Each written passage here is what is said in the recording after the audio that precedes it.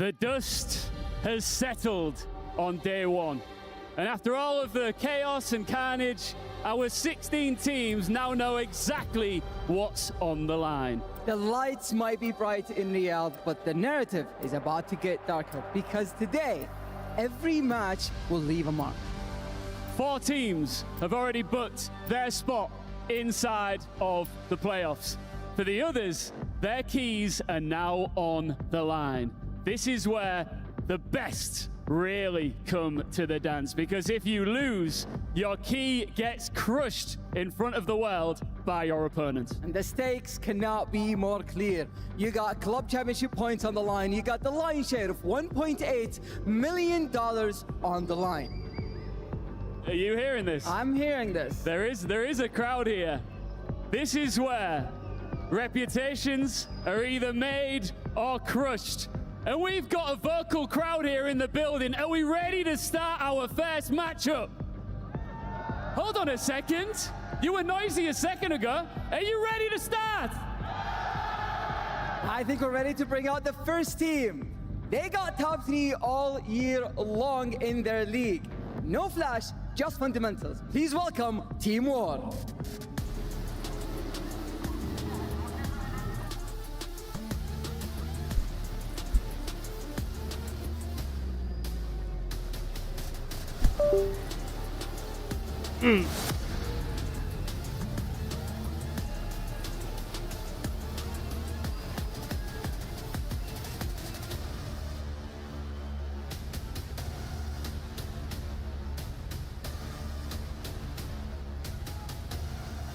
Talk about a home crowd advantage. Soaring onto the stage is Team Falcons.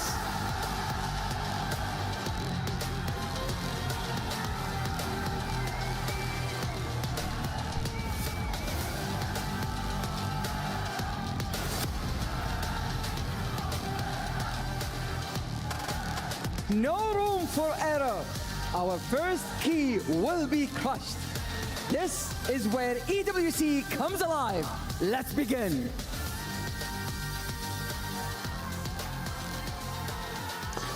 Let's get things going here. Day number 2 in Riyadh. We're going to break some hearts and smash some keys. And it starts with what could be a really intriguing matchup.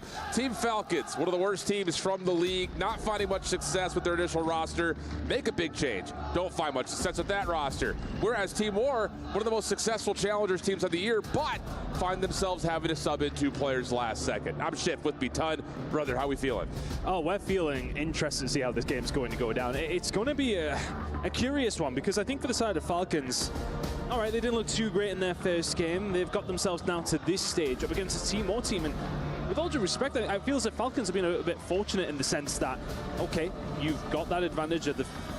I mean, Team War have had to make those changes, right? Yeah. Their coach is playing for them. The coach is a good player in his own right, of course. But, I mean, that's a huge thing for Team War to have to adapt to very late in the day. And I do want to just talk about Big Ray here on screen, because as much as there's been the word coach thrown around, he's a player.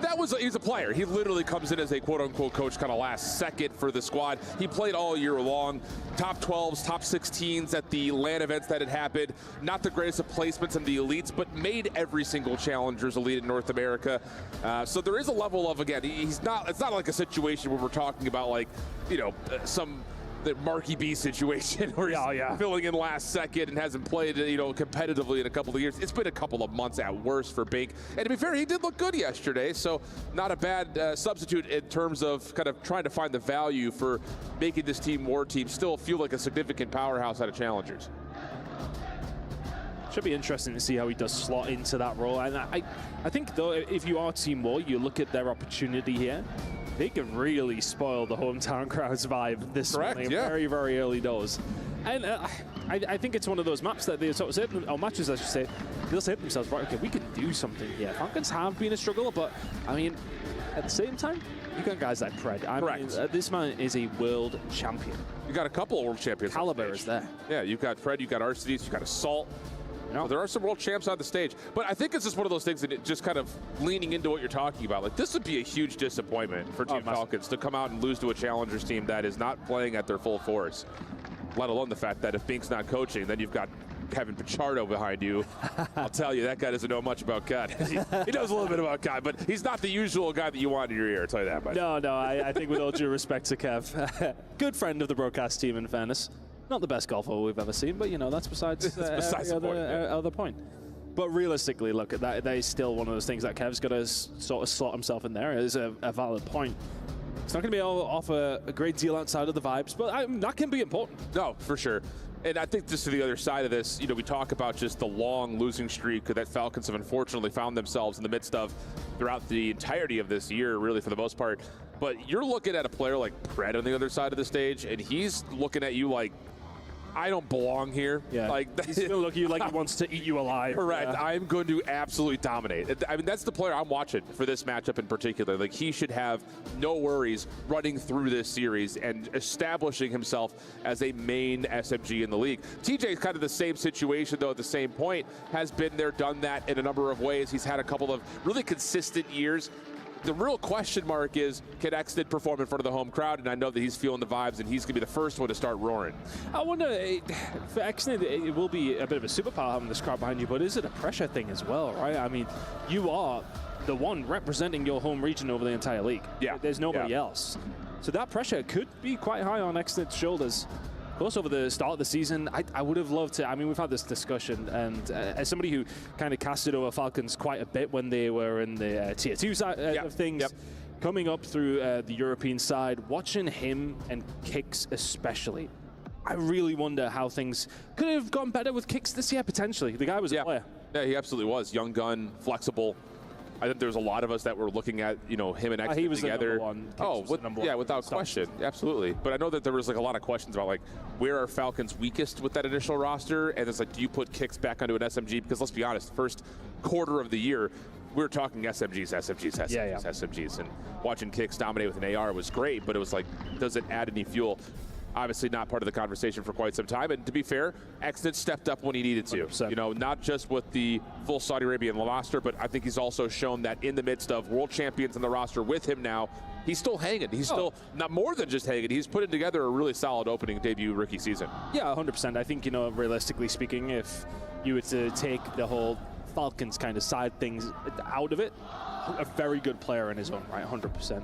But yeah, it's going to be interesting to see how today does go down, though. We have a couple of problems with the lobby. We'll get things up and running again, but the crowd very much getting behind their main man. Let's put into scope a little bit more zoomed out here, this group kind of in total, because yes, you've got, you know, again, the heavy favorite in the group already qualified through. There's no worries there. Do you see an extension of either of these two teams, depending who wins, to get through the next qualifier match and get into the playoff bracket? Because it still feels like an arduous test still awaits them. Yeah, it is. I think realistically, you know, Boston yesterday didn't impress me massively in their final game, but we've seen what they looked like in their game up against, obviously, Team Wall. Falcons, again, against Movistar. It was kind of very, very simple for both those two teams to get through to that winners match. Obviously, Boston have dropped down. The winner of this will play Boston. Yep. I think it's going to be still a very tough matchup for whoever gets through. Boston are a solid team and only beaten by a very good team in Movistar Cup. Yeah, they definitely have stepped up, and like the desk was talking about, they may have really established themselves with Abe in the mix and a new identity as being, I mean, at least a top 4 team. Obviously, you could say that with where they find themselves in the playoff bracket, but could be a dark horse to potentially surprise some of the top dogs based on how they looked in the first 2 matches. So, some things to kind of consider in terms of the group at large. Again, the B stream is also going on. They're going to be focused on Group A's track through this first elimination. Then, of course, we'll do Group C and Group D afterwards. The big news here, though, really is on the keys. You lose here, it's subject to the Crusher, and you're done. With really minimal amounts of, hey, we did it, you got here, but did you? Like, it's just people forget about who finishes top 16 really quickly. Yeah, 100%. I think you definitely don't want to be one of the first teams out. That is just the scenario that everybody comes into this tournament and kind of, well, you'd be thinking to yourself, just do not want to be those teams. Those first keys crushed. And I'll tell you, we were here obviously a couple of weeks ago. I was here in week number 1 as well. When those keys crush, they make a pop. Oh, yeah. Big time. Yeah, it's different than last year. It actually caught me off guard a little bit. I was sat in the green room, like literally 2-3 rooms down, and I heard the pop at the end. And it really does go through you. And you don't want it to be going through you when it is your key. That's the thing. Yeah, absolutely the case. A little bit more history kind of to talk about from last year to this year. We mentioned it a little bit, you know, kind of talking about the Challengers teams that have a chance to play up against the established league veterans.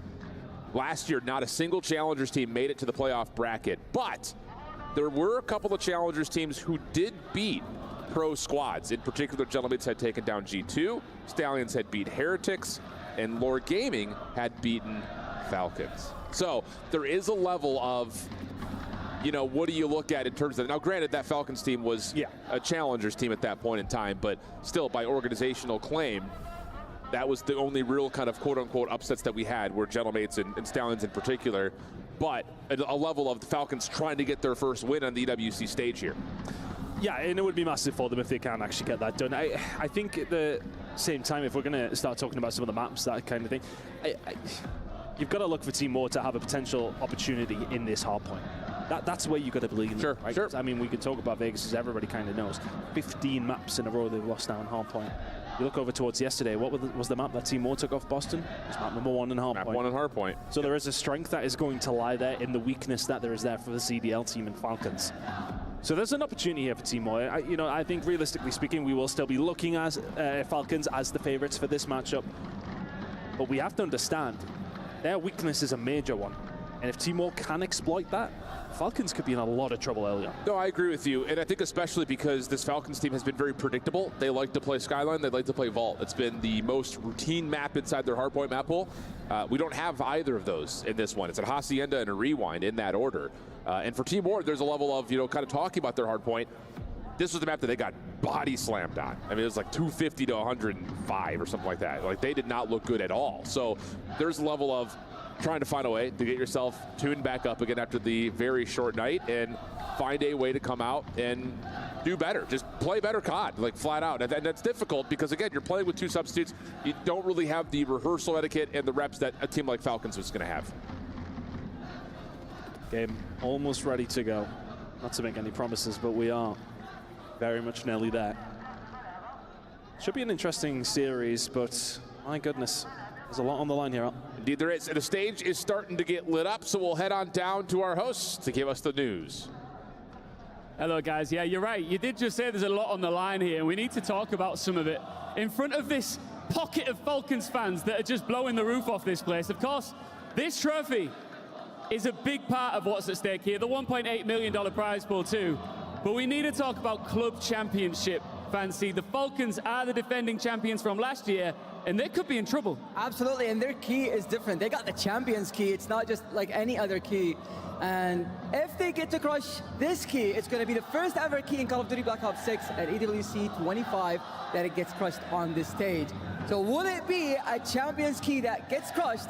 Will it be just an ordinary key? We're about to find out. Well, I mean, it'd be quite brutal, wouldn't it? Because you've got this packed out crowd supporting Falcons.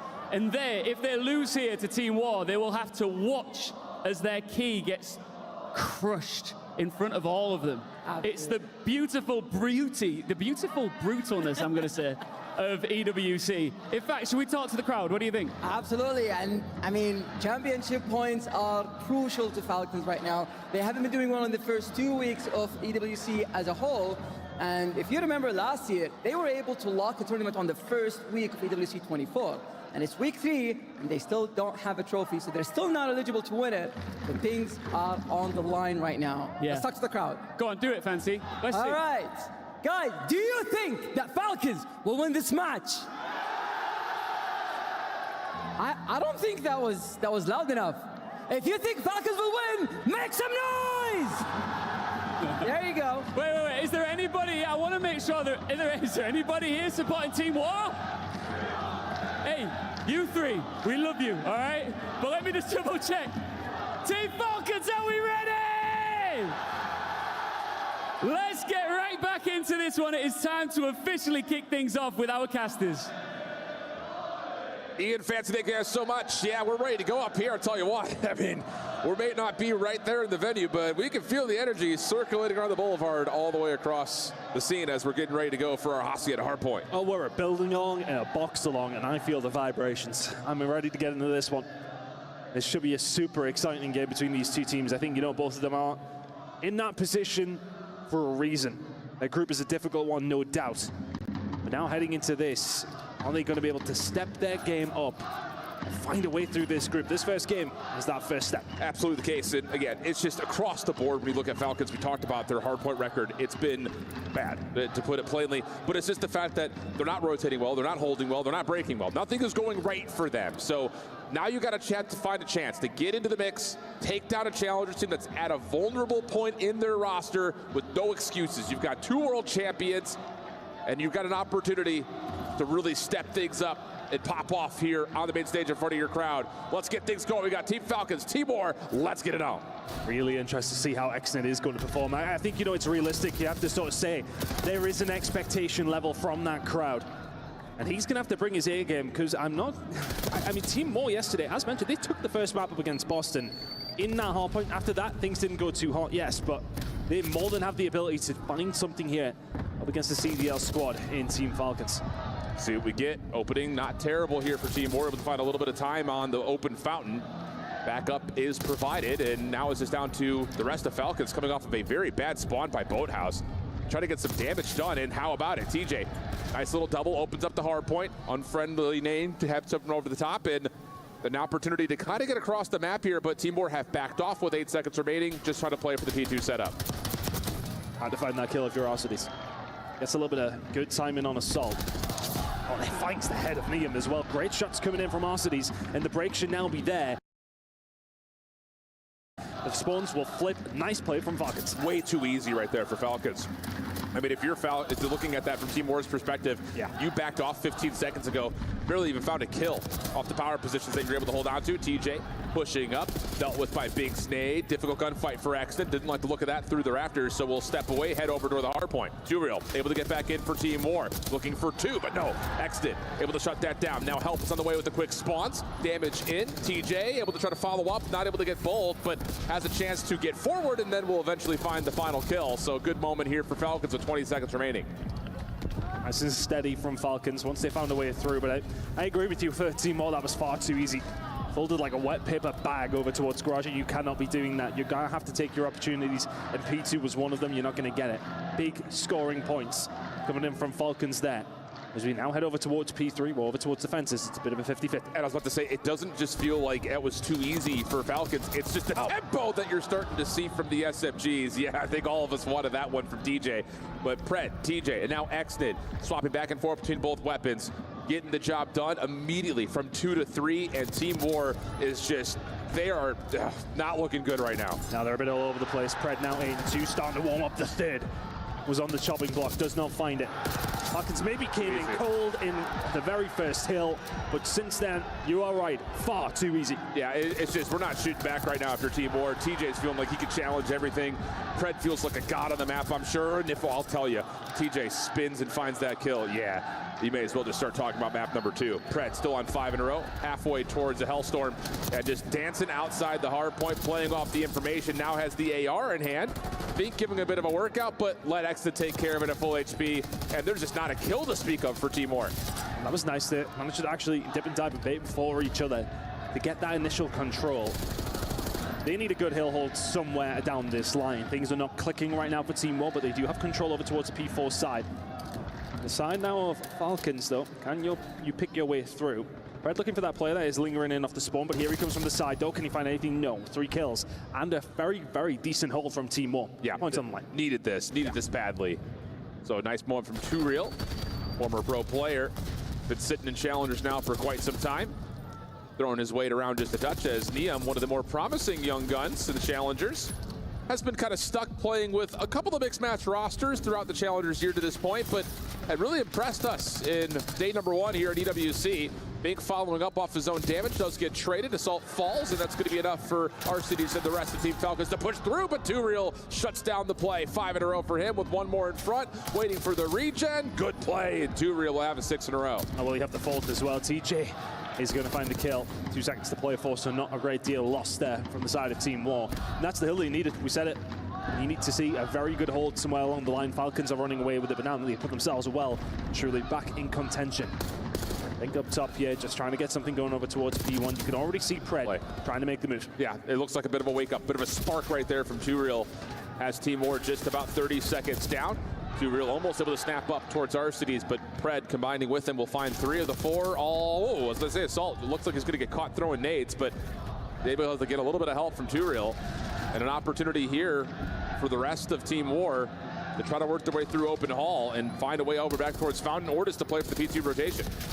Yeah, it looked as if they were going to find the push through water, but they just went straight through the middle of the map. Xnit's caught unawares, and all of a sudden, the numbers are here for Team War. They lose a bit of time over towards P1, but these are good kills to find. P2 now very much in their hands, but it was last time, Alan, they lost it very quick. Yeah, this is a big moment right here for Team War. They do shut down Pred, finding 3 in a row, but the spawns will still be out for Team War.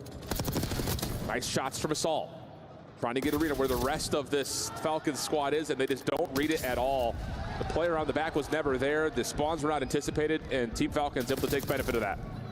Yeah, the spawns have been there for Falcons for quite some time as well. You would have thought communication would come through. He's on your right-hand side. They're pushing up the driveway. That has resulted now in Team Falcons in complete control of P2 again. Things are looking bleak for Team War now. That one decent hold is not going to nearly be enough. No, especially with 30 seconds of the fight, and it's getting picked apart, not able to get a proper setup as Team War, and this is not what you want to see. You've got a player already on rotation to new. So we're really not even giving this an effort, and that's going to mean that Team Falcons will be around the 170 mark, if not higher than that, if they get the rotation quickly over to 3 like they had last time. Pred sitting at 19-6. I'm telling you. Guys, absolutely terrorizing Team War. DJ starting to make some moves here as well, but Team Falcons got to go through a setup that Team War well have been constructing for some time. So they need to make sure they make it count. DJ can't find his way through. 2Real will find one. Xnit is there for the trade. Falcons here in numbers. But against another setup for Team War, you rotated 30 seconds ago and you've already lost spawns. So now you have to hold from inside the hard point. Team Falcons are going to have the numbers to get back to fight this 4v3 a little bit sooner. And with the Hellstorm in, that's going to be an immediate break, plus a slice from Arcades, 4 in a row. Almost gets the gun up in time to find 2Real as well. But that's just another moment where Team War just looked completely out of sorts. Have not been able to get anything going. It's been far too easy for Falcons. Xnit on a 3 sprint, trying to stay alive over towards the fence's side. But right now, Team War are flapping to try and find a way back into this game. It is far too easy. And for Pred, he's like, yeah, you remember I'm a world champion, no problem. So easy right now for Falcons. 5-3 for Xnit, 5-3 for Pred. This time they're the first ones over towards this Rock Hill. This is the only time that War really got on that first rotation. Eventually get themselves in. They need a full 60 here. Yeah, I was going to say a little bit of a self-nade coming through to get the double off the initial battle for the hard point. Follow-up from 2Real is decent. Pred gets pushed back, but still on 6 in a row. Eventually shut down, and yeah, you're absolutely right. I mean, what, 50 of the seconds so far that Team War have earned have come by way of P4. The other bit of it came from P1. Like, they just have found a lot of success on this Rock Hill, and they need it bad. It is sort of keeping them in the game, though, isn't it? It is. It's not necessarily that it's out the realm of possibility, especially if you pick up this next 25. Find yourself, what, 50 behind? Doable. Very doable. It's one good P2 hold. They've actually put themselves in positions to be able to actually do something good at P2 and have not executed well enough. Okay, they find a great amount of time there. Falcons not able to find any kind of inroads. Team War, if you can bring this over towards P2, we got a tag. It's the same stories that we talked about with Vault, though, yesterday with Boston. It's like you can't just win this map by doing well on P4. You have to win a P2 or a P3. And so far, in the couple of instances where Team War have defaulted for playing for early rotations, they have not held their setup. So lots of curiosity and concern, especially with Falcons already over the 200-point mark, earning a lot of time on P1. And that's the thing, when you get into a third rotation, P1 starts to become a lot more important. Yeah, it does. Right? You can start to get yourself a little bit of a hold. You chip away at those points, any point past 200. Feels like a couple.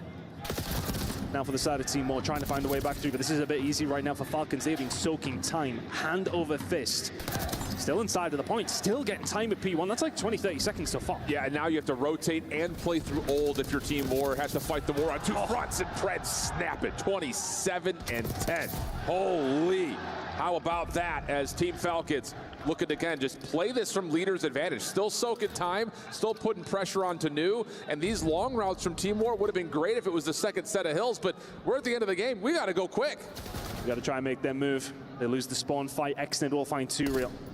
Over towards this side, though, can they manage to find a way through? A couple of kills are going their way. A 2, 3, 4, and rising for Team Falcons if they can get themselves inside the point, but Team War still just about holding on. Yeah, just from the front, though, because, again, Falcons able to establish control of the spawns. DJ Off the regen, waiting for help, gets the contest, doesn't predict the correct corner, but the follow-up is there. Assault, 2Real, trying to keep themselves alive, but the break has come through. One more hit, it's from the side door. Arcity is good for the opener. Doesn't expect the quick exchange, though, with 2Real in the mix. Still winnable, though, from Team Falcons as they find their break. Managed to find a breakthrough, but Pred has managed to get rid of one of his teammates. Killing everything he possibly can on the map, but they are 10 seconds away now. One final push from Team One. Max dead. Does he do it himself? Almost. Arcity's looking to go for the 1v2 just to possibly put this game out of reach, but no.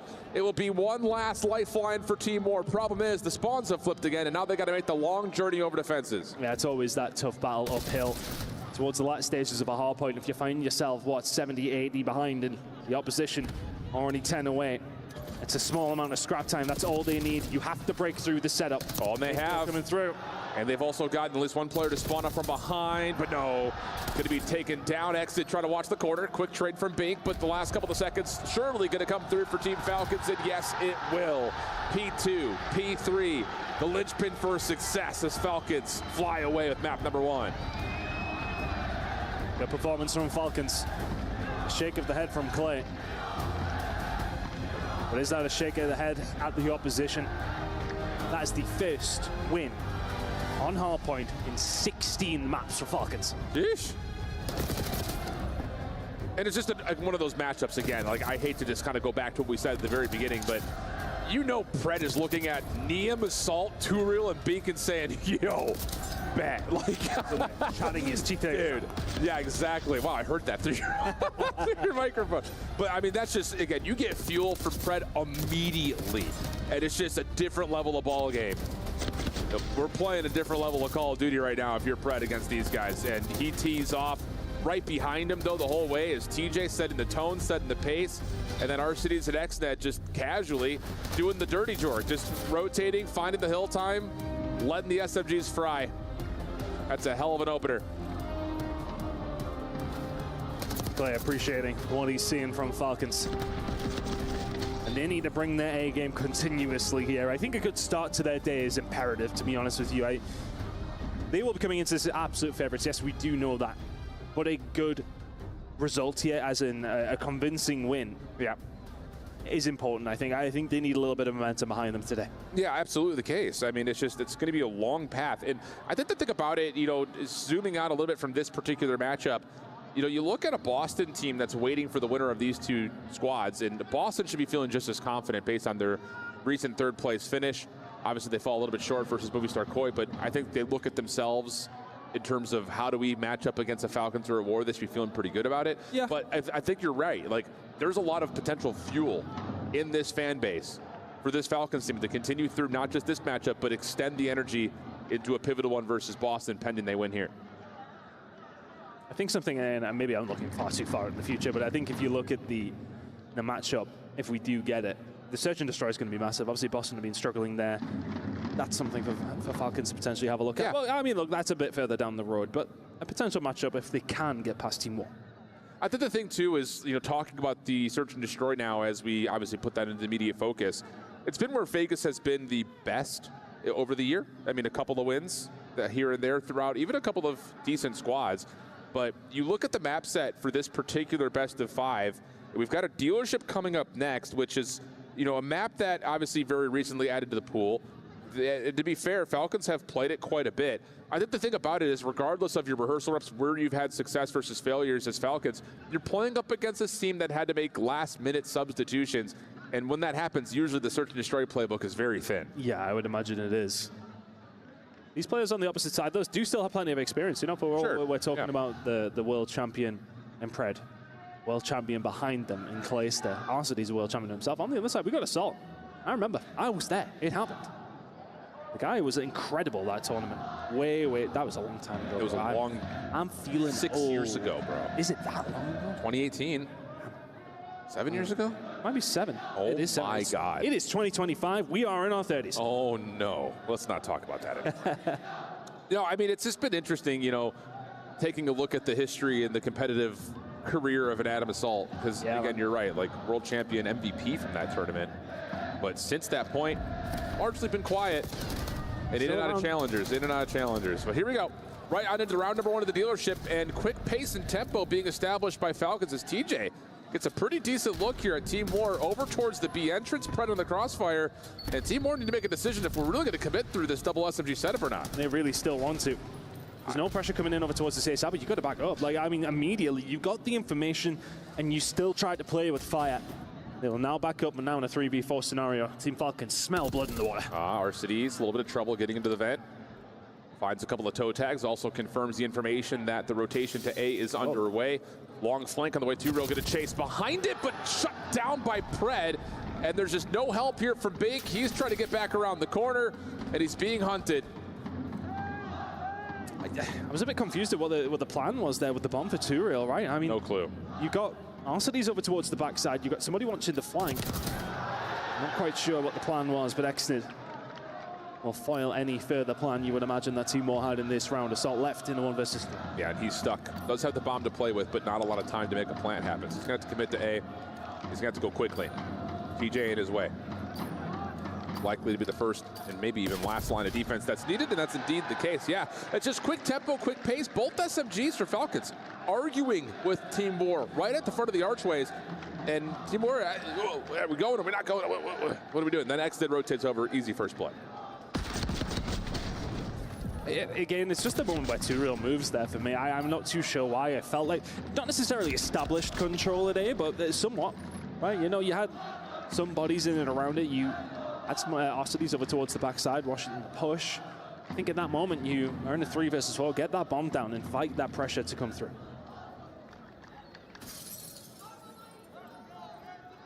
See what the offensive play is going to look like for Falcons. Trophy system earned, quick play through mid again. It's a deep play through mid, and War have no eyes on this whatsoever. Yeah, this is just an SMG heaven right now. Falcons just no respect. That's play one of the playbook. That's the we're better than you, let's run them down, and it works. Fish in a barrel over towards B. For real. That's literally how it does get. I mean, they just run through, and there's nobody challenging that mid. I mean, realistically speaking, there was 3 of them there. It would have been tough on your own anyway. But you find a pick, and then almost you have that information.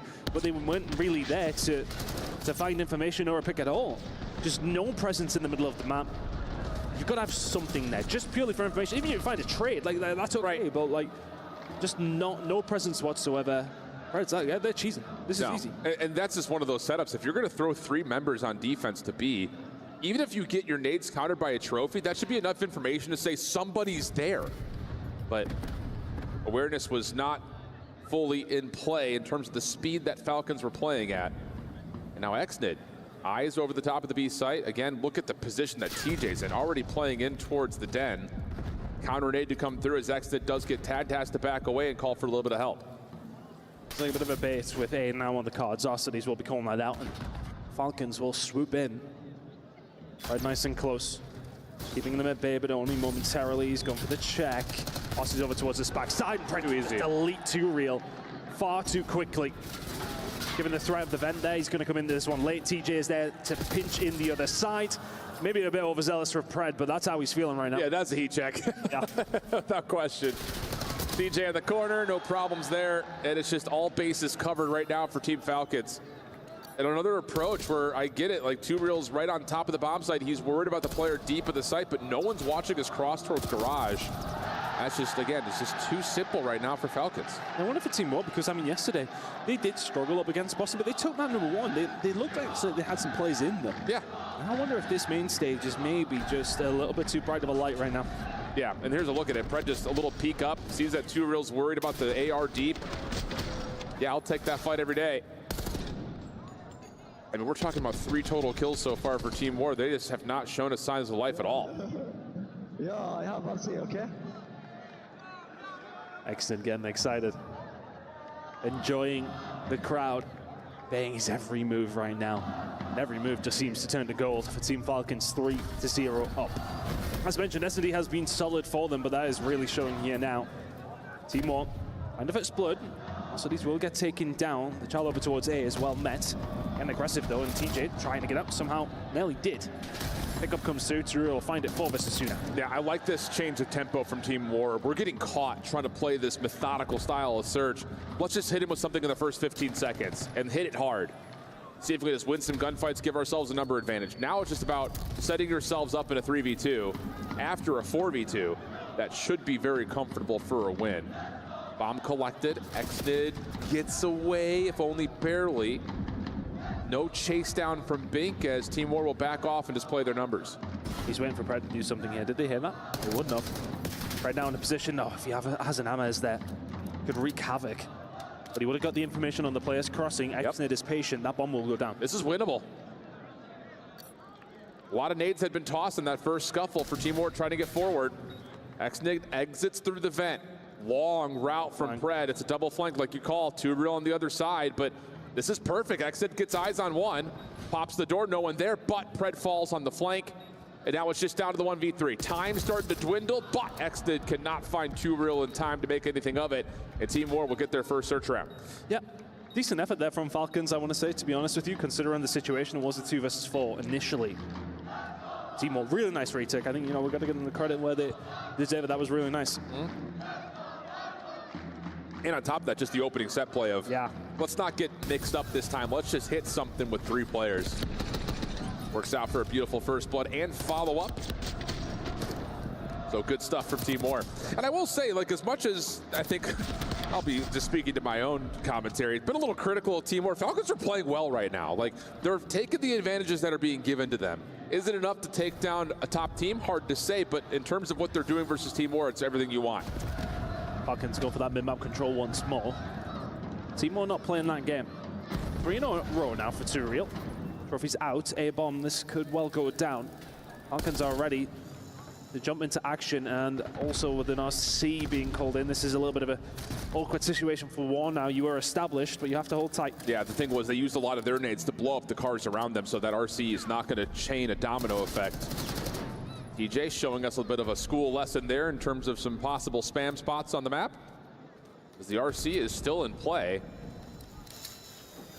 Xnid trying to get a little bit further forward, sees information on Bink, but that's not enough to do much with, as Team War are going to make a late pivot back to B, and this is perfect for Falcons. Xnid says, I got you.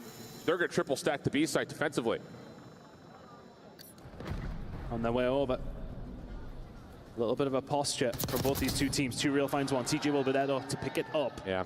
And gets taken down, but now they've reflipped themselves back over towards the A side. They waited for a blood to come their way. Re-establish control. Bomb will go down today. Yep, and there's that spam spot. You can see it kind of through the X-ray.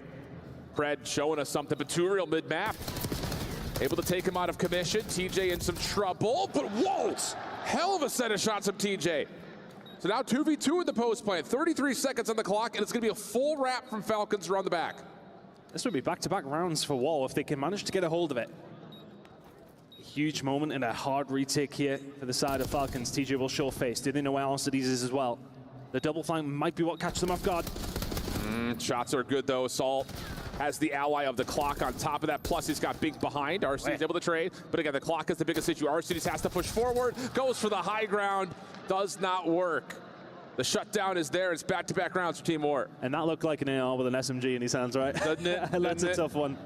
To try and jump over the top and find that pick with not a lot of time. Decent effort from Falcons to go for the retake, but I really like that. Team War were patient. I almost felt like they were about to fall into the trap over towards the B side, but they remain patient over towards A. Wait for the flanker to come through. They find the pick and they very, very quickly pivot, and that's the typical thing. It's not so much the call of the play. It's making it happen fast when it needed to. Yeah, I agreed with you on that. All right, a little bit of momentum here for Team War. A lot of it coming from 2Real. Can they make it 3 in a row? Get this back to level footing. TJ making some noise here at A. Bomb not committed one side or the other, as Team War were more interested in finding early pressure through mid. A little bit of antics with the garage door for now between both squads, as now we start to get an intention that Falcons want to threaten the A site. Ostering from both once again. Information is being gained from both these two squads, but the ones that, well, really have to do something with it is Falcons. And Big's playing his life well here, just throwing some shoulders, getting that information. Falcons need to understand what information they're giving and what they can do with that thought process. Xnid found a route through them. Assault does know what's going on here. We'll try to bat them back, but what much can you do? Info gained though for Team War, they know what's going on. This is a bit concerning right now for Team War because you still have Neum way back in spawn. He doesn't actually get any tin control, so this retake has to come through mid-map. and is just not finding any legs to get things going. That's just too simple. I mean, Assault sees everything you need to. Neum is still in no man's land. We got to come and help that play better. I mean, they did the right thing. They remained patient, but maybe too patient towards the backside, right? I mean, you need the help. Assault's seen them crossing over. When TJ finds that first pick, it's no big deal.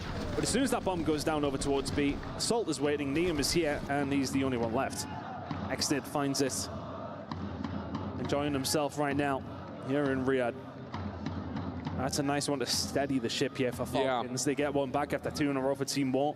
Firmly back in control. And I think the thing that's really inspiring about that for Team Falcons, they had no ground to work with at any point of that offense till the last hit.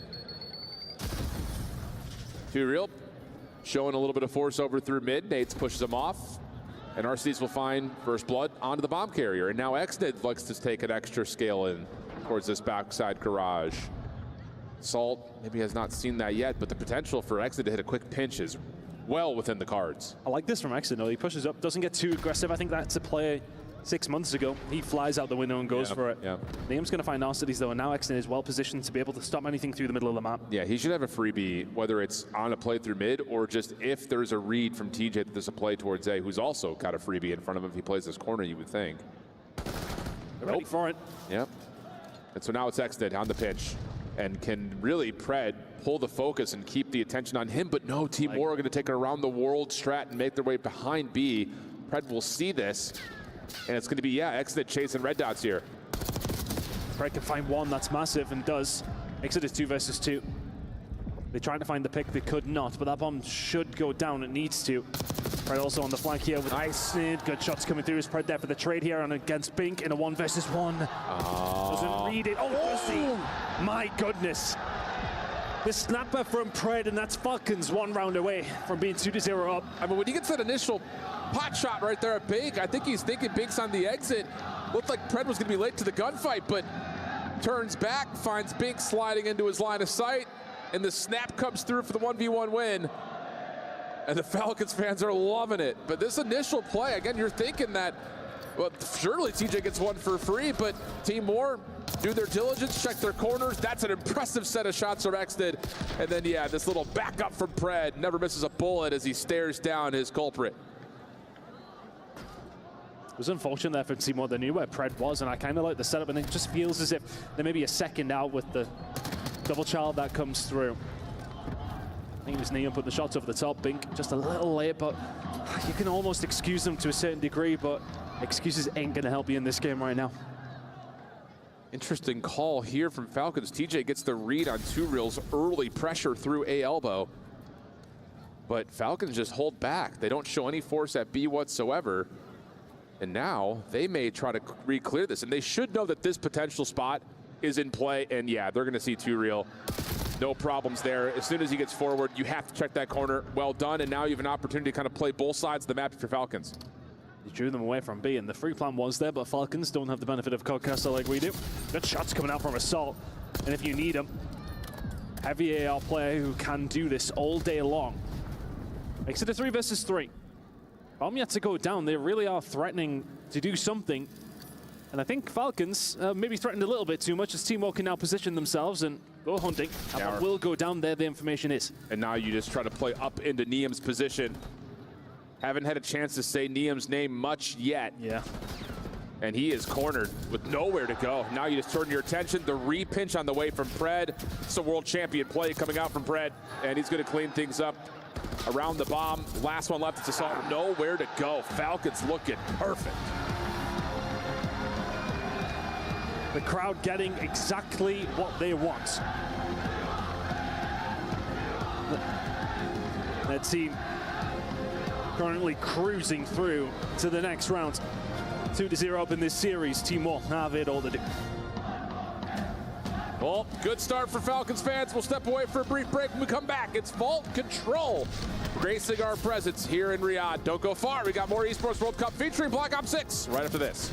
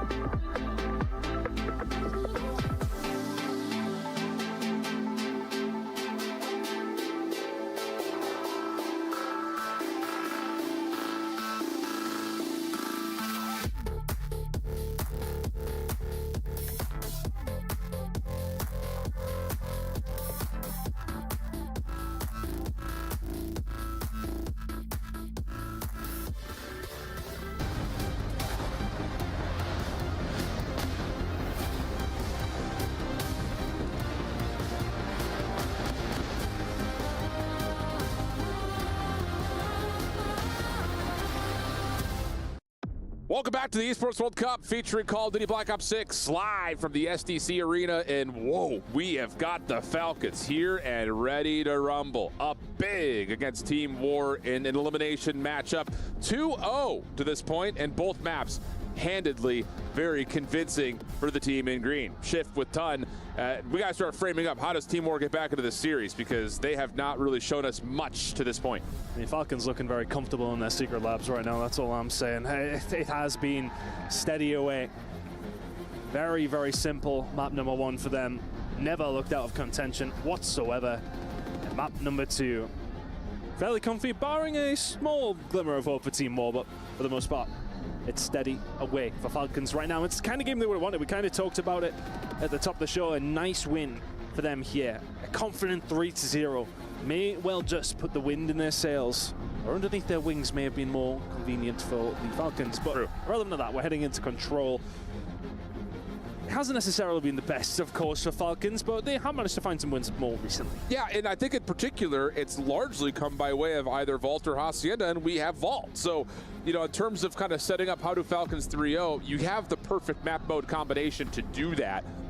It's hard to, again, give evaluation to what to expect from Team War, not only because the film on them is limited, but also, again, because of the recency of them changing their roster, not with 1, but 2 different new players that had to fill the spots of either a call-up or well, actually call-ups on both sides. So difficult pretense here in terms of what you're looking at for Team War to fight back into this series, but Vault is one of those maps that you find a string of momentum, it can give you that little bit of a boost to get back into a series. Yeah, it's 1-4 dead can change a map, right? Very, very quickly. I mean, that's the case for all game modes, but especially when it does come down to Vault control.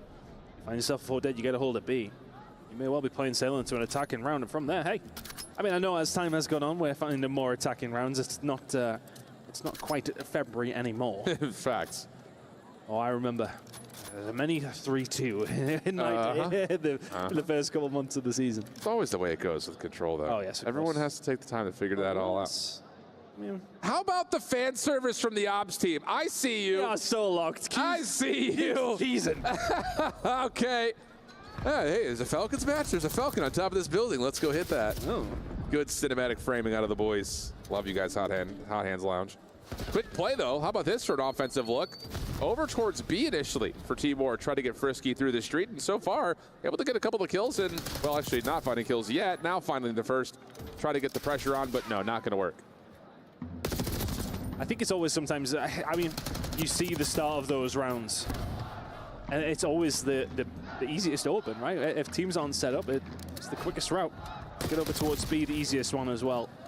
Bear with us on the scoreboard side of things. We'll keep you up to date with how things are really going. Oh, if I speak. What month?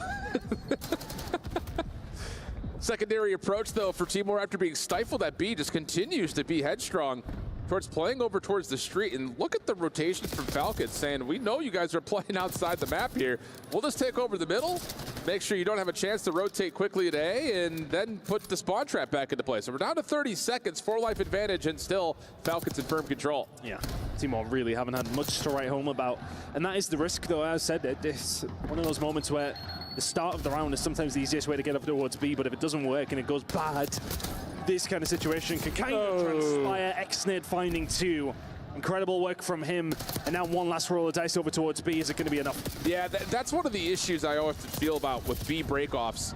If they don't work, you kind of have to abandon your entire setup towards the round and reset to try to get a late hit towards A. But just continual head bashing down B Street. Falcons say thank you for the free mid-map. Have an 8-life advantage. 0.8 on the clock is where it stops. And, well, you still have one alive on the point. Pred, easy snap, easy turn. Bink dealt with, and a quick round for Falcons defensively. Steady away. And it's that double-edged sword, I suppose, with B. If you go and make that push, if it works out, yeah, fantastic, but it really can go catastrophically if it doesn't transpire, and, well, not a great deal has done, if anything, to Team War. Outside of a couple of rounds of search and destroy, that was some nice play, and a 60 hold at P4. What have we really had to write home about? Yeah.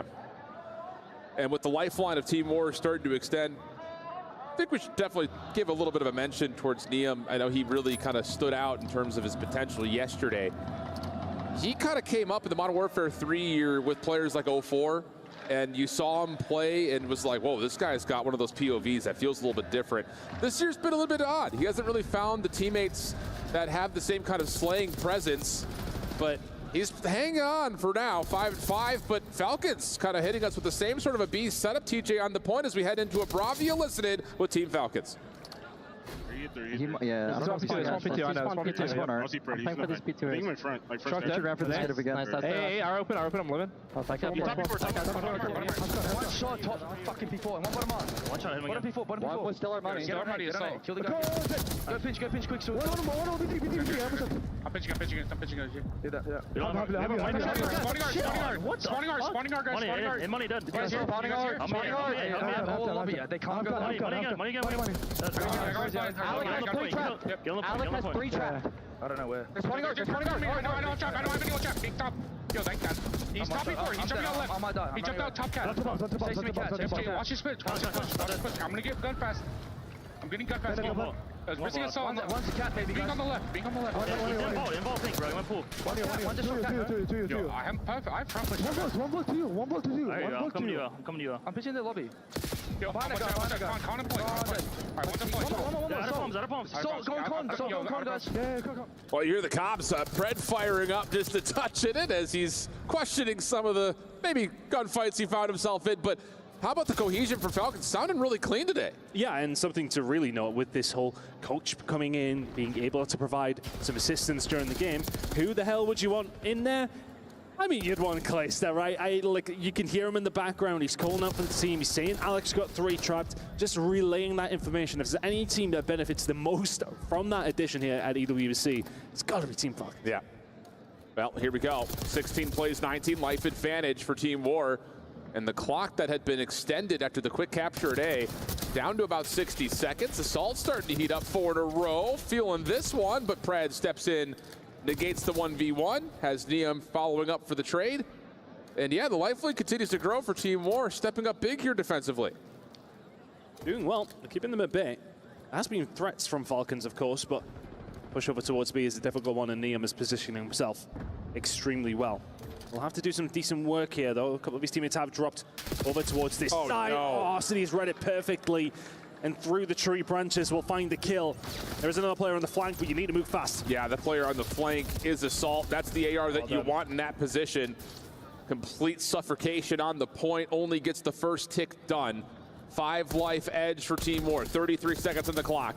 Neum dealt with, there's 3 dead. Uh-oh, not what you want to see. Tyrell has to commit, and he has just not had a good map, and, well, goes to the dead fish position, eventually falls. Second tick is in, Stack is still here. Nades are landing, but they're not finding connections or damage. Neum needs a touch to contest. Does he get there in time? Maybe not. The kill comes through. TJ on the pinch, shuts down one, has eyes on another. Trades, though, decent for Team War. 7v5, and it's just down to what Exton and Pred can find, and they get the final 2 needed to stack and likely take the round as soon as they find the final kill, which they collect. And I really like that from Falcons. They can see themselves in that position that they could probably just hold on the point and they might get a hold of it. But they know the pressure's coming through. They back into Vault to go again when the numbers are looking a little better. Find themselves 2-0 up in this series, 2-0 up in this control. Driving seat doesn't even say it right now for the side of Falcons. Driving 110 on the Autobahn right now. They are cruising. Hey, I've seen a couple of 110s here in true, different type of metric there, though.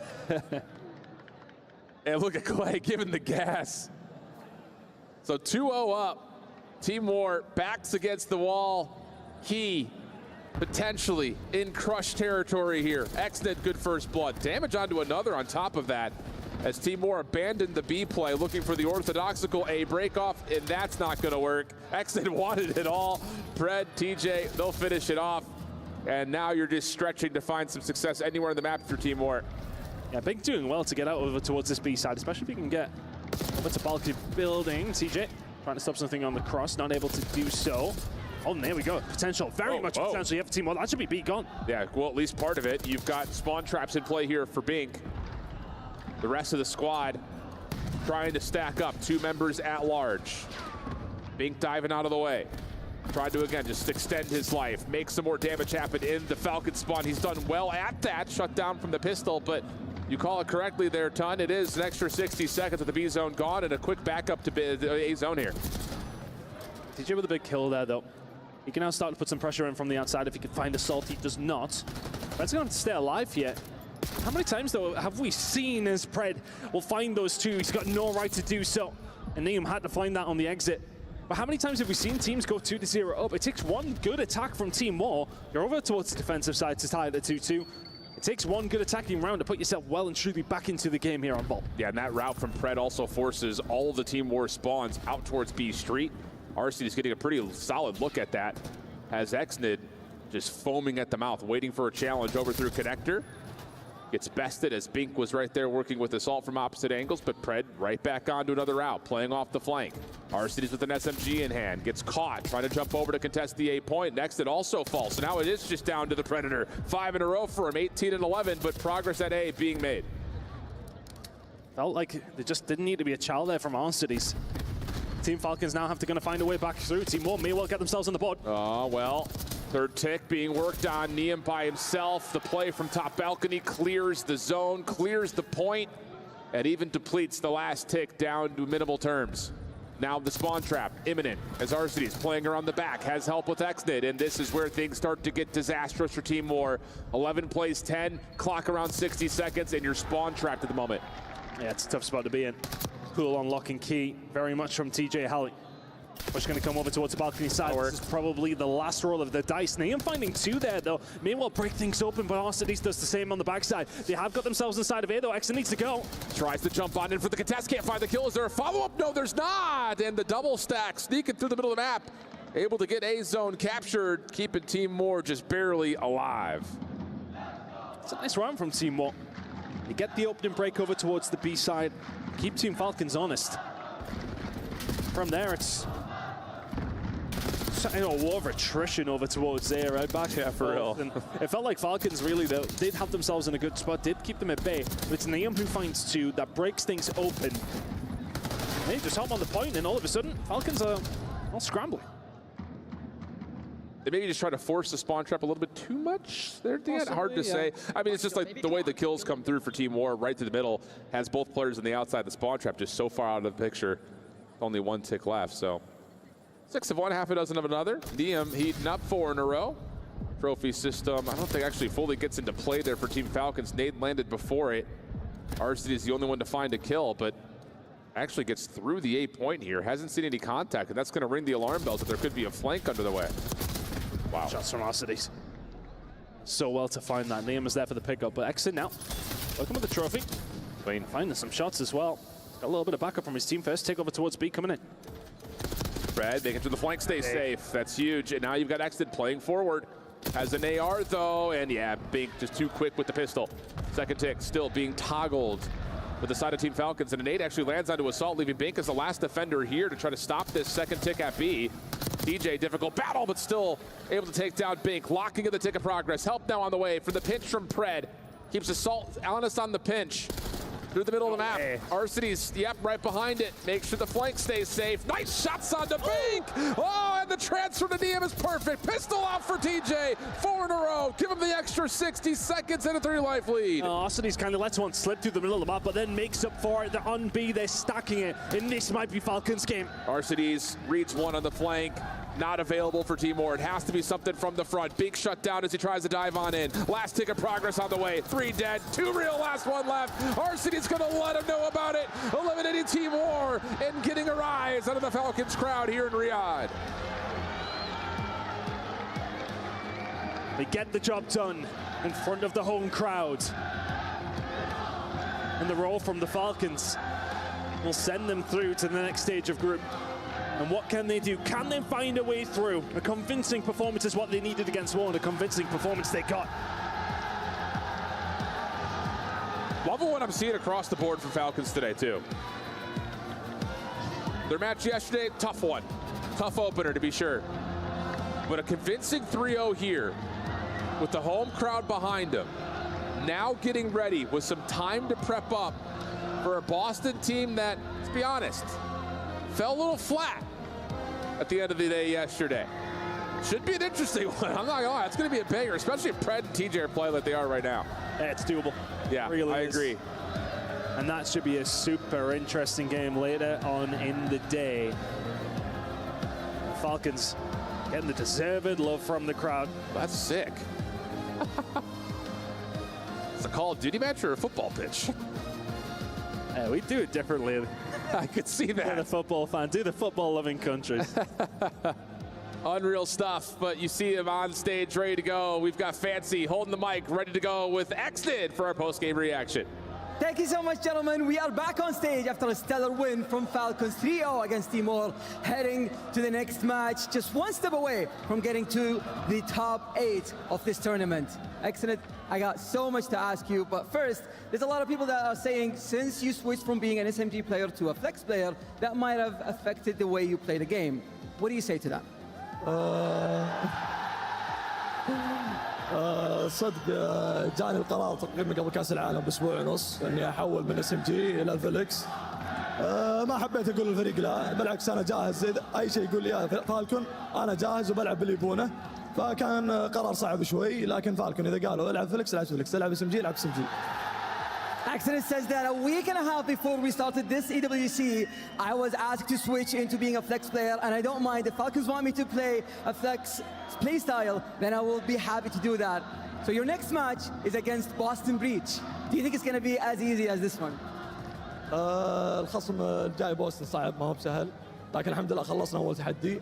الحين كل اللي علينا نركز تحدي بوستن من اهم الايام، ودنا نروح لبكره ونسوي تشامبيونشيب سانداي، هذه من احد امنياتي يعني، وباذن الله نبي نسوي ان شاء الله بنفوز على بوستن ان شاء الله. Excellent is saying that one of his dreams is to make it to Championship Sunday for EWC, and he's going to make sure to do that, even though Boston Breach is not an easy opponent, but he's going to try his best to do this. Excellent. This is going to be the first ever key crushed in Call of Duty Black Ops 6 at EWC 25. You're going to crush Team Wars key. Are you excited? Yeah, I'm so excited. All right, let's go do it. We're moving to the key crusher to crush the first key at BO6. And this marks the moment for EWC for this year. And Team Falcons saved their very special Champions key from getting crushed. So we'll let Excellent enjoy this moment.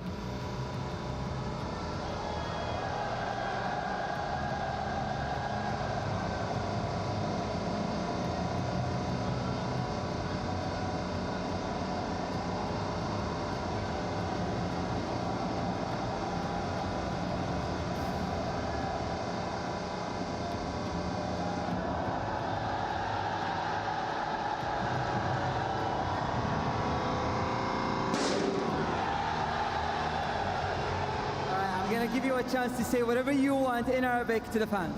الله يسعدكم على حضوركم، ما شاء الله تبارك الله، قسم بالله قسم بالله لولا الله ثم انتم كان انا ما كملت هنا واستمريت على هالمستوى، كله فضل الله سبحانه ثم دعمكم كلكم، ما ودي انسى احد، وشكرا لكم، وان شاء الله نبي نوصل لبكره والاحد ان شاء الله باذن الله، هذا كله فضل الله ثم دعمكم.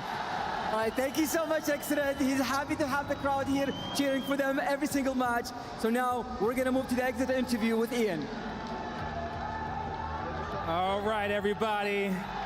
It's loud in here, but I'm with Assault in Team War as they just exited the tournament. Assault, you just saw your key get crushed behind us. How you feel? I mean, honestly, it sucks.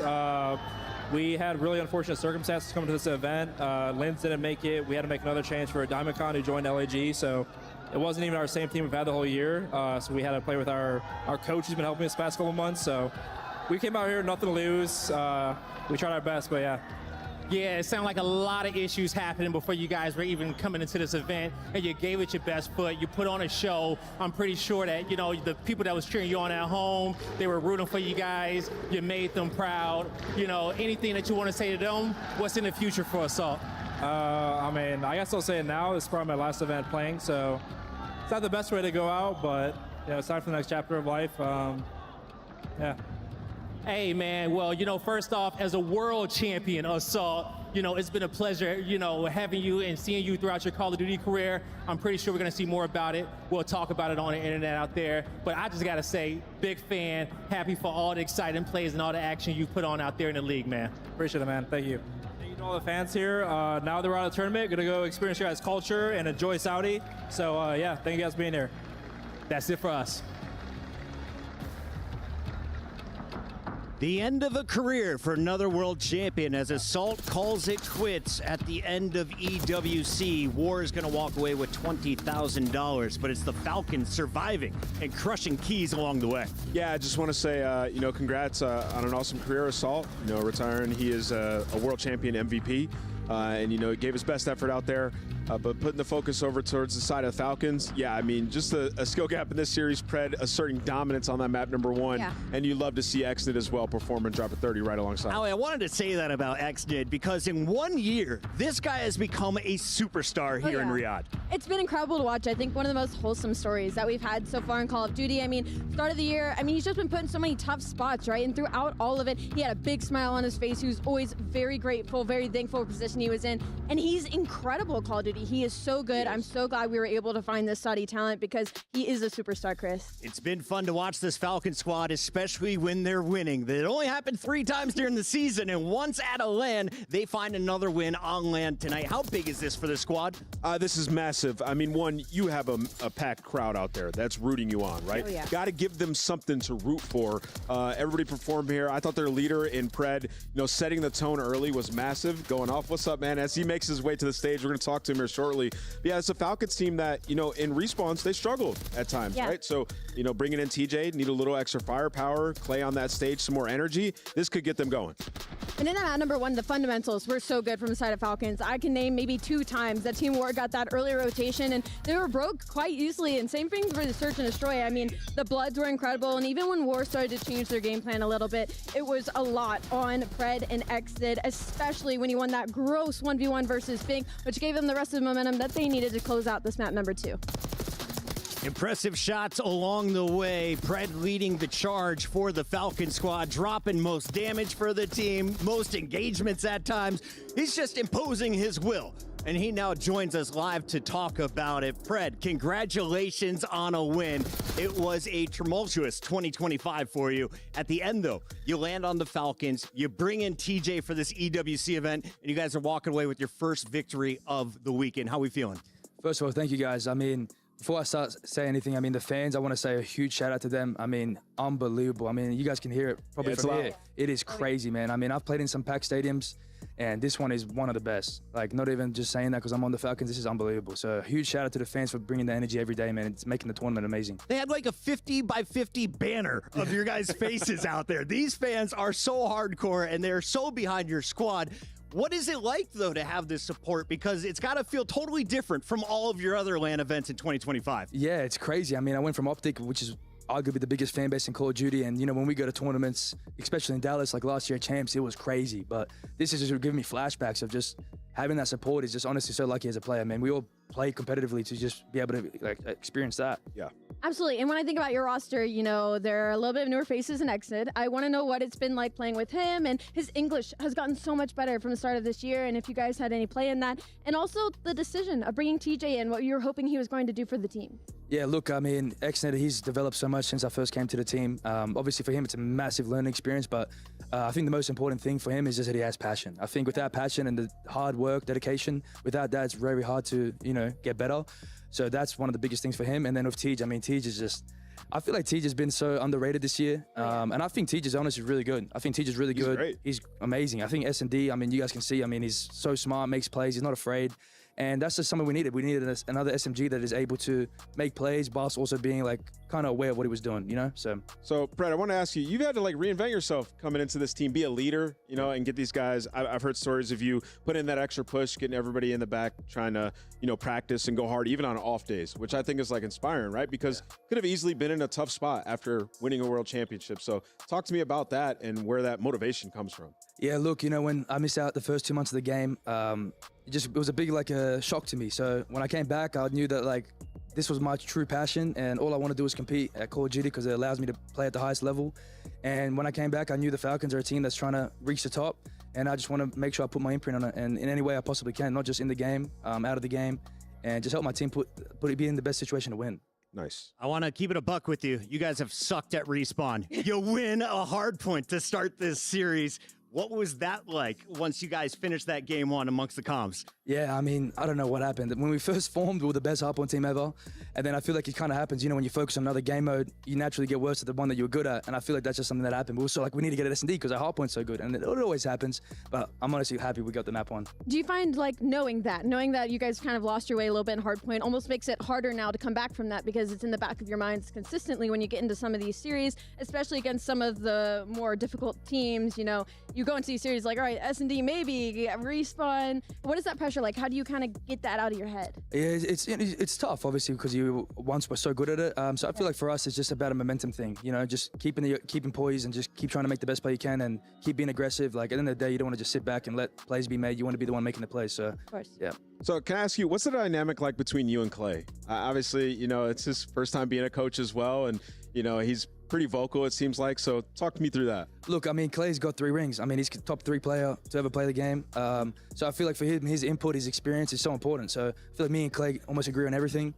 He's just a big on momentum, which I agree on, like the little things, which I'm so like, I completely understand everything he says. So the dynamic between me and Clay is amazing, honestly. He's been helping me a lot. That's good to hear. Who's giving the most gas on that stage? Because I look at you guys, you're all looking back and forth, smiles across the stage. Who's hyping everyone up today? Honestly, we do it as a collective. Honestly, Clay at one point scared me because like I'm so not used to him being in the comms, and he's like, everyone push or something. He screamed. I jumped out of my seat because I was like, oh my God. But honestly, Clay today was gassing us all, so I'll say Clay. Well, Pred, you killed it on the A stage, but we have 2 streams live right now. Let's check in on Bravo, and I want to get your thoughts on this match that's happening over in our second stream, because we have Gentlemates and Orchid playing for their lives. Do Gentlemates have enough gas in their tank to survive this fight? I honestly do think they are able to survive because, I mean, they put up a great fight against Thieves. Honestly, they could have arguably won it.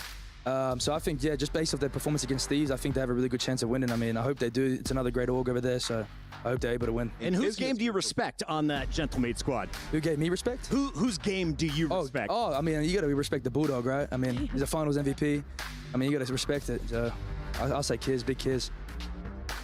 Yeah, so far in this tournament, we've had some pretty lit matches. You guys have been involved in that. How does this compare to, you know, being across the pond, this crowd and their energy? Like, what are some differences that you've been experiencing so far? Honestly, man, this is probably one of the best tournaments I've ever been at. I mean, the hospitality, the crowd, I mean, the venue, everything's amazing. Obviously, a bit of technical difficulties, but other than that, I mean, I think Saudi is just, they're showing how much they really want to be invested in Call of Duty, and I think this is like proof, like, look at everything they're doing. You know, it's just like, in my opinion, I think Saudis are just, they're doing it the right way, honestly. I feel like you aren't jet lagged at all. You got energy. Right? This guy's dialed in. And what about the format? You know, this is kind of reminiscent of old school Call of Duty. Obviously, you've joined us in the past couple of years, and this is something a little different for us, you know, later on in the year that we get to enjoy. How do you feel about, you know, brackets inside of pool play and then going into single elimination brackets at the rest of the weekend? I think it's great. I mean, I think it's great. Arguably, some players would want to play double elim just because of maybe the prize pool is a bit larger. Yep. But at the same time, I mean, there's sometimes going to be delays. I mean, we were playing until 2 a.m. last night, so imagine that in a double elim. Hey, that's what it was like when I was coming up. Yeah. You were playing late into the night and then early in the morning. I got one final question for you. You know, in your group, you're going to be going up against Boston next. You know what they're good at. You know, a very solid search team. In your opinion, what's it going to take them down? I think we just need to come in with like no hesitations and just playing straightforward. No making like second thoughts, just playing straight up and, you know, not making the game simple. Fair enough. Red, final question for you as we let you rejoin the team. You have such an impressive play style. You seem so confident taking on every gunfight. Did you model your play style off of any former pros, or who kind of got you into the scene? Look, I don't want to sound like I'm glazing, but I'll definitely say Scump. I mean, I watched him since I was very young, so when I came up, I was always just under the mindset of sort of playing like him. But yeah, I'd probably say Scump. Hey, man. Hold that iron, baby. I see it. Keep it going. The fans are loving it here in Riyadh. Congratulations on the win tonight. Thank you, guys. Appreciate it. That is Pred. We're going to let him rejoin the team, and we've got a lot to talk about here in Riyadh. More matches coming your way. Nameless, final thoughts on this one. Falcons, a real deal here in Riyadh. Yeah, I mean, especially with that crowd behind them, and this man, Pred, we just interviewed him. He just lit it up in that map number 1 exit as well. If those guys continue, they have a good chance to make it into our bracket. We've already crushed one key, a second key about to be crushed on Bravo. When we return here on Alpha, it's match number 2 of 4, day 2 of EWC.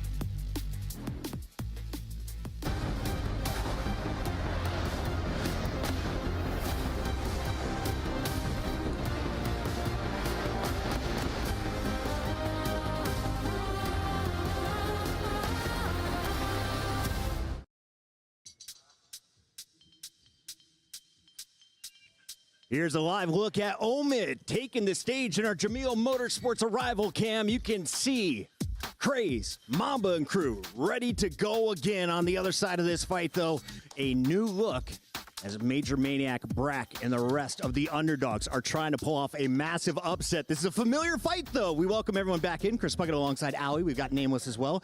Allie, give me your thoughts on this showdown here. I mean, you call it a familiar fight, and sometimes you would think that's a good thing. In this situation, I think it's a terribly bad thing if you are P7. I mean, this is a team you have had to go up against all year long and I don't even know if ever I've gotten the best of them. They beat them online. But on land, it has been a bad story for these guys. Formerly the Omid Brooklyn roster, P7 Esports. You look at this team, Prolute, Sandy, Yuli, Brack, all these guys have all been in the league. They've all been in the league, yes. And you look at them, a lot of them are search and destroy specialists. I mean, that's where how Yuli came up, Sandy and Prolute, right? So you think they have a chance in the series, it's going to be through those search and destroys. I'm looking at Brack in this one. You saw him on the Florida Mutineers a few years ago. He's been in Challengers. He has been collecting cash. Can he raise a trophy or at least keep his key alive in this fight? That's the first goal, right, Allie? Yeah, we would have to see the best of Brack. To give a little bit of background of his play style as a player, he's a fairly aggressive AR. He is going to hold these lanes, but he tries to be, and he has to be. This is a game where aggression gets rewarded, and for P7, going up against a team like Team Heretics was not for them. That was the definition of an aggressive, high-engagement team that we have in the league, and they got handed it to them pretty bad. Yeah, it's kind of what I was going to point out is, like, they got slammed. This is the biggest, the most dominant match that we've had so far. But I will say they're going up against Heretics, right? And, it's versus a pro team. It's going to be very tough. This is a more familiar opponent that they have a lot of reps against, right? So they're going to be a little bit more comfortable when we get into this matchup. And you see the S&D stats, Brack rocking a 1.43 is ridiculous, but Craze in his own right. And what we saw versus FaZe, he was not afraid in search yesterday. Keep in mind, these stats are from one game. Yeah, two, I guess, if you're Craze, because he played in both of those search and destroys in that Game 5 against FaZe Clan yesterday. We take a look at the numbers. So far, they're on Brack's side, but that could change in a moment. We talked to Brack before the matchup, and the man is feeling confident to take the stage. What's up, everybody? I'm here with Brack from P7 as he gets ready for day number 2 at EWC. Now, Brack, how you feeling going into this day? Feeling really good. We caught up on a lot of sleep. We've been playing really good in our scrims, so feeling really confident today. There you go. Now, yesterday, you guys had a hot-fire matchup against Heretics. They had the banners. They had all the fans in there. Talk to me about what happened in that series and what's going to change today. Yeah, I think we just lock in our small stuff. We made a lot of small mistakes in our respawns. We lost a lot of man-up situations in our S&D. 3 of those rounds should have went in our favor. So, yeah, we capitalized on our small mistakes. I think the maps will start changing. There you go. Okay. Now, you guys are about to go up against a bit. You had a history with them and playing them before. You feel like you can kind of capitalize off of that loss that they took yesterday? Yeah, I don't think that's going to matter as much. I think we want revenge. I think Champs should have went a little bit different. We had a little technical difficulty in our winners round match versus them and Champs. Went up 2-0, and then we just lost all momentum after that. Unfortunately, but they're a really good team. I think we're a really good team. We capitalize on our small stuff. We can make a deep run. It's going to be a fire rematch. Anything you want to say to the fans out there supporting you and the boys? I appreciate you guys supporting from all over. Shout out my family and my friends back home. Thank you, guys. And shout out to Omid Rafi, the man behind the scenes putting together all of these Challenger units. This was Omid Brooklyn before the rebrand to P7, and they are playing the original Omid squad. So let's turn our attention to the team that is rocking the blue jersey this weekend. Craze, Mamba looking great alongside Mac and Vivid on day 1, Allie. Yeah, and Mamba and Craze were the only 2 on this roster that went positive in their series versus Atlanta FaZe yesterday, and it went all the way to a Game 5. These guys talk about confidence. They're playing delusionally so, and there's a difference between the way P7's confidence is going and Omid, almost able to steal this first respawn. You think, once again, Vivid has a little bit stronger of a start. Maybe they pull it through. They could have done it in a 3-0 and. Yeah, I mean, I love what we saw from them yesterday. I think this was the best series on the day.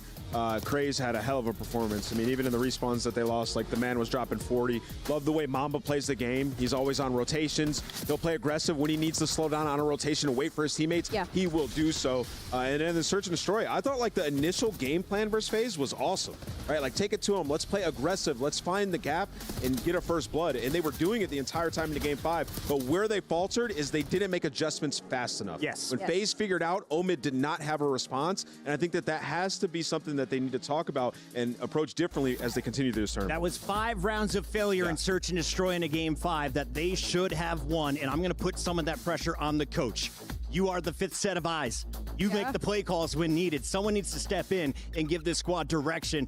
Can't just put it on the shoulders of these 4, unless it's going to happen just like it did at Champs, because, Ali, there were no coaches in the previous meeting when this was a 4-0 beatdown in favor of Omid. Maybe it's a little weird for them. You know, maybe it's a little weird to have that 5th man in their ear, but I look at this roster and I think it's built incredibly well. With the way that we learned so much about Mamba and Craze yesterday, with the addition of Vivid and Mac, those are both incredibly selfless players that know how to slide in first. They will do the dirty work if needed. This Omid roster, with the way it's looking, could be terrifying. I'd love to see what they look like when they're all in their A game. Taking a look at some of our numbers, who tops the hardpoint leaderboard? Well, Bulldog was hitting 99 level. Craze was at a full 100, 33.3 kills per game. The man was frying, and as you pointed out to me, he knows when to play his life. Yeah, he does. His KD is going to look phenomenal because he doesn't throw his life away. He sets his teammates up for success instead. You know, something that, like, validated the way I feel yesterday is so funny is because when I play against Craze, I play against him a lot in Studies 8s. And every time he gets a kill, and he'll get called out. And I'll be looking for him, and I'll feel like an idiot because I can't find Craze. And I'm like, yo, I checked where you said he's not there. We knew he was around here. And seeing him do it against FaZe, I started to realize, like, okay, he's just different. He gets away with his life. He'll re-engage with the team. Like, Craze is a monster on that role. Excited to see him today. We talked with Craze before this matchup. Ali, let's listen in with him. What's up, everybody? Blaze here with the one and only Craze from Team Omid as he gets ready for day number 2 for Call of Duty at EWC. Now, Craze, how you feeling today, bro? Confident. Bad loss yesterday, but we'll bounce back. Yeah, there you go, right? And it's important to keep that confidence, all right? Let's talk about the loss. You guys were up. You guys, it was a great series. But one thing that you did very well was stay cool, calm, and collected throughout it. But even after losing, what did you guys learn? How you guys plan on bouncing back today? Honestly, we choked some situations like the hard points that like we usually don't. If we didn't choke them, it should have been a 3-0 to be honest. But like we just did nice up when we had to in the hard points. There you go. Okay, all right, nice. And then, you know, when it came down to the S&Ds, you know, you guys are playing fast. Do you guys feel like you maybe should have changed your tempo at all? Or are you happy with how you guys went out on it?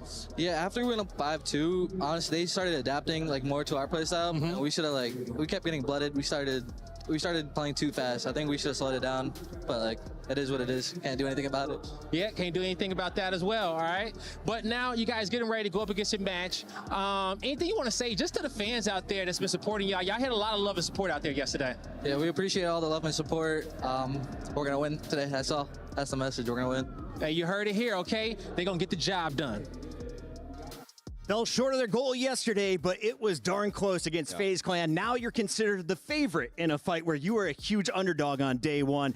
Ali, break it down for me. Do they have to win the hard points, or do you think this is a team that could get a 2-3-5 win if it goes the distance? This is a team that could 3-0. They could have done yesterday versus FaZe. They dominated them in control. And that wasn't even Mamba and Craze. That was Mac and Vivid, the vets now technically on this roster, having takeovers in series. And that's the scariest thing for me, is all of our top teams are incredibly strong at control. We have a challengers team that slammed Atlanta FaZe. Yeah, I mean, you look at it like Omid outplayed FaZe in that series.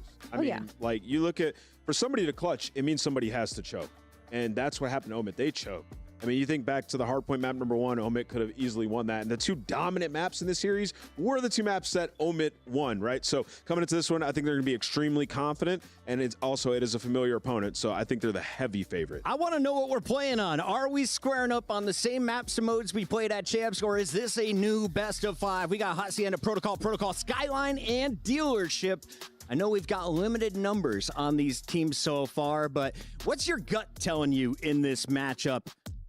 Will we see P7 with a chance to force the series to go the distance? Love it. If they did, they have to win this opening hacienda. I'm looking at that protocol S&D. That was map 5 yesterday versus Atlanta. That went all the way to round 11. You just heard Craze talking about it. They choked, right? And then I see the protocol control where they bodied Atlanta FaZe. And then the Skyline hardpoint. That was within 50 points. So I love the middle 3 here if you're Omit. I will say, Omit did a terrible job on the Money Hill and Skyline. Every time we went to P4, they just were not able to hold it. So I think that that's something that they need to focus on. But I do like that we're getting a couple repeat maps in this series. It shows that they talked about it, they watched that VOD over and over, and they're comfortable putting them back in the series today to see if they can dominate. I know the fans are hoping for a few Game 5s. We only saw one on day number 1 here on the Alpha stage. We'll see if we get one right here.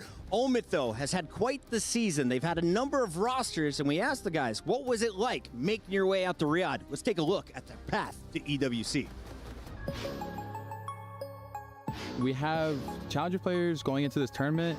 We have different ways of playing the game. I feel like pros have a certain way of playing the game, so we bring more of a different type of game style to all the pros that they haven't really seen all year because they've been playing each other, so we'll catch them by surprise. I feel like pro teams have a set system that they follow throughout the whole year, and challengers, with players coming in and out of teams and roster changes, you always have that different type of game style that pros don't usually see. I think the key to our success is teamwork. If we can work together and out teamwork the other team or other pro teams that we play, then I think we have it, because we have all the skill, we have the talent. We just got to come together and play our game and show out. Hard work. No, there's no luck in this. It's hard work, preparation, and just talent. We prepared for this for the past 3 months, and we're ready.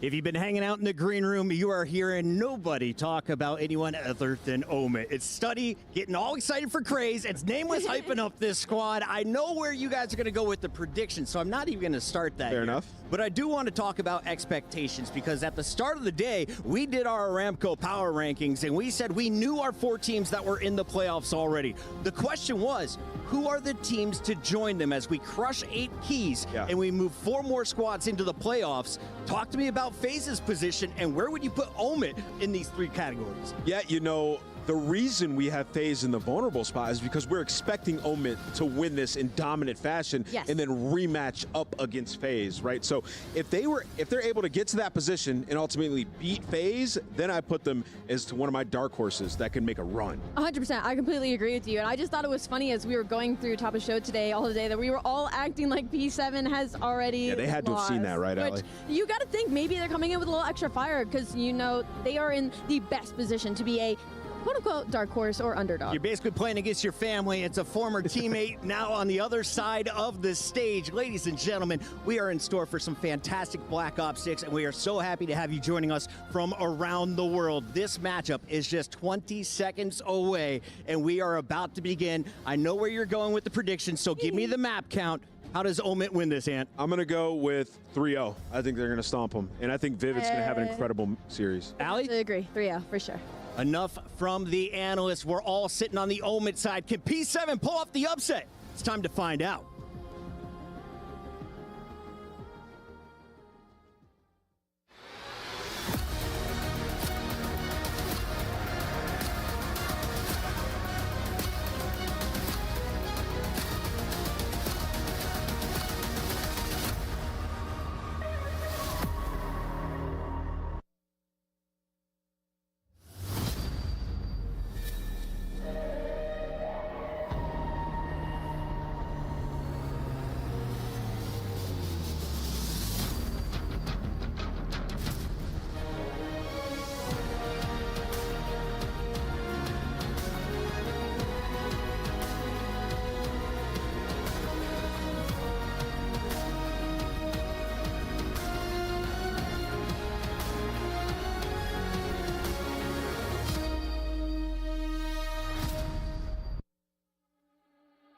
We are up and running in Riyadh, and you've just witnessed the brutal nature of EWC. Losers don't leave quietly. They are literally crushed as the world watches on. If, like me, you unapologetically, unashamedly love watching keys get shattered, then you're in luck, because plenty more will feel the weight of our key crusher before today is done. It is Call of Duty Black Ops 6 at the Esports World Cup. Honestly, Ian, let's just keep rolling. Let's welcome the teams. I'm so excited for this one. All right, they are underdogs, yes, but with veterans in the mix, they've got a shot. It's P7!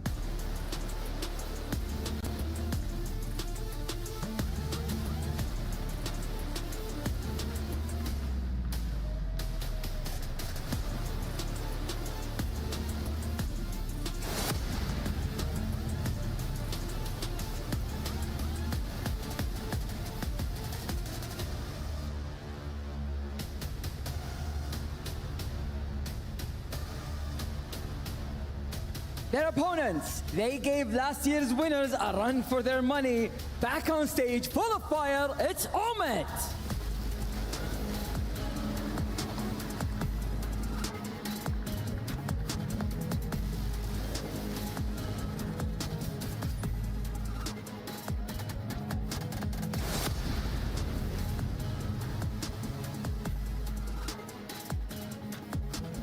It's a battle for survival between two teams desperate to maintain a spot in the mix. Let's get into game.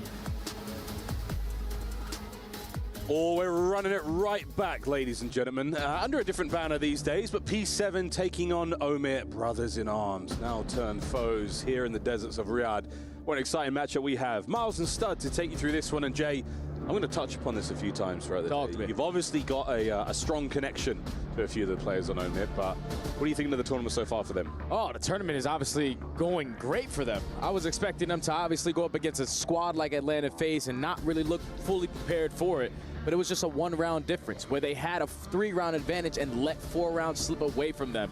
They haven't lost a respawn in the last 2 Challengers events. When you're not losing respawns, it makes it very difficult for you to ever be beaten. But there's a difference between the amateurs and the pros, and we saw a slight bit of that yesterday. Yeah, a little bit, and that's about as much as it takes to cause a huge difference. Well, there we go, folks. Almost ready to get into this one. Omit, have they bounced back after what was a very tough loss to FaZe? A nail-biter, a moment they'd be sitting thinking, wow, we could be playing on Saturday. We could have our feet up now, enjoying ourselves on the boulevard, but instead we are here in the arena having to bring our A game against former teammates, former brothers in arms. And the last time they met, it was a clean sweep, Jay. Omit walked the floor with now P7. Surely it doesn't happen the same way. Oh, yeah, it's been like that for quite some time now. You end up the Challengers Elite Stage 3 with both squads going up against each other. You don't beat them in a single map. You meet them again at DreamHack, you don't beat them. You meet them at Challengers Champs, you don't beat them again and don't take a map versus them. So this is just a very tough matchup for P7. You got players who have obviously been in and out the league. They've had multiple opportunities to continue to shine. But it's just something about this Omit lineup and the AR presence that they have on that side. It seems to be too much to handle for Prolu and Brack. They need to be on point here today. Well, this could be it. This could be the day for them to get that lick back. We love seeing it here in the Call of Duty world. We love an underdog story. And P7 right now, by all accounts, punditry aside, they do seem to be that. We'll see if today is the day where everything changes for them. Omit, though, coming into this one, the clear favourites. A lot of pressure on their shoulders. They might have got a couple of big wins there in the semi-professional world, but now the biggest of big leagues. And here at EWC, what might feel like a regular day in the office could become one of the tougher challenges they have yet. Here we go, folks, into map number 1. P7, take it on Omit. Here we go. On board here with Craze. The shining light for them. Yesterday versus FaZe, he dropped double 40 bombs in both of the HPs. And Vivid was the guy that went to Twitter, said that I was struggling in the respawn. That cannot happen today. Already into the P1, P7 soaking up a lot of time. Mamba's able to find a double. The trades better for Omit. You can soak up the hill with 30 seconds still remaining. We're looking towards P2 as well. This is the way things go on Hacienda. The center of the map is going to be your first hard point. The second one will be where number 6 is right now on that mini-map. A very, very dangerous position. 3 ways in. 4 technically, including the water. And with all of those members of P7 finding kills now across the map, they go but right into Mac. And Mac, hungry for the challenge on the second man, not going to have it. Next up, perfect timing on a Prolu. That is unbelievable. Now the next man in the hill. There's simply no way. Surrounded. Here come the reinforcements though. Omit trying to break the hill. That's a big double there from Mac to give his team another chance potentially on an early break, but Standy's able to take care of Craze. Now P7 have to hold from the front side.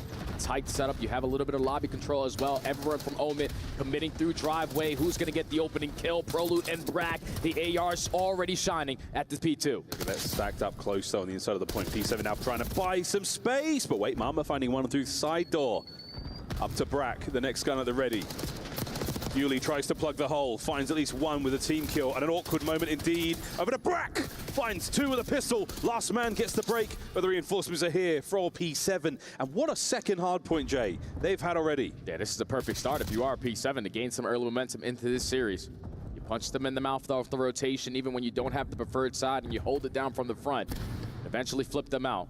You're going to have a 40 to 50 point lead going over towards P3. Omen are not going to commit anyone to try to chow that again, but Craze is going to fall. So now he's going to spawn at O, but thankfully you got a Reese Vivid, a veteran, able to pop 3, and now you're stable at P3 now. Over the fences, and we've got Mac on time.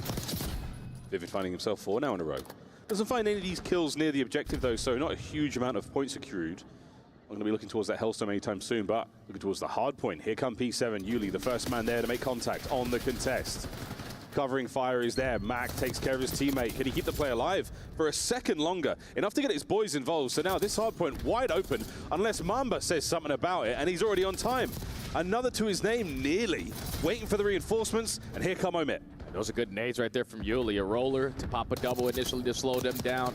Good one to find an opening onto Mamba, but the trade's better from Omit. 3 dead in the feed, make it all 4. This final 15 seconds is going to be theirs, and now Craze is in a position to cut them off the rotation. Great stuff though again out of P7. We've talked about the rivalry, the history they've got as a squad. Currently they're sitting with the lead. Beautiful shot, set a Mamba, not enough for the second. Over the rock hard point we go, and Craze biding his time, waiting for his teammates, doing this alone. What a high IQ play this could be. He pops in. Damage, not enough for the kills. Here come the nades over the top. Beautiful work, and what a bit of help there from Omit. The break is nearly complete. Standy last man down. That's their hard point. Standy walked right by Craze, so the fact that you don't spot him, he makes an impactful play with the nade to find an opening. But now there's only one player left. Mac is instantly going to fall. You're not in the position to now play the trades. The advantage is in favor of P7, and Brack again lines up a double to hold down the time. What a break. 30 seconds to go here on Rock Hardpoint, and P7 are walking away with this opening set of hardpoints here on Hacienda. Prelude back to time. Trophy's working away there. We're going to see a last-minute contest. Opportunity for the break here. Brack on the outside, down and out. Final 14 now. Actually, still anyone's. Standy is keeping this hard point very much in the danger zone. And there we go. Omit with some solid scrap. And the crazy thing is, you're probably feeling, watching the game from the beginning to right now, that P7 are in dominant form. Like, they've already done a great job at P2. They start off with a good chunk of time at P4 as well. You're winning majority of both the hills, but it's still only a 12-point game. Omen are keeping themselves in it. But now on the second set, it's a trade back and forth from Mackenzie. Melts is able to line up a double. You're going to turn it into a one-on-one. We want to maintain the map control before we hop in the hard point. And now, Omen are in. And Mac at that 13 and 9, he's woken up today with murder on his mind. Vivid on time. Prelude unable to get anything going here. Not going to soften up the defenders there on the top side of the map. Oh, Craze somehow catching out Yuli there.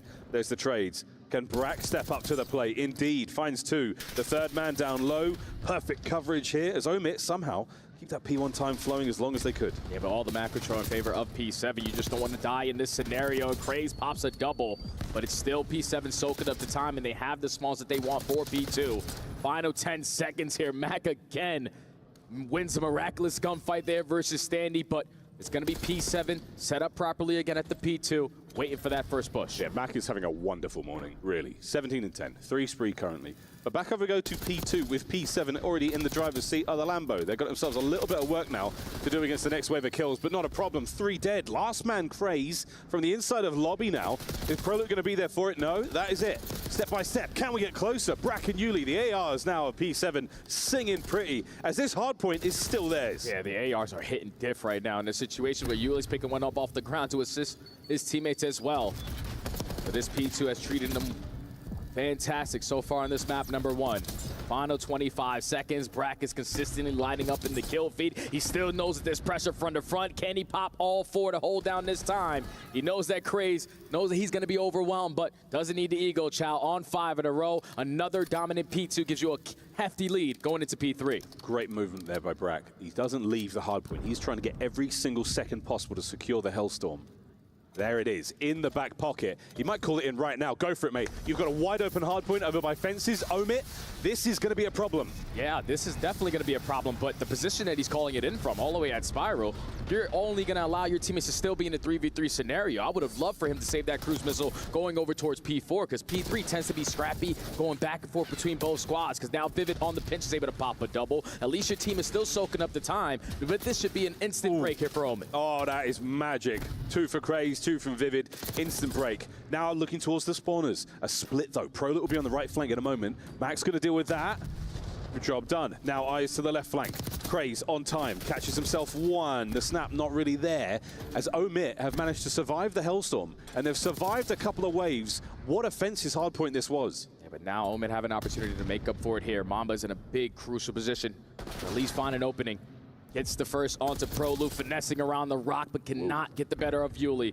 The preferred weapon in hand for the SMG gets the job done, so P7 win the rotation. Again, towards another money hill. Omit need to stop the bleeding, need a break. Yeah, Joe, we saw the last break. Very clean out of Omit, but again, P7 right back at it. No diamond hands here on rock hard point. Mac on the dive, can't get anything going. Here come the trades. And so far, P7 up on top. The last 2 members of Omit stopping, pumping the brakes, waiting for the teammates, waiting for the reserves. You cannot break it without effective numbers unless Craze gets in and gets the damage. Prolute now tagged up, brought over now again to Rock. No one on the break. P7 still holds. They are locked in right now. Everything is coordinated, everything is fluent. The way that they are playing the game with all the trades going down, 2-2 split, but Mac and Craze are able to walk away with those final 2. Soak up this final 20 seconds of time, but now going into our third set, Omit no. In the back of their mind, we need to guarantee Spiral side for P2. This is third set, 2:30 on the game clock. Not that it's going to come down to time. We haven't seen too many of those on Hacienda, but whew, gunfights all over the shop there from Sandy and Brack. A wide open P1 as it opens. Third hardpoint set. And what a game from P7 Esports so far. Brack having a fantastic map. Mamba. Can he find the second? Sure can. Trades there complete though. Top side of the map still very, very dangerous right now for Omit. P7 get the time.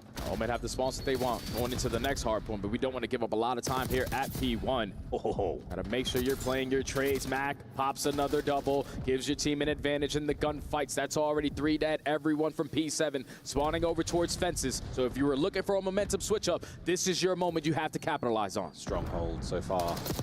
Heads up movement from Craze. What an attack towards the bottom side of Secret. Gets himself one out of that. Mama now on the other side.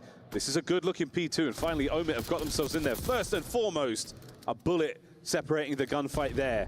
As once again, P7, I spoke too soon, full control of P2 for the 3rd time in a row. If they keep on getting all the money hills, there's no way in hell you're going to be able to win this game. So we need an early break. Can Craze make a miraculous play? No, he's instantly going to get shut on down. A 40-point difference. It's going to be basically 60 before Omit can commit themselves in towards the objective. Vivid is able to find a trade, but you got to slow it down. You're the only one here. Yuli, oh, great instinct to charge that play once they get the trade. Brilliant timing on Craze as well. So you've still got an opportunity here for Brack. Keeps the spree going. 28-17, now brought down. Standy fills the hole immediately. Second man, good to get into the point. And there we go, Prolute. Last line of defense right now. Should be picked up easy peasy for Omit, but he's going to make him fight for it. A swap now, Jay. 30 seconds to go on P2. Yeah, that's a much-needed break right there for a moment. You obviously didn't want to give up 3 full 60s at the money hill, so this final 30 is going to keep you in the mix. A route here from Brack through the water. You're going to be caught off guard with it, but at least you got players there in a position to play the trades. But you line up for Prolute. He locates the double, trying to make it a triple, but Craze with the movement is able to take care of him, and P7 walk away with the final 5 seconds, and now it's a race for the rotation. Oh, you have starved Omit so well there on that P2. Over defenses. No streaks in play this time round. Good old-fashioned gunfights. So far, Omit with the control, but Standy now, the timing on this attack is gorgeous. Whoa, but Mac from upstairs. Brack takes care of business now. Can we get another one there on time at 220 to 170? This is dire straits for Omit. Oh yeah, Omit need this time, but Brack is just making their lives a living hell. 31-19 with 2 minutes in the game. He is Mr. Do It All right now. It's a trade fest from Platt, but Prolute with the double. It's going to allow his team to walk right back into the HP. You can close it out here if no one is able to contest. And Omit, they have to start winning some fights. 230 and climbing. P7, they have just caught every single possible kill for the last few minutes. 15 seconds to go. You can win it here. You have to get in, but Prolute says no. 5 spree.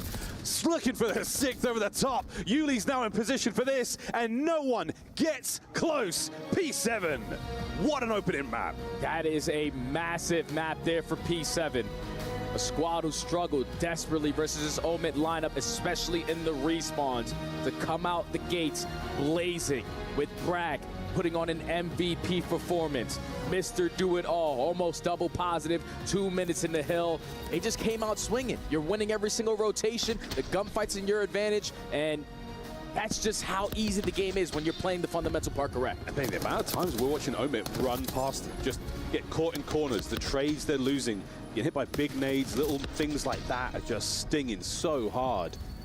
P7, all that talk about this being a one-sided rivalry for the past few months, all of a sudden it starts to feel real different. Massive stuff there from P7. Bragg leading from the front. Unbelievable stuff. We'll go to the search and destroy in a moment, but as far as these highlights go, Jay, I mean, getting creative. Water routes, really keeping everyone there from Omit on their toes. Not for a single moment did you feel like Omit could pull this one back. If we had a game flow, that was P7 in the lead from start to finish. Crazy stuff to start the day. And if you're Omit, that one's going to sting, man, because you looked a little sloppy in that series. I mean, that map number 1, because everyone is going for individual routes. We're going one by one, getting picked off and never having a full team push. That's what they were able to get away with yesterday versus FaZe.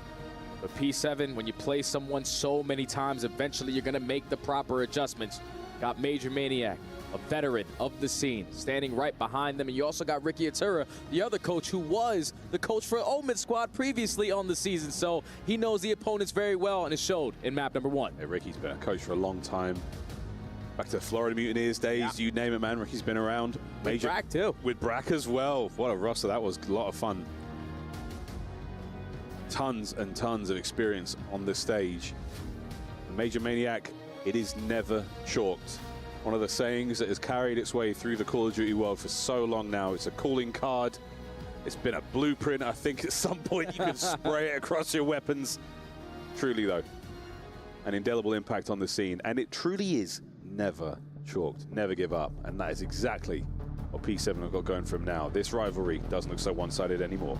And this is now going to be scary for Omit, because when I look at the P7 roster, players like ProLuke, players like Bragg, I always expect them to be great at search and destroy.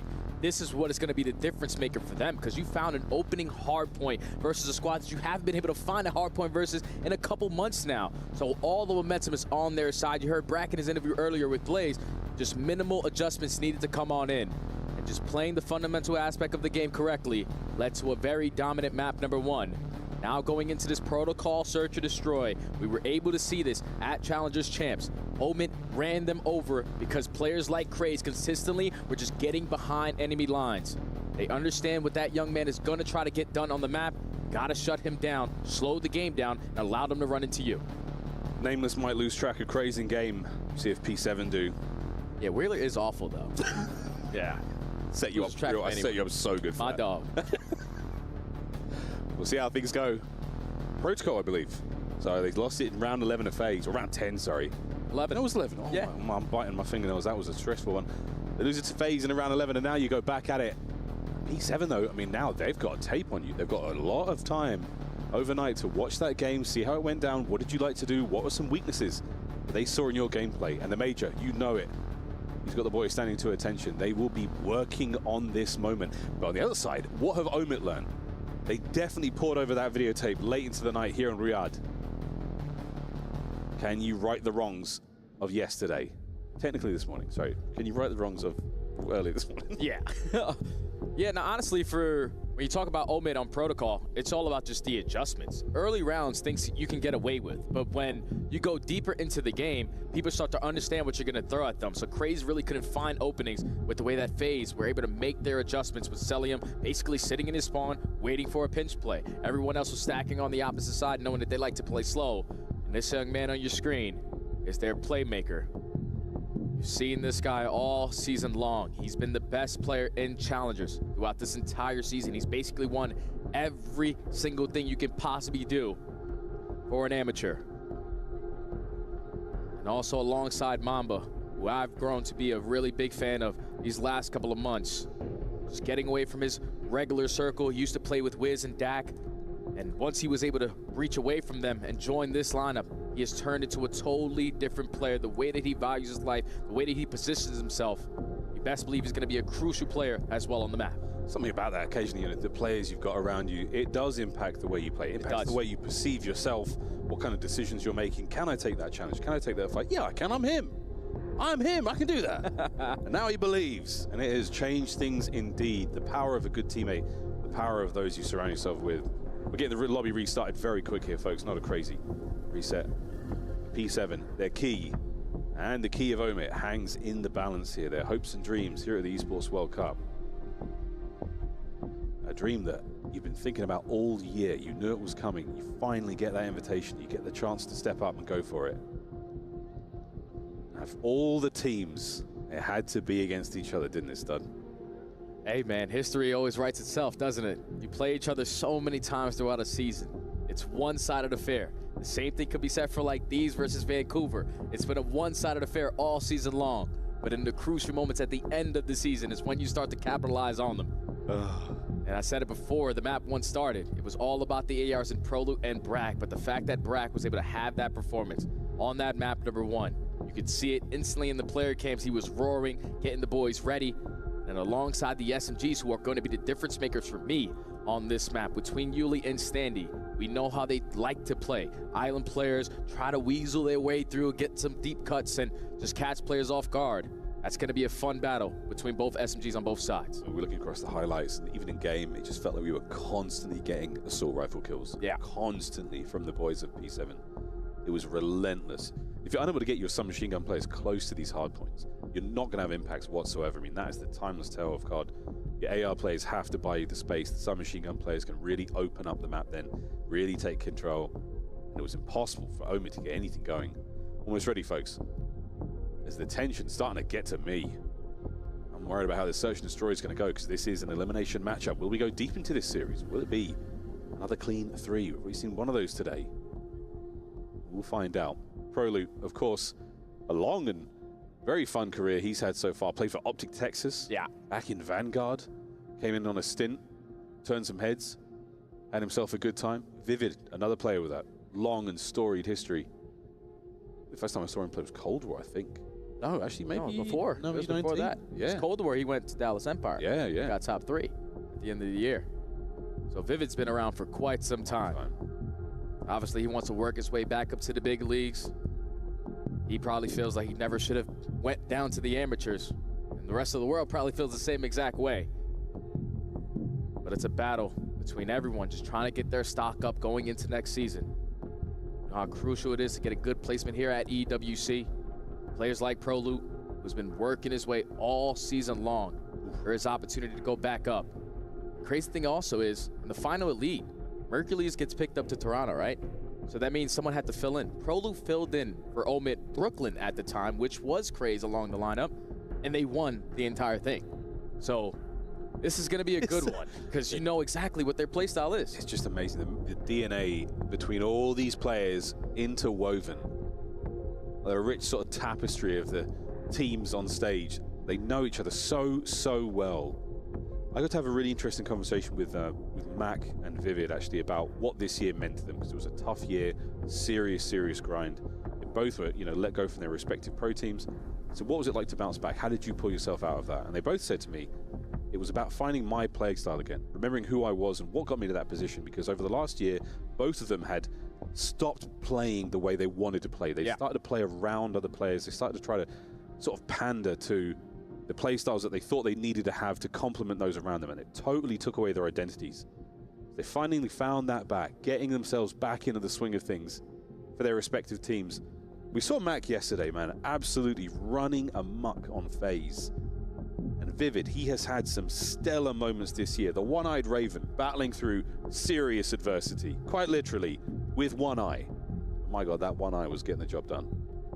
And the young man on your screen right there with Yuli, this is a guy who only had one opportunity in the CDL back in the day on the London Royal Ravens. And that obviously did not go well. Tough. He has found himself consistently back-to-back years in Challengers, trying to work his way back up. I remember in the beginning of the season, he was one of the top SMGs that we had in the game. the way that he values his life, the way that he approached the game. He was just one of those difference makers that was simply hard to beat when he was on point. But everyone's waiting for this map number 2 to go down, and realistically, with this little bit of pause here, it can allow Omid to just reset, look at each other and say, like, that map number 1 was not us. This is where we start to spawn in. It's a difficult thing to do. I mean, you've gone from the high, just as a player perspective, like purely as an individual. You had a match like yesterday against FaZe, the highest of highs, the crazy adrenaline rush. You lose that in a nail-biting, heartbreaking fashion. You end up having to go to sleep. You wake up. How does it go for you the next day? You'll find out soon. Well, folks, as you can tell, that technical check is still underway, so we're going to throw to a very quick commercial break, get things set up on stage, and move on into map number 2. When we come back, P7 taking on Omid Protocol, Search and Destroy.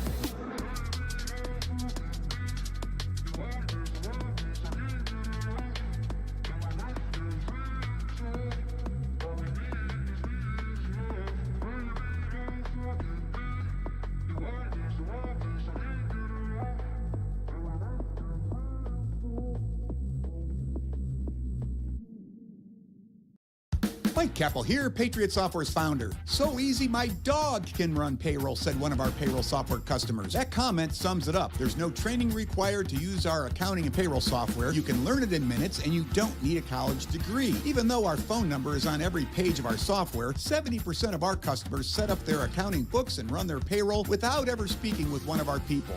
That's patriotsoftware.com. Keep your time and money.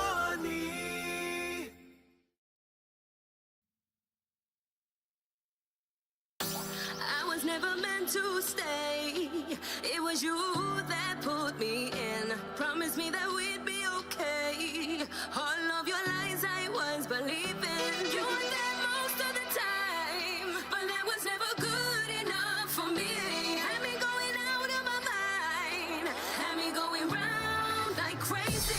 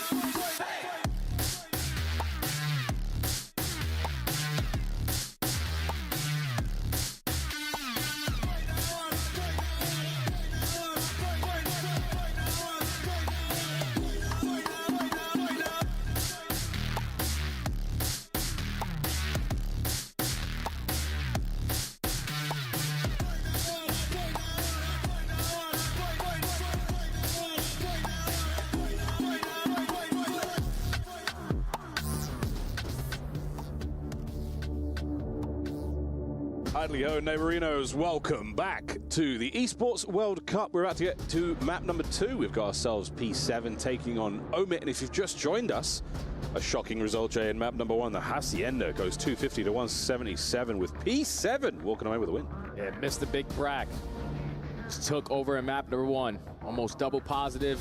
The objective, hill time, kitten as well. He was Mr. Do-It-All. Now going into this search and destroy, a very crucial one here for Omen.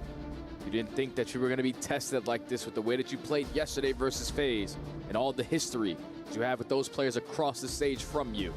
You're basically able to dominate them every time you went up against them. So far today, it's been a different story. And that's the thing. You've done it all year. Just do it one more time. What's another one? Wow, this one, a couple of bumps in the road so far.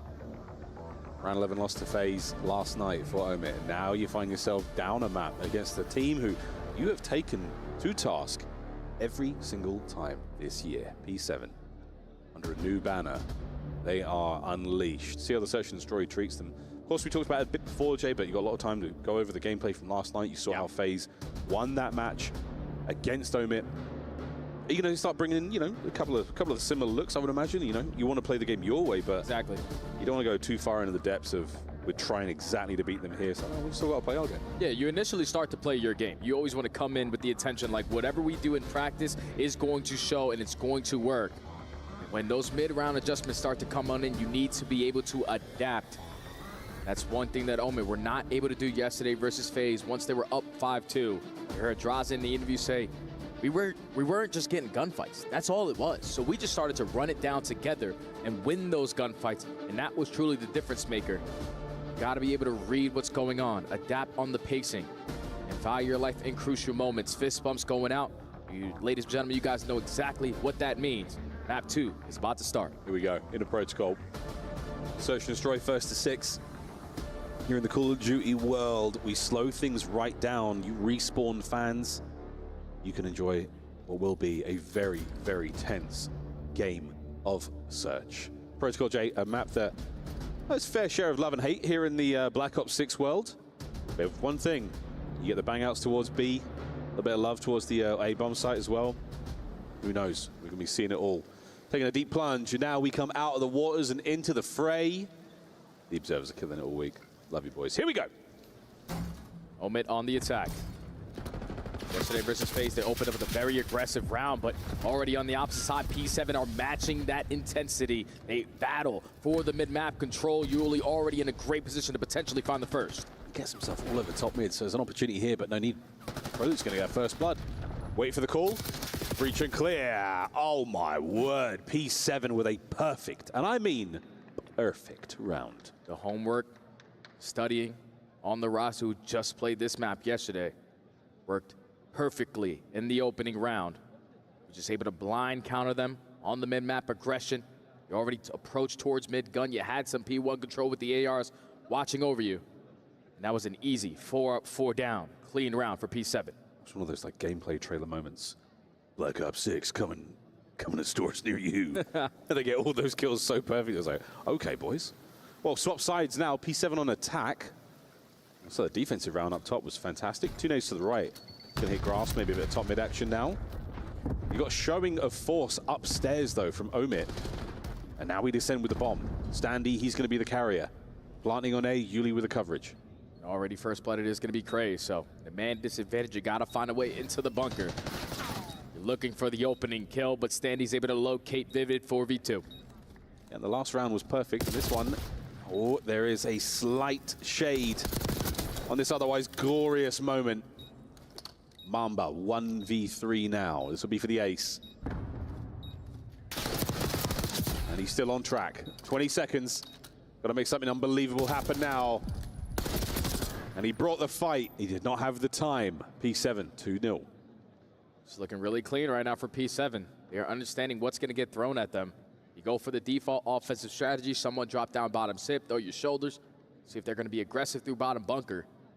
But with nothing connecting out of the stuns and nades, AR still sitting in top grandma's window. You read the pressure through the middle of the map. You catch Craze for the first blood. Instantly plant the bomb in towards A with the man-up advantage.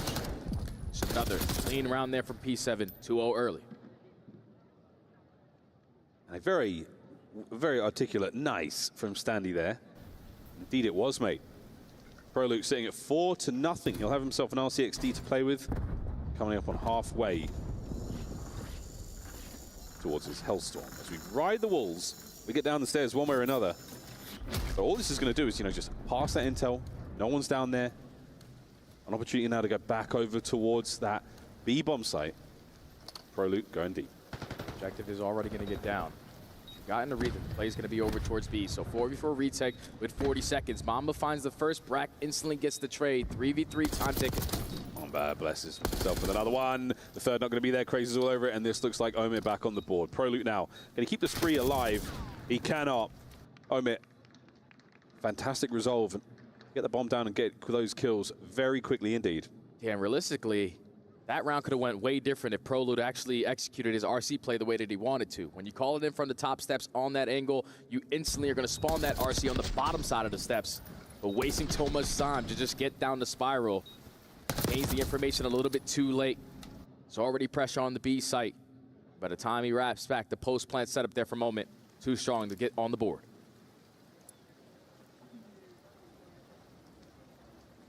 Vivid and Mac yet to get themselves involved in the kills department here in this search and destroy, but here we go into the 4th round. Opportunity to do just that, but the timing on this one's going to be absolutely outstanding. But wait, Mamba, the guardian angel right now for Omit, keeps his boys alive. He might be still in a fight over on the other side of the map, but wonderful stuff. P7, they're going to walk away with a couple of wounds, but they're still going to have the bomb, and they're still maneuvering now over top mid. Yeah, Mamba not in that position leads to another first blood in favor of P7, but like you said, the guardian angel keeping his squad alive. ProLuke able to equalize, make it a 3v3. The bomb is in bottom blue, so you're ready for the pressure for Mac. Lines up a double, 1v3 for Brack. That's a huge individual moment there from Mac. Wicked stuff. And Brack now finding himself in the nearly impossible. Mamba, oh Mamba, deep on his belly.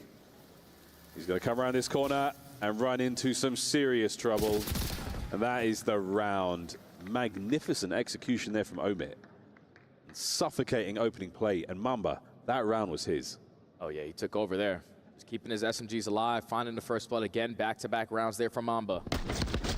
Then back the closer on the round. Catches Standy, and then second kill onto ProLuke, even better. Omit starting to adapt early on, slowing down their game, not risking their lives, not taking risky routes.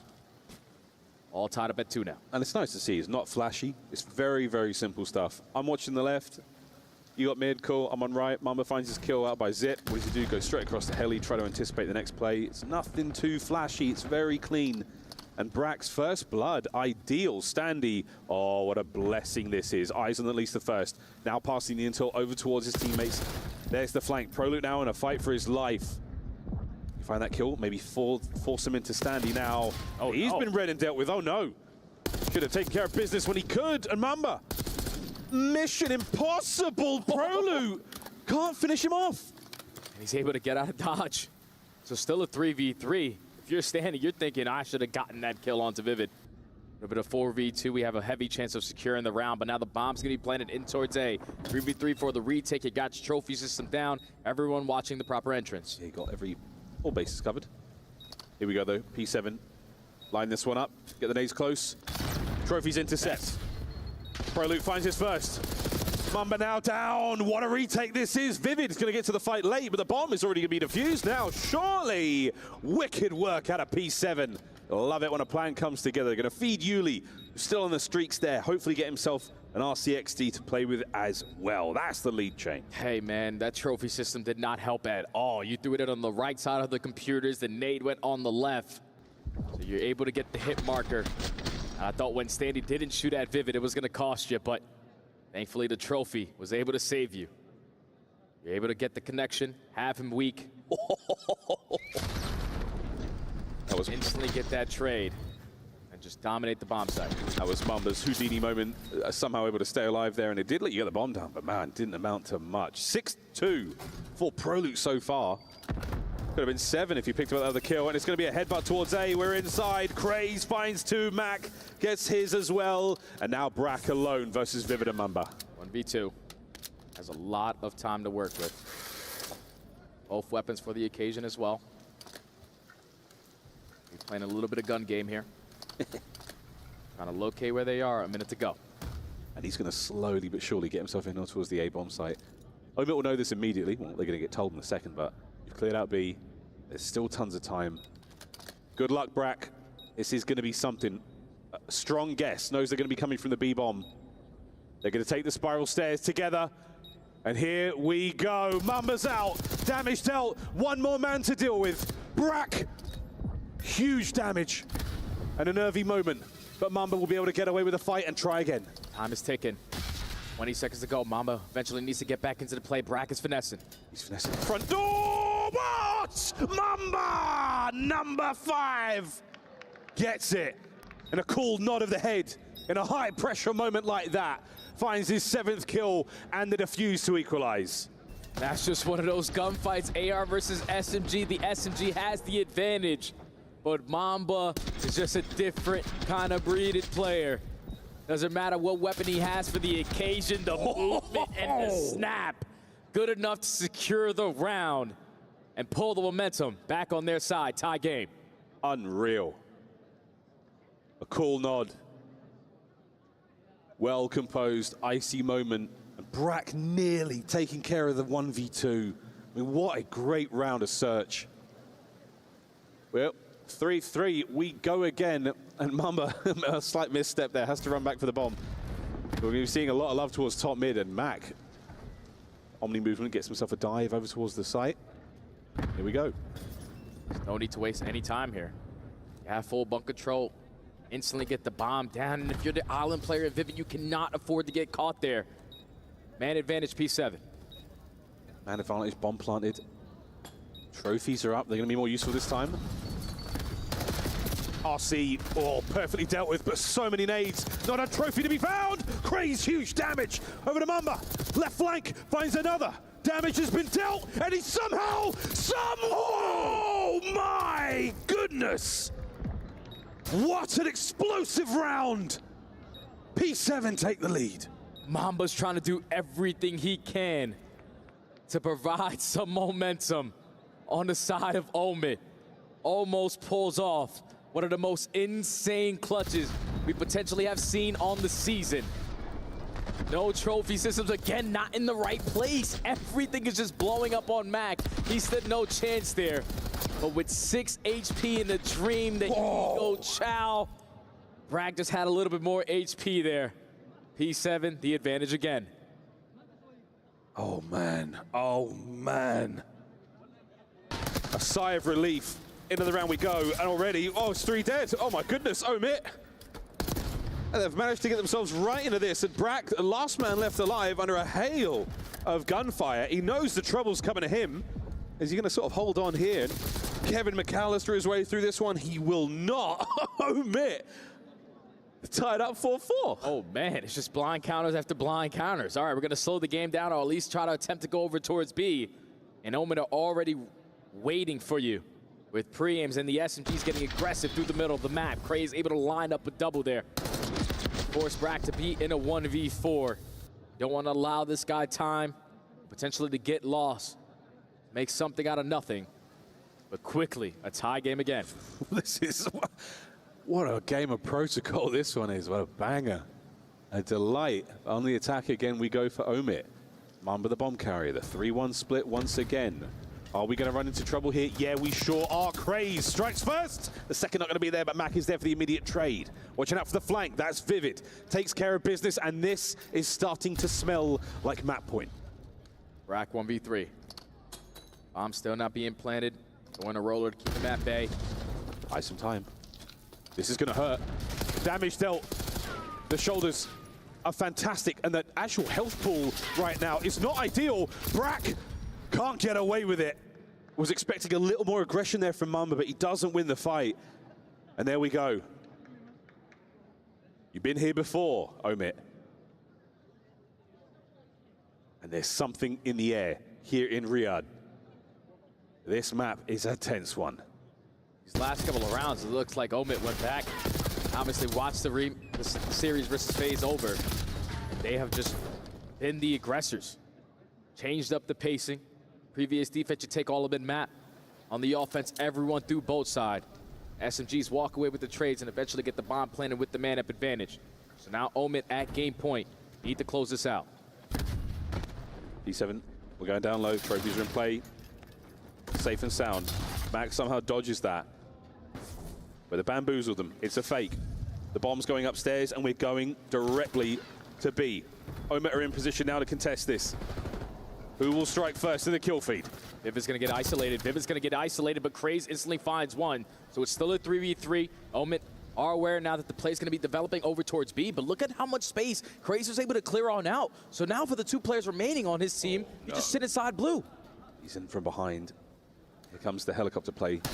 The ladder works but once.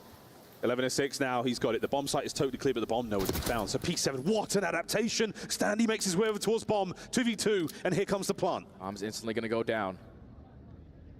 We have no idea where Yuli is. Both players for a moment going to rally in and go quickly. Timing on this. The gunfight, number 1, good. The second man, Standy. The shoulders, good enough for the damage. Mamba now in the 1v1 over the top. Crosses him up! Mamba! The defuse is his. The map to Omit. What a clutch. The rookies are playing out of their minds right now. Both in the double-digit column. You saw Craze's KD in Search and Destroy so far this weekend. A 1.27. That's only going to get better. But so many opportunities for Mamba to clutch throughout this map. And he finally gets the one to seal the deal. Oh, beautiful, beautiful plays for Omit to bounce back in the series and tie it up. What a map. Tied up 1-1. Heroics here from Omit and P7. On the other side of this break, we're playing control. Don't go too far. This is the Esports World Cup.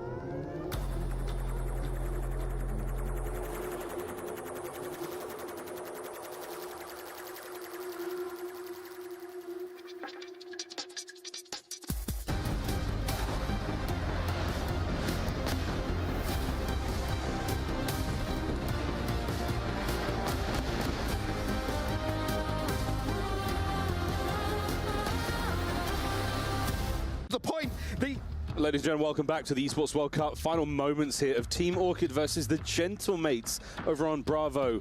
And as you can tell from the scoreline, the dying seconds here of Team Orchid's time in EWC. And that's insane, man, because obviously you got a bunch of guys who have been playing Call of Duty for so long. Mr. Benjamin Vance, one of the best players to ever cross the pond from the EU side. He's been in multiple championship matches. He's found a lot of success throughout his career. But unfortunately for Team Orchid, they're going home.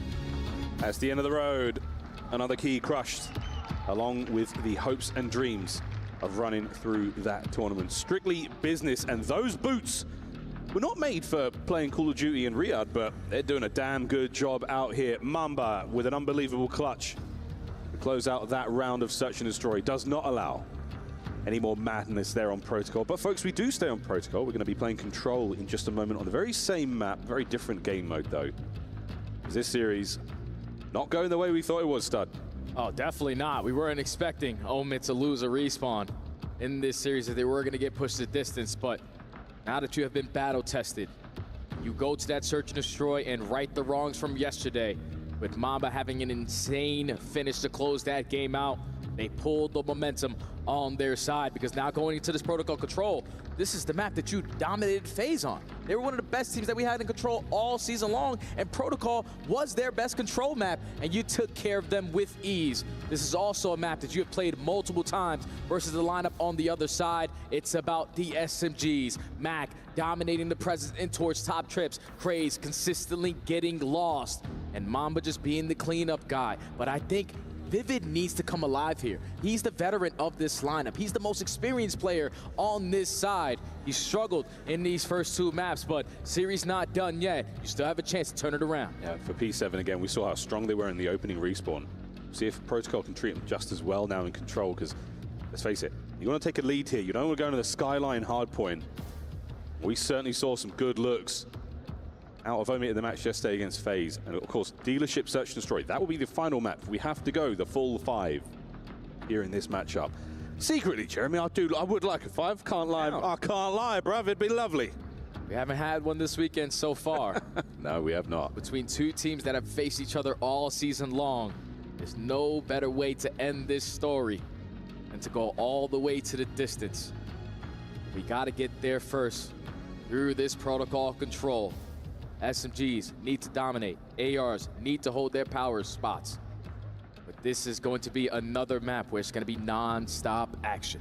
This is the final chapter of the rivalry between these two teams here in the Black Ops 6 year. We're going to close the chapter on this one. Part 3, Protocol Control. We'll see if we have to go to 4 and 5. But in the meantime, everyone getting ready there on stage. We are hot to trot.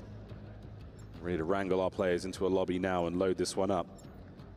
Predictions, Jay? Of course, Protocol looking good for Omid yesterday, but P7, there's something special about the gameplay today. Oh yeah, there's definitely something special about the gameplay, because they have the fundamental aspect locked down, at least in the respawn in that map number 1. It's totally different, because it's not about rotations. This is all about valuing your life in certain positions. That is going to be the difference maker. So P7 definitely can give them a run for their money. They just play as consistent, as fundamentally sound as they did in map number 1. But this map right here for me is going to decide who wins this series. An important map and a big one. Here we go. P7, Omid. Map number 3 in a Control. 2-2 off the rip here for Omid. 2 towards the middle of the map, 2 right on towards the A zone. And we're going to start the capture already. Standy with the cut-offs. Can he get the second man as well? Not going to be there. What a hip fire that was from Mackenzie Melts. And that's already 3 dead. Brack, the last player who just got a kill, was on Craze all the way in the back of his spawn. So this can guarantee a couple segments here at A. You don't have any trophy systems, so the nades potentially put damage in, but Mac is just gonna now fill that gap, take a little bit more space away. That's 3 dead again, and now everyone off the respawn. Oh my word, this is getting dangerous. Mac, Mac, Craze on the other flank, and you have pinned them in. They're literally spawning in Craze's pocket. And the A zone is on its way out. There'll be 2 minutes and 14 seconds of play and a 6 life difference. That is a perfect break off there from Omid. They make this map look so easy. The way that they're able to fill the gaps and the ARs are starting to fire. Vivid on 4 in a row. Eventually will fall, but they have all the map control on their side. The man you needed to step up for him, it has done so. Counter-attack now out of P7, fighting forward, finally. A little bit of air in their lungs. Oh, sucked out immediately as they're back to square one, back to spawn on the B zone. Only 13 lives remaining for P7, but that might even come into play. First segment of bots be locked in. Standy trying to hit a route through underground is going to get spotted, already knocked down to half HP, and those are routes that Craze hits. He's going to be prepared for it. Second segment locked. In the bag, third on the way now. Proloot with a desperation attempt. Picks one man, Trophy denies the stun. Here comes Brack on the flank, and it might be enough. Just about. With Standy saves the day, seconds away from disaster. 9v19. If you are Omi, you're looking for one set of kills because this segment can play a big part, potentially, the results here on Protocol. As they are just simply not losing fights. That's it. 3 dead. That is it. Brack, it's on you, mate. You have to save it, and that is perfect coverage. Craze from top window. That will be the round. Standy once again finds himself alone, surrounded by Omit players. That was a lethal round. Craze and Mamba are saying, okay, boys, I see you. You guys are my vets for a reason. Mac and Vivid to set the tone. Been struggling at least the first 2 maps in this series, but to come out the gate swinging, everyone streaking, you put them in an early trap and you extend time very early as well. That was one of the most dominant rounds that we've seen on the attacking so far this season. Let's go, baby. Yeah, we haven't seen many. I mean, the perfect pinch. 2 dudes in your spawn at the same time. You guys had no chance of getting out of that one. Well, P7 have been hit hard after that first round. Let's see how they rebound. They're on attack now. Protocol again. Attack, defense, it doesn't seem to matter. It's really coming down to what team is playing what style of COD. Opening hits right now from P7, looking clean. Viv is going to make the top side of the map a little more dangerous now as Yuli gets onto the B zone. Trying to get on the B zone, but Mamba's not going to get caught off guard. Almost gets the better of Proloot as well, but still, time is ticking. 30 seconds already wiped away. Mac just being a nuisance, being the aggressor with the SMG to potentially catch his timings, but Yuli's able to stabilize, allow his team to walk out of spawn a little bit for free. Traces the lunge. Standy and Brack, nice. They win their ones. Get yourself a little bit of space out there now. Get the life count a lot closer. Mamba's hit and run tactics are going to stay alive for now, but the A zone starting to feel the pressure. 2-man stack, first segment gone. First segment already locked in. You're just waiting for this pinch to develop. Craze going to take the long route all the way through both side. And even deeper now going through Heli. Second segment is going to be locked, but now he's the only one in a position to try to contest this. A is going to be done and dusted. You got to just play your life and potentially find a couple, but he's going to fall as well. He's trying to make something happen there. Trying to pull something from nothing, and it's not going to work out. And right now, P7, ooh, flying across top mid. Vivid finding himself a nice 2. Oh, and he's caught out on a 3. Not going to get the 4th man, but the trades are good enough for now. Mamba brought down by Brack once again as P7, they've got the wind on their back and they are flying. You can already see Omid, they have influenced the spawns a certain way, so you're forcing them to work their way through both sides. You're already 5 players trying to work the OEs. That's a 2-for-1 trade. Yuli trying to stay alive through mid. Gun is going to get spotted by 2 players. But he's still potentially going to walk away with this gunfight onto Mamba. The pistol going to know for at least 2. What a play there from Yuli. Airborne Yuli catches another one. Standy on the capture. Once again finding himself alone. A slight moment of disconnect here on the map. He's trying to get it all done himself. Waiting for the boys was not an option. They're still stuck in spawn. Proloot trying to buy some space. Now Craze is waiting for his moment to strike. Already sitting in towards bottom blue. Time is continuously still ticking on down. He's able to get the trade onto Yuli. He will fall after that. With 45 seconds to go, you got to get past these ARs. 3 dead, 3 dead. Last man up, Brack. And he's zipping around. Omit now on defense. They've pushed all the way up. This is the first time we've seen them on this side of the map. Truly in a powerful position. If they can get a kill or 2, you've got Mac in the backline. He and Vivid are going to cause some serious issues. You can't find anyone. There's so many angles. For some reason, Mac just walks right by Standy. I don't know if he usually wears glasses or not, but that's 2 times now.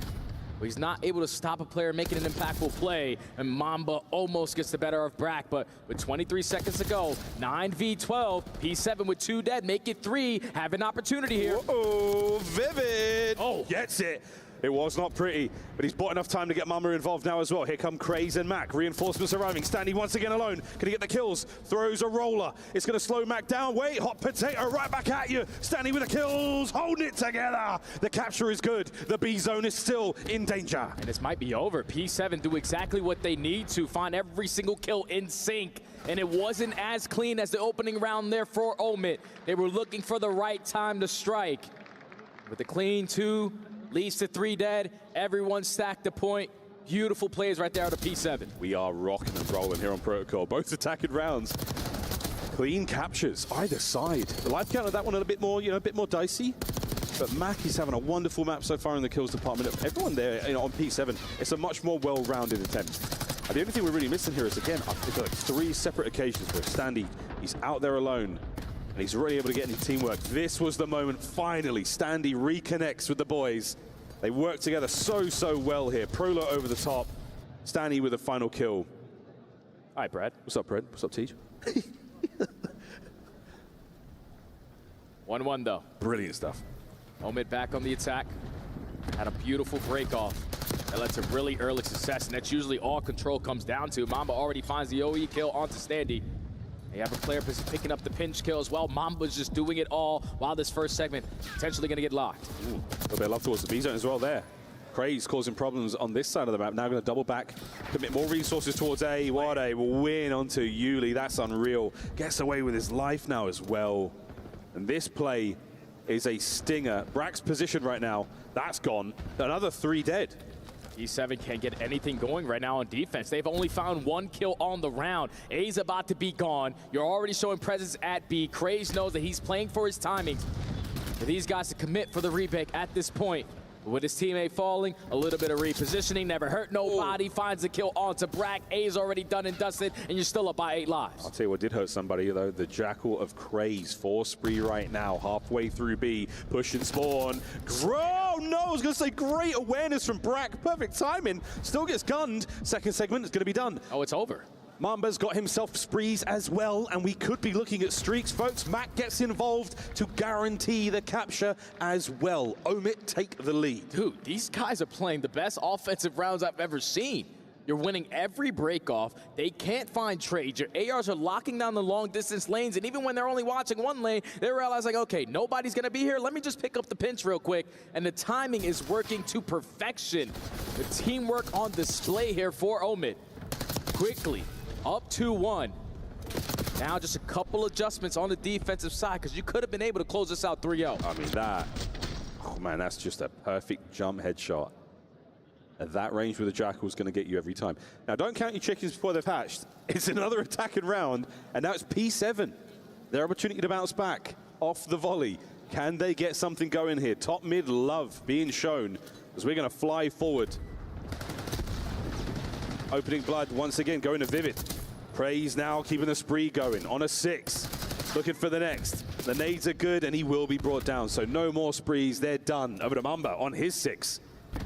Trying to earn himself an early cruise missile. Finds kill number 7, and that's 3 dead. Mamba going to be the aggressor on the right side of the map. So that's going to force all of P7 to spawn over towards Heli. Just looking for his timing. Every kill's a crucial one, but he gets picked up, and that's 2 dead for P7. You can hop on the objective. Once again on the objective. Oh, Yuli, wonderful shots at close range, getting the second trade as well. Being brought down, but Mac finds his, denies the A zone play, and once again P7 back to spawn. These pushes keep on getting shut down. These trades are a lot better on the side of Omid. You started off with your Vivid. Craze gets the second. It's still a 2v2, but there's only 35 seconds to go. Oh, Mamba, what a corner that was. Perfectly played, lying in wait as he springs into action. Mac now taking care of the spawners. No one gets out without a couple of shots or 2. Final 30 seconds of the map, potentially. Can P7 get out of spawn? It's going to be very difficult because all of Omid are just roaming in your base. They are influencing spawns a certain way. They are playing their timings to perfection. Final 20 seconds. You got to go to A. Ray's going for it. This is for the jugular. This is for the map. Vivid once again in a top spot. Perfect timing on the play. 10 seconds remaining. The clock has been stopped, and it's nearly a 2-man capture. The nade is there. Standy quickly stops the play. You've got another man to deal with here, but Mac, 3 in the feed. Mamba joins them, and it's all magic from Omid. Closing it out. 2 attacking rounds and 1 defense is all they needed. You called it, Stud. Could be the map that changes the series. And Omit walking away with a dub gives them all the momentum they need for the Skyline. That's just way too easy for Omit. Their hard veto in control is always going to be Hacienda. They are super comfortable on the other 2. They're managing to able to get through this one. Do not want to play this squad on this map with the way that they come out on their attacking rounds. They just make attacking look so much easier than defense. And that's very difficult to do on a map like Protocol, but they are showing why they are the top team in challenges. Unreal. This was Mac's 3-piece towards the end. The most crucial 3. Keep those boys off the point. You had numbers, you had top mid. Absolutely transformative gameplay from Omit. That's a 3-1. And that's 2-1 in the series now. P7, this is your last chance to stay alive, to force the dealership. We go to map 4, we go to Skyline. This was going to be a grade A bang out. You know, Omid obviously played this yesterday versus FaZe Clan. They could not secure any of the money hill of P4. And in the back of their minds, the same thing happened in map number 1. If we don't get money hills, we're not going to stand a chance. So we got to keep the fundamentals in play, all the momentum on your side. Everyone is now firing on all cylinders. The veterans showed out there on the control, and you're feeling the pressure now if you're P7. Yes, this is it. You're staring down the barrel of defeat. It's time to dig deep. Forget what has just happened. Just lock in one more time. Get to that search and destroy. Give yourself a fighting chance here in the series. You obviously don't want to find yourself down whatsoever, but this is now the road you have to take. Standy and Brack, veterans in their own right. Major Maniac over their shoulder now, imparting, without a doubt, the most unbelievably positive and forward-thinking attitude you could get. What a great mind for the game. What a brilliantly composed player. It is never chalked. Word to the Major. There is no one I would rather have behind me in a moment like this than Major Maniac. I cannot control the laughter because it's so true. The guy was down 0-4 in a grand finals. Won 5 maps in a row and developed the "it's never chalk" quote. That is what true definition is. A back's against the wall. You need to perform at the highest level. And if he's going to be able to install that into his players in front of him, they are always going to have belief that they can force at least a game 5. You have to believe. You have to believe. You know what's really tough? I know there's a lot of Toronto Ultra fans in the crowd, and I know they could not believe that happened. That really happened. Yeah, guys, that actually happened. It was one of the most unbelievable things we've ever seen in COD history. Plenty more magic left in the tank, though, on both our teams as we descend on Skyline. The last time in this series. Are we going to a game 5, or does it all end here? Let's find out, Stud. You need someone from P7 to just have a pop-off moment. The player I'm looking at is going to be Yuli. He loves run that SMG roll, pick up AR at times, but be the difference maker with the objective and the slaying. He needs to pop off here. Stanley pops himself into the hill, going to get himself for the opening time as the fights are going all over the place. But at this point in time, P7, they're coming out on top. That is an ideal start for them. Again, when it comes to Skyline, you want to maintain control of this little jacuzzi as long as you possibly can, but you still want to be thinking about that left-hand side of the minimap. Good old second point, and wicked stuff again out of P7. Big 2 coming out of Yuli. You've already been able to flip the spawns. You were soaking up every single second here at P1. Mamba and Craze trying to fight their way back on in. Have Mamba on the objective currently, but already the damage has been dealt. E7 just want to play keep away and maintain this side of the map. It's really nice stuff, though. Again, P7, you're still holding. Hardpoint now on the mini-map, watching out for the push now through Kitchen. And that is exactly where Omit are coming from, flying forward. Standy, a lot of work to do here. Stuns are connecting. Nades are in position now to slow them down, but all it will do is slow them down. Up over the top. Gonna get himself one more. There's the slide. Mac reads it perfectly. Onto the time we now go, and Mac and Mamba find their kills. This battle is not over yet. And Prolo's the only one here. He's just trying to finesse, stall time for his teammates to get back into the play. Gonna hit the zip. I love the not contest angles before committing on the gunfight, because now your teammates are here to assist. Yuli through the back door, needs to try to get something done, doesn't have any ammo in the clip. Now Brack, last man standing. The push gets shut down. Omid still in control. Lovely tech, not showing the contest, but not enough there on the trades. Mac now on the time, as Omid have managed to get the break relatively cleanly. They're holding on to an L. That's an awkward moment. Oh, up over the top, a bit of a team kill, but you'll take it, as Vivid still maintains control of the hard point. Easy look towards, oh, the hop, and Brack finds it. Trades once again as Craze comes out on top. Now a slight lead for Omid going in towards P3. You already have Mac in a position off the rotation. He's looking for a one-on-one gunfight. He's going to catch the player, push start towards Grill. Mac wins his one-on-one. Omid have an opportunity to chain these together. Stays alive as well. Oh, what in the hip? What in the MW2 simp hip fire was that? Wow. 3 spree from Mac, 3 dead, hard point Omid. Now if you're P7, you obviously need to contest this, but you need to be crucial on your approach. You do not want to fall, allow them to take some space, because Vivid is locking down all of the middle of the map. The AR is being felt on 3 in a row. You are basically already 30 seconds into this P3, and you have yet to be contested. Now, if you're P7, a crucial decision. Do we contest this? And you do, and now the spawns flip. That's a flip. Right-hand side of the map now, all Omid. They're in position, and by now P7 have realized that, yeah, that's a problem. Mac fighting forward, looking towards streaks as well. 5 spree. A lot of objective work being done. Sending it forward. Mac can't get any more out of the life. Craze on the trades. No streaks, but still 11-7 for Craze and full control. And the adjustments already in for Omid. They could not get a P4 yesterday versus FaZe Clan. But this time they're winning the rotation. And initially are set up. Mac knows that there's going to be pressure on the bottom side of Closet. They're just going to send it right through the middle of the map. And this is not going to work because the ARs are watching over. You also got assistance as well from Craze just in case it gets a little bit scary. But it's just a trade fest on the bottom side of the bedroom. Yep, Mac, just stay down. Just stay down. Stays alive for as long as he possibly can. And that is a lovely amount of time gained there from Omid. But breaks are on, spawns are good. P7 with an opportunity to get this 30. Yeah, beautifully played right there from P7 to win the initial gunfight on the top side, because that instantly spawns that player out and you still had the 4v3 advantage. The last man standing was Yuli, almost pops 4 in a row there. But the break opportunity here for Mac is instantly going to get shut on down. P7 keeping themselves into this game. The final 15 is going to go their way. And now if you're Omid, the adjustment needs to come on in. To not allow them a lot of time here at P1. That's a lot of time. Great 30, great game there. P1 set up. Here we go into the second set. Not a whole lot separating our teams here. It's really the kills at this point in time. Prolute, the only man up in the positive for P7 in the KD department. Vivid eats a nade. Trophy now in play. Better late than never. Whoa, and Standy makes short work of him. Craze strike towards time, and lovely tags from him. Brought down again. Omid, slight overheat. Yeah, Omid. A little bit of ego chows here and there, but your ARs are still filling the proper gaps. Mamba almost gets the better of Standy.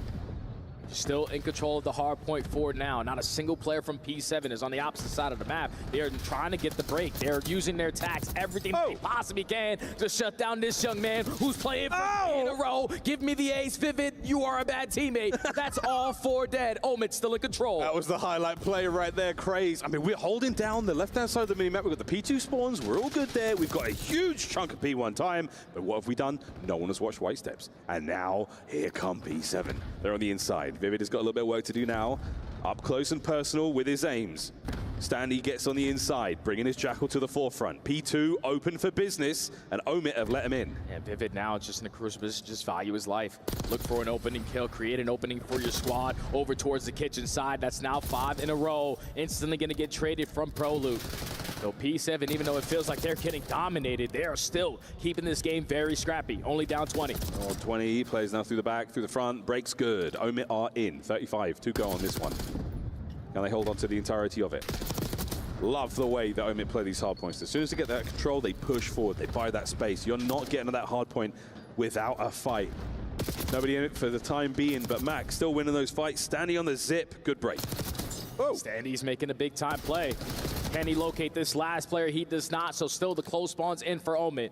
Final 15 is going to be theirs, and this is what you need to make the adjustments at the P3, because you were only able to get 15 seconds last go around. It was Mackenzie Melts who starts it off the rotation. Again in the same position, almost lines up a double, but it's instantly going to be traded, and it's a battle for the fight. Kitchen's in, Brack going for it. Coverage is great as well. He get himself an assault pack. Unfortunately, not what he was looking for there. That's it happens to the best of us. Mamba now trying to stay alive. Trades are fantastic. A foot race now on for the open hardpoint. Back and forth.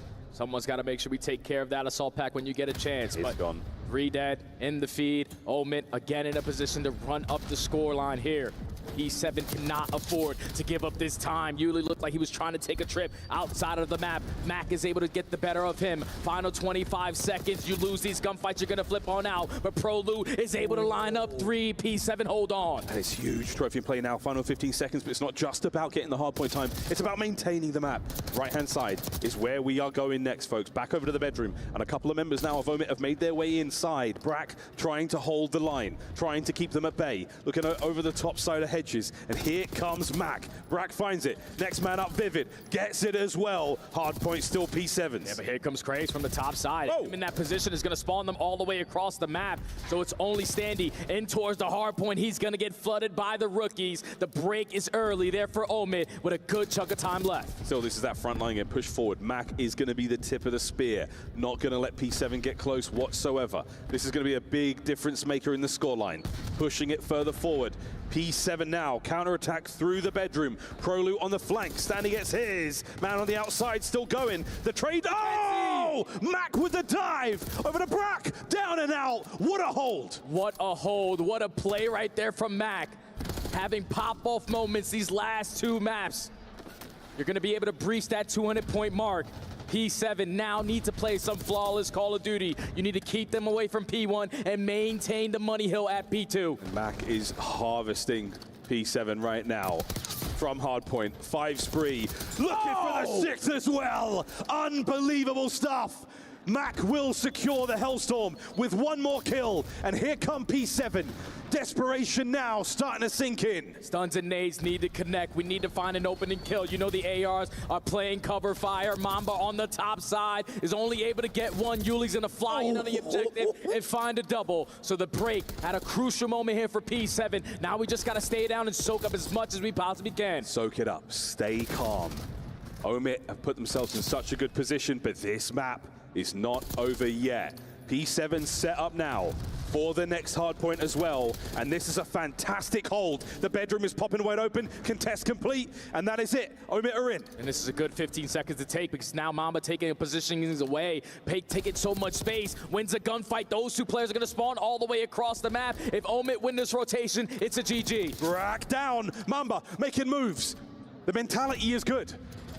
Another kill. Can't get any more out of that life, but Vivid is now close enough to make something happen. Has to hold on, let his boys get into the play. Parallel spawns now as the foot race for reinforcements is on. Get to the hard point, send it, go! Vivid! Now it's only on Yuli. He's gonna now fall as well. Everyone from P7 all the way across the map. You got 1 more opportunity to get back in. 1 more push, 1 more fight to stay alive. Through the top door, Mamba holding them down, holding them back, finding the kills. 2 more players by stairs from down low. Should hit the zip. Vivid has it covered. 5 seconds for the win as Mamba drives the stake into the heart of P7. And that is that. No curses lifted today. Strictly business for Omit. And commiserations to P7. Could read the lips of Mamba right there in that player cam. You cannot beat me. That is 3 in a row on the big stage. You thought that you stood a chance after taking the opening map, but Omit came alive, gained momentum, in the Search to Destroy, spawned in on their best control, took care of business, and made the adjustments today on the Skyline hardpoint. Well played there from Omit. They get their rematch versus FaZe Clan. What a moment. End of the day, we will see them play. What a spectacular series and fantastic showings from both our teams. P7 absolutely outdoing themselves in that first hard point. The Search and Destroy came down to some unbelievable clutches. But you called it, Stud. It was the game of control. He who wins control in the series wins it all. What an unbelievable run. And one of the men who was incredibly important in bringing that dub, the king of clutch himself, Mamba, is on stage now with Ian. Thank you very much, guys. I am indeed stood by with the king of clutch, Mamba. He got some fans out here as well. They love him on the main stage. Omit, make it through. You survive. P7 will drop out of the tournament here and now. How was that for you? It was a stellar performance. You've been looking good all tournament so far. It's a great feeling, man. I mean, we beat them 3 events in a row, so we were confident coming in, and honestly, we're just ready for that phase rematch. We'll get to that. I just want to talk about momentum, because there was a lot of talk about you guys being underdogs at the very beginning. I feel like the narrative might be starting to change. What do you think? I think a lot of fans on paper think we're going to lose most matches, but when we're on stage, we're as confident as the other team, and we know we can beat any team in this tournament. You, in particular, look incredibly confident. I've seen you mouthing some words right down the barrel of the camera. Are you having the time of your life up here? Oh, I love it, man. I love it, man. I love competing. It's just straight passion, and I mean, man, I'm ready to compete. You got another matchup coming up, but before we get there, one of the best parts about the Esports World Cup is the brutal nature of how we send our teams home. Would you like to crush P7's key right now? Oh, of course, of course. All right, let's do this. Mamba's about to crush his first key. As we make our way down here, being given the instructions, and Mamba's about to hit the switch as we say goodbye to P7.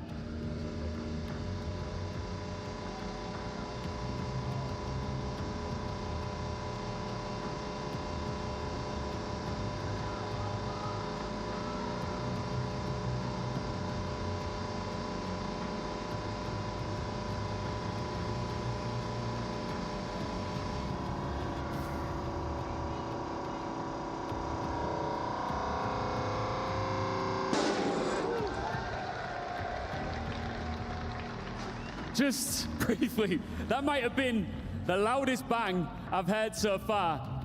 Are you going to crush FaZe Clan's key as well? Yes, sir. We're ready for that revenge. We're going to get our get back. You pushed them to the absolute limit yesterday. Are you confident that this time around you can push them all the way, and why? Oh, for sure. We realized yesterday that we lost to ourselves, and we know we're the better team, so we're ready to show that. All right, good luck. Best of luck, Mamba. And to Omit. Blaze, my man, is standing by with an exit interview with P7. Thank you so much, Ian. And yeah, I'm here with ProLoot, and we just heard the key get crushed. Probably one of the loudest keys to get crushed, but it makes sense because you guys had big dreams coming into this tournament. You guys wanted to do a lot, and it sucks you didn't get there. But just, I know you're feeling defeated. You are defeated, but you know what could have went better in that last match for you guys, man? I feel like we just choked the S&D really bad. The other 2 matches we got outplayed, but yeah, the S&D is really gonna sting. Yes, it is. And you know, any positives you could take away from just this whole experience of kind of being at EWC with your team at the tournament? You know, what was probably one of your more favorite moments here, man? Just playing on main stage, and I mean, I haven't played it on main stage just last year. I mean, I did at Champs, but just playing on main stage, playing against the pros again, that's like what I strive to do, and hopefully I just get an opportunity to play again. There you go, and everybody saw your performance out there, and even just getting those reps in makes you a better player all day and just takes you to the top. Now, for all the fans out there at home that wanted you guys to make it a little bit further, you know, anything you want to say to them for their support out there that they've been giving you guys? Yeah, just thank you for the support all year. Like everyone that's helped us out, yeah. There you go. That's going to do it for me and ProLoot. Chris, take us away. Thank you, Guy Blaze, and congratulations to Omit as we take a look at some of the highlights from this one. Mac was a monster for me, as you saw Mackenzie taking over the control, also popping off in that game 4. Allie, what did you like from our blue team going up against P7?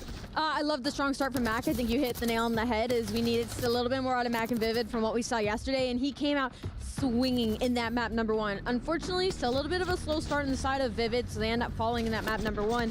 But then you go into the map number 2. I cannot get over Mamba and Craze and Search and Destroy. I just can't. Craze had 4 first bloods, 11 and 7, making it so much easier for the rest of his team, and Mamba playing cleanup squad right behind him with 12 kills. Just, I mean, professional level of play. Like, these guys do not look like they should be in challengers. Yo, and all 3 of us called Omit to win this series, but we were nervous after game 1. We're like, what is happening? P7 wins the hard point. They also go up early in the search. Yeah. Where did things start to sort themselves out? Yeah, it was second half of the Search and Destroy. I think it was a turning point where Mamba was just having some insane rounds, like getting kills that he had no business getting, and that just breathed life into the rest of the team, where everybody started to pop off. And like Ali said, you had Mamba and Craze to ice that game with the 2v2 retake. Just beautiful to see. Without a shadow of a doubt, they knew they were winning that round. Then we get to the control. As soon as Mac activated, you knew they were going to steamroll the next two maps. Yeah, like, did Mac just pick up a three-piece? He would have got 4 if his teammate didn't steal it. The man was on fire, and we love to see him at his peak. Remember, the only reason Mac left the league was to take care of a sick family member. Yeah. He's back. He is ready to play and earn some money. This was a $20,000 win, Ali. They are now guaranteed 40 grand, even if they go out 9-12. Yep, they're guaranteed 40 grand, which is a lot of money for these guys who's played in blood, sweat, and tears throughout the entirety of the year just for a spot. But not only that, these people are making it jobs. They're putting in the time, the hours, day in and day out. And a lot of these players have already tasted the league, so they're hungry for a spot back in. I want to give some credit to that man, Brack, who is at the top of your shot. His game one, quite impressive. He's been in the league, down to challengers, unable to walk away with the dub tonight, but he played his heart out. Yeah, and he had some, big rounds in search. He was last alive nearly every single round, and he had a lot of huge opportunities. So shout out to them, putting on a performance. But for this Omit team, man, they just have insane chemistry and teamwork, guys. Like, you see the reactions, just so excited. And you look at, like, the stats afterwards, all basically exactly the same damage numbers. Like, everybody is giving it their all. And that's what it's going to take down a team like FaZe. And you heard Mamba in the interview. He said, we know we're the better team. Yeah. And you can see it. Is here. Yeah, and I think what I do love about this as well is Vivid being the closer in that map number 4. I mean, he went and dropped 28 and 19 for them to finish out this series, which spells good because now they'll be warmed up for that match later when they have to go up against Atlanta FaZe. And we're actually going to be joined by Mac on the desk right now, Mackenzie Mountain. It is so good. Welcome back to the chair. Thank you. How we feeling, Mac? This was a big win to start the day, but you have a 2-match day in front of you. I'm feeling good. I'm just amped up. The crowd's really cool. Event's dope. And I'm happy we got a dub. Yeah, talk to me, Mac. Listen, dude, yesterday you guys played FaZe. We know they're a tough team. And you say, oh, man, but it was so close. And I feel like you guys should have left that match feeling good about yourselves. Talk to me about the mental, what you guys talked about after that game. Well, yeah, FaZe is obviously a top team. I have the utmost confidence in our team. Yeah. Yeah, we lost to Map 5 Grueler. We should have closed it out, lost to ourselves. But we started a good showing. So that's really all we took away from it. So to me, in the game 5, it seemed like they made some adjustments and you guys just didn't react to it. Did you guys watch the VOD? What did you see in that game while they were able to come back? We actually didn't watch it back. I'm sure we all did as individuals, but not as a group. Just because, I mean, we know some of the major mistakes we made. Fair. And it's really just more about, like, keeping our confidence and making sure we don't let it, like, weigh down on us. Awesome. And of course, it isn't your first time having to go up against Atlanta FaZe. You know, being in the league previously, having to step away. What has it been like joining this team with Mamba and Craze, who have, you know, the most talk about them of maybe looking for a spot, and also teaming with Vivid, and what it's been like having to go through the Challengers Gauntlet for the past couple of months? It's really cool. I like Paul and RJ are really cool people. Yeah. Great players as well, as you guys all know. Were you shocked? Oh yeah, I definitely was impressed a lot by them. Yeah. And I mean, it's cool. They're both really hungry. Reese is probably just as hungry just because he keeps like getting screwed over, but I don't know. We're just ready to play, to be honest. I want another follow-up. You know, I heard you and Reese said, like, you're always playing for your other teammates. Something that you guys, you know, have approached kind of being selfless. And on this team, I see that a little bit, but I also see, like, when you are feeling yourself, you're going to go out there and you're going to try to make plays happen. So how did you change your play style when you went back down Challengers? Because, man, it's working. I mean, I kind of just realized myself that as I was in the league for a certain amount of time, I wasn't, like, content, but I sort of lost my identity to a certain extent.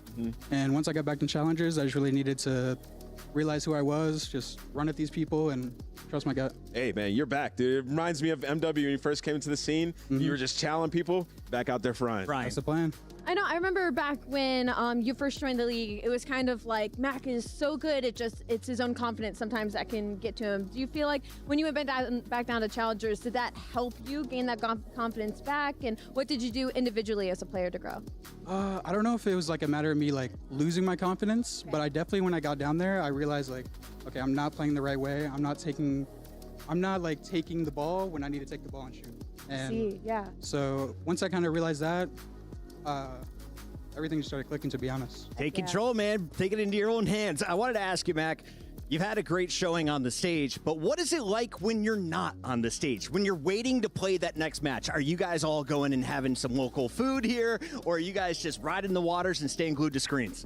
We're just riding the waters, to be honest, watching the matches, getting some snacks and drinks and stuff like that in the player lounge, and just staying locked in. Mac, love having you locked in, and we got to keep the show moving with our bracket update because everyone knows at home, if they're watching yesterday, the best match from all of day one was Omit versus FaZe Clan, and we are in store for that treat to close out the night here on the main stage. Why was that such a tight fight in that opening round?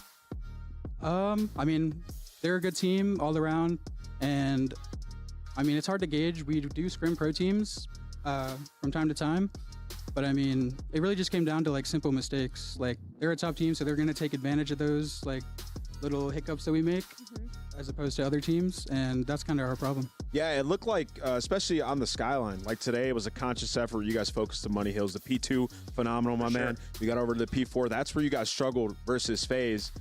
Without divulging too much, you're willing to go to a lot of different maps versus FaZe, or trying to get the same ones in? No comment. No comment. Great answer. I was going to say, with a $1.8 million prize pool, do not answer that question, young son. FaZe taking on Omit. That man right there, Vivid, playing alongside Mac.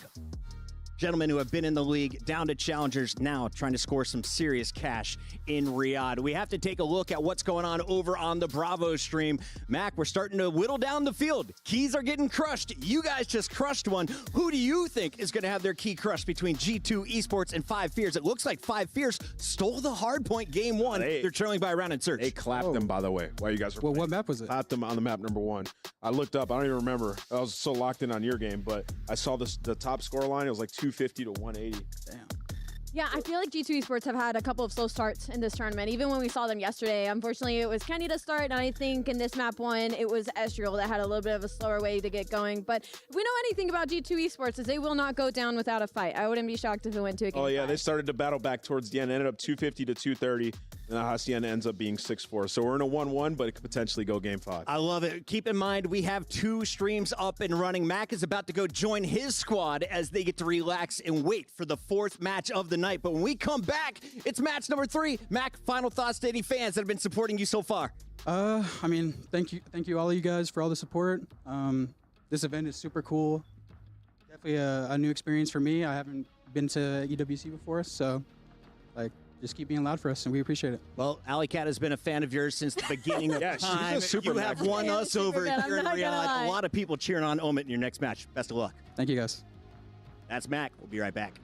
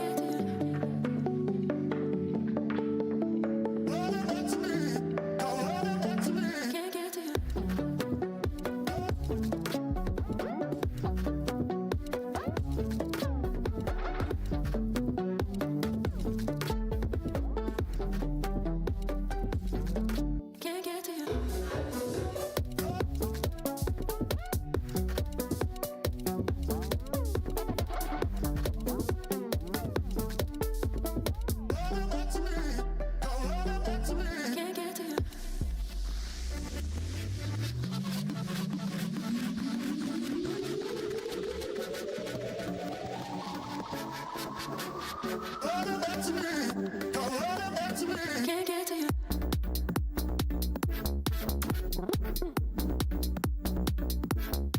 Can't get to you.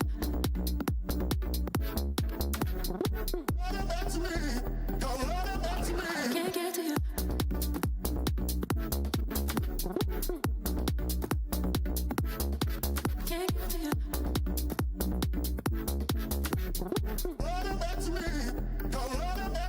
Can't get to you.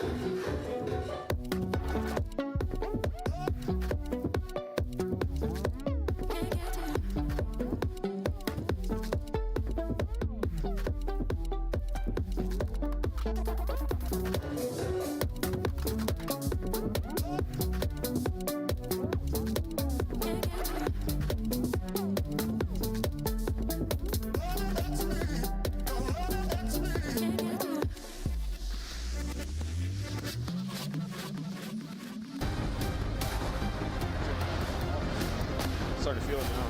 Good. I was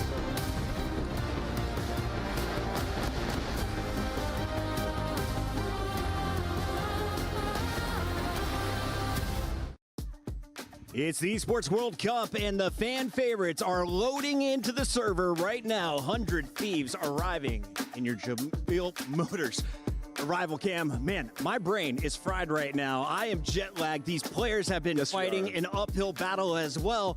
And last night, we saw this squad looking defeatable after being so dominant towards the second half of the season. 100 Thieves have bled. Recently, people drawing blood in multiple occasions. Ali, what are the thoughts coming in today with the super team? You're a little worried, right? You look at the super team, easy, heavy favorites heading into this event, easy, heavy favorites heading into last event, and they keep falling short. And we thought, you know, throughout the entirety of the year, it was kind of like, okay, they would say that we weren't put into positions that we were being put in some of these events, and that's why we were falling short. Okay, now you've got some repetitions in some of these tough spots, and it's still happening. So now it's a big question mark of like who's falling short and where, because for 100 Thieves, they should be dominating the competition. And Ant, we should remind everybody, this is a rematch from yesterday. These two teams have already played. This time, though, it's for a spot in the playoff bracket. Yeah, you look at that match, it was a 3-0 for the side of 100 Thieves, but the maps were close. I mean, Kismet had 40 kills on that map, number one. Extremely close, and, you know, Diamondcon 14 and 30. So if he has a stronger start here, good opportunity for the Gentlemates. And, you know, these guys, they're playing for a spot in the league next year, right? They need to impress the fan base of the Gentlemates, which is a lot of people, you know, their team owner in Gataga and the rest of the league. So this is a perfect opportunity for them. You have the VOD you can watch from Thieves. Thieves have also not been performing. Envoy's coming off the worst series I've seen from him maybe all year long, right? So you have a massive opportunity to take down the Thieves here. Gentlemates need to play a little bit cleaner. They need to be able to close out. Keep in mind, they were up 2 rounds in that control before the Thieves rattled off 3 in a row. We talked to Dan Ghosty about it. Here's what he had to say.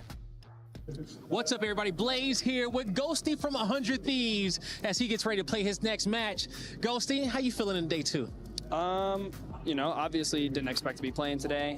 We were actually playing pretty well in most other modes, excluding HP yesterday. But we're here. We play the winner of Gentlemates or Orchid, and feeling good. All right. Now, yesterday in your matchup against Surge, you know, close series, goes to game 5. What happened in that series? What could you have did better? Was it just the hard points? Yeah, I mean, we lost the map 5, but like truthfully, it was maps 1 and 4. Those hard points, they were just really sloppy. We weren't really like playing fully together. Yeah. And as fast as we probably could. Yep. And they kind of punished us and capitalized on it. So they were able to bring it to the map 5 and ice it out. And yeah, we went back, watched some VOD, locked in, and we're here today. There you go, okay? Now, you know, I saw some clips out there, you and Neptune going back and forth, okay? There was a lot being said there. You know, what happened in that situation? Honestly, there was a lot of snaking, a lot of stair glitching, a lot of GAs being broke, not just on the clip that I tweeted, but maps 1 through 5, lots of staking, lots of it. And I was just tired of it. Yeah. It's definitely not why we lost some of the maps, but it's definitely why we lost some of the situations. Okay, yeah, you know, I don't normally see you get like that and standing up talking and talking, but I knew it was definitely something serious there for you to have to go it to was that. just happening every map. Like, it happened the map 1, it happened the map 2, the map 3, and the map 4, and I'm like, all right, I'm actually so tired of this. All right, I know you guys want to, you know, get through this matchup so you can possibly get a rematch against those boys again. Oh, yeah. But anything you want to say to the 100 Thieves fans at home? You know, nothing out of the ordinary. We appreciate all of y'all. We appreciate all of y'all here. We heard y'all at the B station last night. Y'all were getting real loud, so we appreciate that. And I don't know, just keep supporting. We're here, I promise. All right, Thieves, keep supporting. Listen, he said a lot of GAs are being broken. I'm just saying, this is the last tournament of the year. Go ahead, fight fire with fire, brother. Like, if that's really what you're saying, because I didn't see too much of the snaking that he said that he saw. Obviously, he's in the game, so he can see these little scenarios that don't pop up on the stream.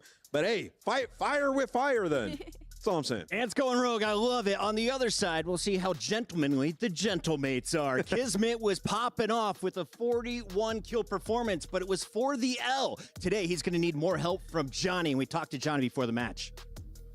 What's up, everybody? I'm here with one of my favorite gentle mates, Johnny himself, as he gets ready for his rematch against 100 Thieves. But before we get to that, Johnny, you just got done playing Orchid. How you feeling, man? I'm feeling great, honestly. Like, that series was, other than map 3, I mean, like, it felt like a blowout, in my opinion. Like, we were just getting the guns hot, ready for LAT. There you go, okay? Now, you know, you guys haven't had Diamond Con for too long, but how you guys, you know, currently playing? How you guys feeling? Oh, yeah, no, we're feeling great. I mean, yesterday, I mean, I don't know if a lot of people saw the match, but as we were playing in the match, it was really close. A couple tiny things, like, if just went our way, and we just blow them out 3-0. Our first map was 224 to 250, 5-6, and then we were up 2-0 and lost 3-2. So, I mean, honestly, I'm looking forward. I'm looking forward to playing them again. It was a really close series. I think we should have won last time, and I can't wait. There you go, okay? Now, you've been the SMG next to 99 Kids, all right? How does it feel being able to feed off his energy in some of those big moments? Oh, honestly, I mean, Kid's a great teammate, great player. Like, you know, like, there's nothing bad I can say about Kiz. Being up there and just like knowing that like he's got my back when it comes to just like slaying or just like anything like going around the map, like it feels good. There you go. Now, 100 Thieves, you guys lost that matchup. What's going to be happening differently in this series than the last series? Well, like I'm saying, we're gonna win. We're gonna win. I can't say the strats that we're gonna do. You know, okay. we're gonna they won't see it though. Okay, they won't see this because once this plays, y'all both gonna be on stage. All right, so you give me a little something. You know? Well, I mean, we gonna be playing our situationals and S&D a little bit differently. We went over some stuff. You know, we know the couple plays that we need to do right that we did wrong last time. So we're just getting prepared for that for sure. All right, man. I'm gonna let you go finish getting prepared for that matchup. I appreciate you talking to me. That does it for me and Johnny. On to the next. Yes, sir. I gotta say, Johnny handled that grill session quite well. Let's see how he handles these respawns, though. We're gonna see Skyline as your first hardpoint, Hacienda as the control game 3, and Rewind for game 4. If you're going to beat 100 Thieves, do you need to beat them in hardpoint, search, or all of the above? They have to do it in search. I still think 100 Thieves is one of the best control teams in the game. We saw it in their last matchup. They were able to win 3 in a row versus Gentlemates. So I think they steal a hard point. I think they force a game 5 and win in search and destroys, but I'm going to keep it a buck. They need more out of Diamond Con if they want to win any of these HPs looking at these stats compared across the board. Yeah, I think this is the weakest 100 Thieves have ever been. Also, I look at the map set. I love that Rewind's back in it. I mean, they're a couple mistakes away from just closing that out. And Kismet is extremely comfortable on Rewind hardpoint. Also looking at the Haciendas. Like, they were in a commanding lead in that control. You get it back in the series. So, Gentlemates today, I think, you know, just putting the foot on the neck at the end of the maps, right? Let's stop making too many mistakes, and we could have a Game 5 banger. Just to remind everybody what is on the line, they're already guaranteed 40,000. If you win this, though, you double that, 80 grand. And more importantly, you stay alive for one of the 8 spots left in the playoffs. Ladies and gentlemen, it is time to get our match 3 started.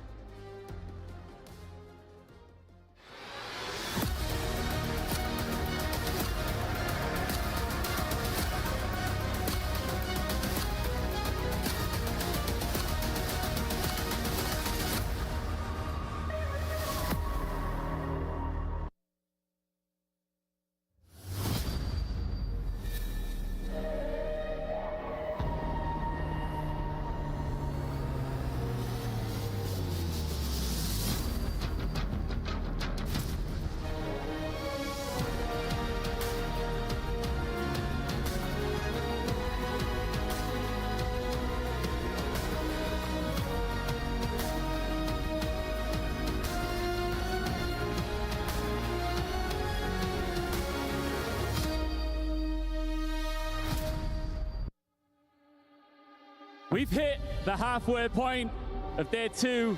It's Black Ops 6 at the Esports World Cup, and the stakes could not be clearer. Two teams, one shot at making it at playoffs. You win, you punch your ticket. You lose, and you're done. On one side, a roster that's been stacked with stars from the start.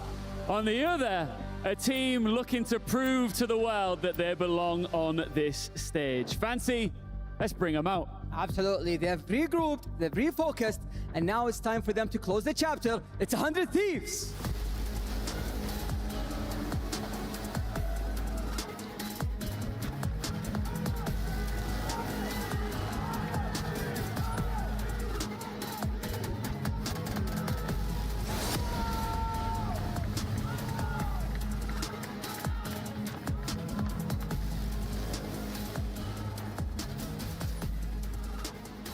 Let's bring out the underdogs with French flair.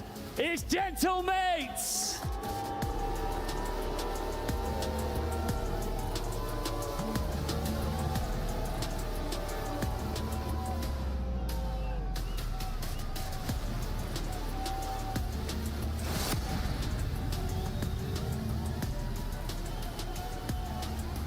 This is your Group B decider. A playoff spot is on the line. Let's get it.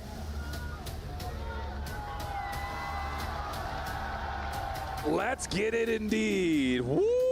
Mercy. Let's lock in here, friends. We've got ourselves what could be a barn burner. Thieves looking a little bit soft compared to what we would have loved to have seen after their recent downfall at Champs. Whereas Gentlemates, let's be honest, and I'm just going to say it right now, Chris. If DiamondCon spawns in, they may have beat Thieves yesterday. It really was that close, wasn't it? It was the very first game that we had ourselves, particularly anyway, and it was, I don't want to say necessarily a shock, but Gentlemates definitely shoved them a lot further than we thought they would, and the fact that they're meeting again shows that Thieves maybe haven't found that level quite yet, but it would take like no time like the present to be able to do that again. I'm sure they would take the same kind of game, Thieves, at this stage, a 3-0, but close maps, they would not complain whatsoever. Correct. But at the same time, I think it is correct. I mean, we're going to delve into the stats maybe a little bit more as we go on, but I mean, look, we don't want to try and lie into KDs too much, you know, as casters. We do try to not lean on that fence as much as we would like to. You look at everybody here on the sides of Gentlemates. I mean, Kiz dropped a 1.27 over the series. Luna's 0.9, a 1.05 for Johnny, a 0.6 for DiamondCon. Yeah. That, you know, you can almost excuse like a 0.8 or something along those lines, but a 0.6, that is detrimental. Correct. And I think the biggest thing about this, and just kind of referring to DiamondCon's immediate pickup into Gentlemates, I actually kind of look at that as similarly to what Rex did with Carolina, where he gets picked up almost last second, and guess who they play first? This Thieves team. Like, it's just not an easy team to spawn in against, really especially on the AR front, which DiamondCon's running. Yeah, 100%. And I think, you know, we wouldn't be leaning into it so much if the games went so close. I mean, what is this? It's a 26-point game in map number 1. It's a 1 round in the S&D and 1 round in the control. Yeah. And again, not to be picking on DiamondCon by any stretch. He will probably say the same himself. Correct. But if he has just an okay game, Gentlemates could have feasibly 3-0'd Thieves. Absolutely. The 3 maps could not have been any tighter. That's the biggest kind of resurgent point. I know that the day was long yesterday. There's a big, stiff argument to be made that there are not enough hours in the day when it comes to competitive Call of Duty, but we're reset, we're fresh, and we're ready to go. Gentlemates coming off of a win earlier today versus Team Orchid, hoping to keep that momentum high as they get a second chance versus 100 Thieves. Let's get it on. And I think that's a really good point, actually. Gentlemates doing a convincing job up against Orchid. That might give them some real momentum heading into the series. Well, Envoy will have first blood. There's been a lot of eyes and a lot of conversation from Thieves fans about what he can provide after what was also, I think, a categorically lackluster day from him. And he's already off to a 2-0 start and a pretty feasible amount of early hardpoint time. And we're talking he's already up to about 20 seconds and has only been 25 seconds off the game clock. Yeah, that's a chunky amount of time. 30 seconds still being left over towards P1. But Gentlemates will manage to find a way through. Bringing from the other side, Hydra will be lingering around Kitchen, just trying to cook as best as he can. These kind of places, these kind of areas are where he really does thrive. Indeed the case, and already kicking up a couple of kills, but still, decent response here from Gentlemates. Scrap, Ghosty trying to get the last player out, but Johnny continues to battle. And I will say, talking about Johnny, his addition to this Gentlemates team in the regular season didn't provide the spark that they needed, but boy, he's been electric so far here in Saudi Arabia. He's doing well. Somebody who did sensationally yesterday, we did just touch on it a little bit, that Kismet But I think that shoe was on the other foot. We're talking about DiamondCon needing to step it up. Is Kismet going to be able to have a game like yesterday? Yeah, absolutely. And then on the same front, just to keep that conversation about the roster going, we can keep going. Looters with this new role looked a little bit more like he had been in the last 3-4 years of Challengers. So can that also be there? So far, everything's panning out very nicely for Gentlemates, considering the early 20 seconds that Envoy was able to find. They're going to get their first lead and still have a chance to hold on to this P2. Break from the front, starting to create something, though, and DiamondCon has to play for his life. It's okay just to stay alive over towards this backside. Originally, for Gentlemen, it's a lovely break. And Owner of Thieves here went, no problem, we'll try and do the same back in date. Nobody able to really hold on to P2 so far. And with 10 seconds to go, it's kind of a bit of a 50-50 split. Maybe Thieves just about get the better end of it. I don't think if you're Gentlemen, that's not the end of the world. You get broke back, you don't really lose a great deal. No, about a 50-50 exchange, you take that. But over towards P3, a hard point that Thieves have found a lot of success on. Can they find a way to produce that once again? Hydra setting up a pinch from the backside of the kitchen. Good shots, able to find himself too, and he wants more. Knows that there's one more player inside the hard point, but help has already arrived for Gentlemates, and they're going to hang on to at least be in a position to contest while Thieves restructure off the spawns towards the right side. Yeah, Hydra's been a real menace so far. Seems to be slipping in behind consistently, sitting at 12 and 6. And we know what he can do, right? I mean, it's not a new story to anybody who has watched Call of Duty over the last few years. Hydra is a big problem. Right now, though, they do have a problem with two different directions that they have to now watch. Do the side of 100 Thieves inside the kitchen. Gentlemates find a way through just by pure brute force. This has been a really even battle. I mean, 50-50 over P1, 50-50 over P2, and pending how this last 13 seconds goes, if Gentlemates can find the majority of it, it would be essentially a tug-of-war game here at the middle of the map as well. But everything starts to turn up in favor of Thieves, and you look down towards the minimap, looking over towards the next hard point at Bedroom, and Thieves have the perfect setup, including Hydra in the back, making sure the anchor is safe. A close game, but Thieves definitely the ones leading the dance right now. Seems as if they are dictating the way that these games have, well, been playing. May well have a few, though. Yeah, a couple of players have stood still. Not too sure if we are still going. Well, are we? Are we good? Are we locked in? Let's find out. Yeah, that was Kismet, who was kind of stuck, and even still, it looks like he's just kind of running circles. Well, yeah, he's got to be broken. Yeah, you can kind of see it. Everyone's just kind of frozen at the moment, and Kismet is not moving. So surely there's something to be said about a potential pause or reset coming out, but the game is still going right now. Kismet's still not able to fully get himself moving, so we're going to keep the game going until we get a call from the refs on the stage. So for the moment, Thieves comfortable, to put it plainly. We'll get it figured out. At this moment of time, it does not look like something is quite correct, but yeah, I think you're right. Until we get that call, there is really not a great deal we can do. The referee should have been alerted, but in all of that time, Thieves have got a 360 over towards P4. Everyone seems to be moving okay now. No, it's still Kismet. Yeah, it's still Kismet. It's almost like he can only move his left joystick. Like, he's not moving his arrow at all right now. So, well, now he can. Uh-oh. This would be, well, maybe not. He's kind of floating and dancing a little bit still. Yeah. So, we're going to play this through just a little while longer, but the idea would be that we should likely get a reset here. But for the time being, we'll call it as it lies. It's difficult, isn't it? Like, you know, you kind of want to talk about Thieves, who are now 110 points in the lead, but I think it's an immediate distraction with Gentlemates, and hopefully we get a resolution to that whenever it does happen.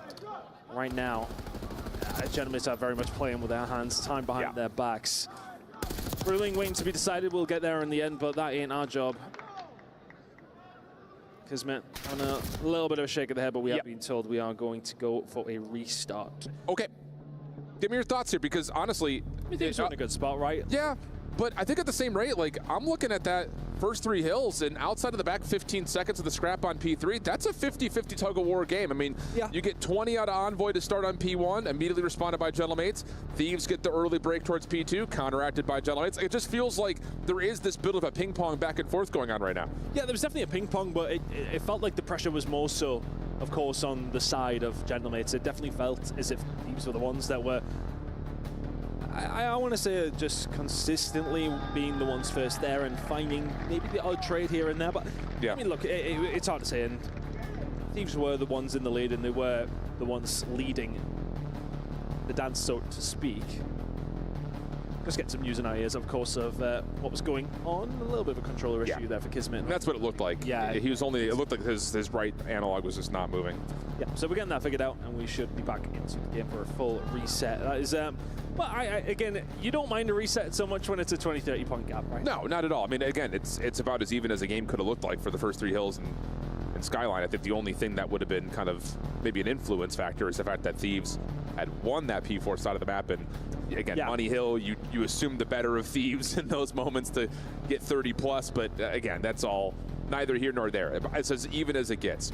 So for Gentlemates, I would say just kind of reflecting off of how they played Thieves yesterday versus what we're getting today, DiamondCon is, I think, looking more confident in his role with this team. I think especially kind of watching on with the B stream when they were playing Team Orchid. Serviceable, I think, enterprise from DiamondCon, played well. Maybe not the standout, spotlighted, hard, heavy carry that you might want to see, but you are in a position of, hey, at least we're shooting back and we're keeping it around even. So there's good news for Gentlemates fans. I think the biggest story now, kind of taking the perspective of Thieves fan, is are we going to get the same performance out of a player like Envoy, who did suffer a little bit in this matchup? A lot of permutations. Yeah, like, exactly. That's the thing, you know. Again, like it was a point I wanted to make, but we jumped in the game quite quickly. Was about Kismet and how well he played yesterday. Correct. And it's almost like how many kills are there on the map for DiamondCon? When Kismet's dropping 40, right? I mean, that's one thing that you have to kind of always take into consideration. But yeah, it's going to be difficult for Kismet to drop 40 if his controller isn't working, in fairness. Correct. And hopefully he can get a suitable replacement, and we'll get that figured out pretty soon. But yeah, look, it was pretty close to kick things off. We'll go again, but I think for both these two squads, like the pressure really, truly is on Thieves, right? I mean, I think, you know, if Gentlemates would go out of this tournament in 3rd place in this group, I think that was always kind of what we expected to happen in a certain way. If Thieves go out in that fashion, though, I mean, that's pretty bad, and that's pretty miserable end of the season. A truly miserable end of the season. That'd be very definitive. What I will say though is they're in a solid 2nd place for favorite jersey at the event so far. Next to who? G2. Thank you. I was going to say G2's unis were clean. Oh, you know what I like about the G2 one though is the full tracksuit. Correct. Like we're vibing. Like the nice light outfit. It's very summery. I like all about it. They're in that beautiful almond, which is popular right now. Yeah. You know what it is though? If I turned up wearing something like that, you'd probably criticize it. You're the only man to criticize. Thankfully, we don't have a camera here. But you're the only man to criticize the stash so far, and honestly, it's quite helpful. There's posts on social media, friends. You can roast CJ Ton on Twitter and Instagram, wherever. The stash, I'm not a fan. I'm just not a fan. I want to see that rockin' upper lip. That's some of the jackets I've seen you, well. Whoa, dude, don't hate on the grandma couch jacket, all right, brother? That jacket's heat. Let's get back in, though. Reset. It looks like everyone is good to go, well, even especially if you're a Thieves fan. First 4 eliminations go their way, and it's back to business as usual. Yeah, that's not the restart you want of your Gentlemates and your Thieves. You have started off where you left, even considering that now Kismet is very much in the game. See him moving there over towards the backside. Just going to keep an eye on his name on the minimap just to make sure everything is tickety-boo. Well, Scrap holding down the upper areas of this P1 overlook. And yeah, he's just absolutely frying. He would have had that one too, but Ghosty beats him to the punch. And it has been a perfect start for Thieves. Now trying to flip the map, and they will stagger the spawns out for Gentlemates. It's only one player in the back, and it is the aforementioned Kismet. Needed to make a play. Oh, he has made a play, actually. He does really well. Let's just get through Piano and go up the elevator shaft, and he finds a kill. That's now allowed some doors to be open for the side of Gentlemates, and that's all Kismet just being patient, right? He doesn't pull up any trees. No problem whatsoever for Ghosty, though, to try and get himself back into the spot. Expects the challenge, cannot deal with it, but ends 6-0. Yeah, and I think the thing about that is Ghosty also blocks the spawns one more time, and there is a spawn up for Ghosty. So an opportunity here for Thieves to really run away with the early stages of this game. 6-1 for Scrap. He's going to find another on Kismet, and that will clear the field. Gentlemates now spawning way far out, and Thieves looking good for the back 30. Really good time here for Thieves. Spawn should come in as well. When these gunfights, though, and it's just no problem. If you're going to go 1-by-1 against Ghosty and Scrap, well, Kismet's going to win a good gunfight by the looks of things. Could he find a second Kismet just doing all on his own? No controller issues there, but again, they are on your own after all 3 teammates are dropped. Exactly, and this doesn't really turn into too much outside of a little bit of a nice individual finesse moment. Scrap 7 in a row as DiamondCon in this reset is 0-6. This is the thing we talked about in this head-to-head matchup throughout the entirety of the year, but in particular yesterday. yesterday, the AR differential was significant, and we're seeing that come to life again.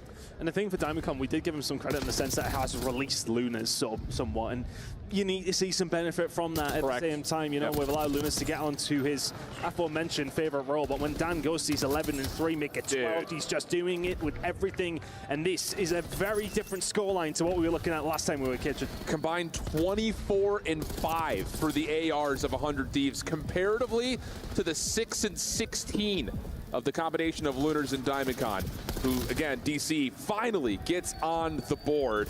Need that to turn into something, and something quickly, though, because this game's almost already over. I mean, if you think about FaZe yesterday when they were going up against Omid Draza, at one stage he was sitting at 0 and 5, ended 9 and 6 on the Search and Destroy. You need that kind of turnaround if you're Diamondcon right now, because right now your team have 12 kills, you nearly have that many, 12 points, you nearly have that many deaths already. Woof. That's about all you could say through the first 3, make it possibly 4 hills. Scrap and Envoy dealing with a little bit of trouble as Gentlemates are splitting the map and have some force to get around the back, but it's not together. Lunars, Johnny, both fall individually. Ghosty here to save the day. And what? I think if you're Gentlemates, can we go back to the 3v4 we were just playing when Kizar lost his controller, because they are getting stonewalled. 15 points. Although the case of about 3.5 different hills so far. This might be their opportunity. Diamondcon will find 2, but Spawn towards the back. Yeah, you're not finding them in the right places. Luna's ready and waiting for it. We'll find the gunfire on the Scrap. He gleefully went for that child. The way that things are going so far, there's of no question that the roster are feeling confident. Another 4 dead, another 20 points. They are going to be approaching 200 by the time we get to the next rotation. And I think the thing about this 100 Thieves team, when they're really connected and coordinated, they don't let you take a breath. They don't let you come off spawn as 4 and then get a setup. They're going to keep pushing someone forward to make sure that they at least go 1 for 1 and keep you at low numbers. But this is egregious. I mean, we've seen some blowouts, like a 250 to 37, I think Boston had handed to them. We've seen a couple of bad losses from Carolina against this 100 Thieves team, but this is obnoxious. Another 10 seconds, Gentlemates would have doubled their time so far over the map. Yeah, there's just no way to butter it up, though, right? I mean, they are getting bodied right now. Thieves in a very commanding position, but finally, Gentlemates seemingly are getting some points on the board.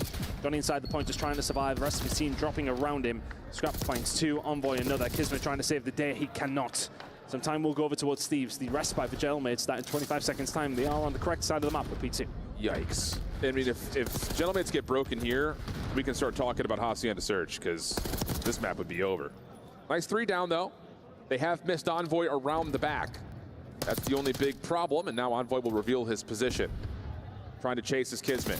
We'll find him off the drop down and deal with it quickly, but that does, again, block 1 member out from spawning in. Not able to utilize that off spawn as a chance to kind of pinch through the old time. Hydra now getting to work around the back, finds 1 for free. Not able to anticipate the second as of yet, but the help from the front from the rest of the Thieves team is already here. Lunar's in some trouble. Finesses gets 1, gets away. Envoy can't trade. So still a chance here for Gentlemates to find some sort of a connection around the back, but while this is all happening, Scrap is still going to have free hardpoint time. And he's getting it absolutely entirely free. Spawn towards the back, though, are still there for Gentlemates, if only momentarily. 2 players inside of the point, and finding some kills as well. Can they seal the deal with a shot into Envoy? Yes, they can, so that's going to help them solidify. Give Gentlemates their credit. I mean, the lead is one of those things. It's still very much there, but over the last 2 hills, significantly better. Chris, we could go ahead and just say this the way it is. Seats, right? You know, I mean, you've seen things, you've seen hotel comebacks. This would best that, let's be honest. If they pull this one off, this would best that. We aren't talking about Thieves yet. We aren't talking about Thieves, and that's who it happened to. Never seen anything like it in my life, and I will happily sow those seeds for us all. All right, well, get to work farming those up. Going to be over 200 points here for Thieves. Contest comes in for a moment, but Diamondcon having a hard time finding some ground to work with. And Kismet by himself, bested by Hydra at range. So now over the double century mark, goes 100 Thieves. I mean, you're still dealing with the ARs of 100T. 44 and 28 combined between their KDs, just dominating at the moment. The domination, right? Gunfights inside the kitchen. Yeah, Hydra wins those trades all day long.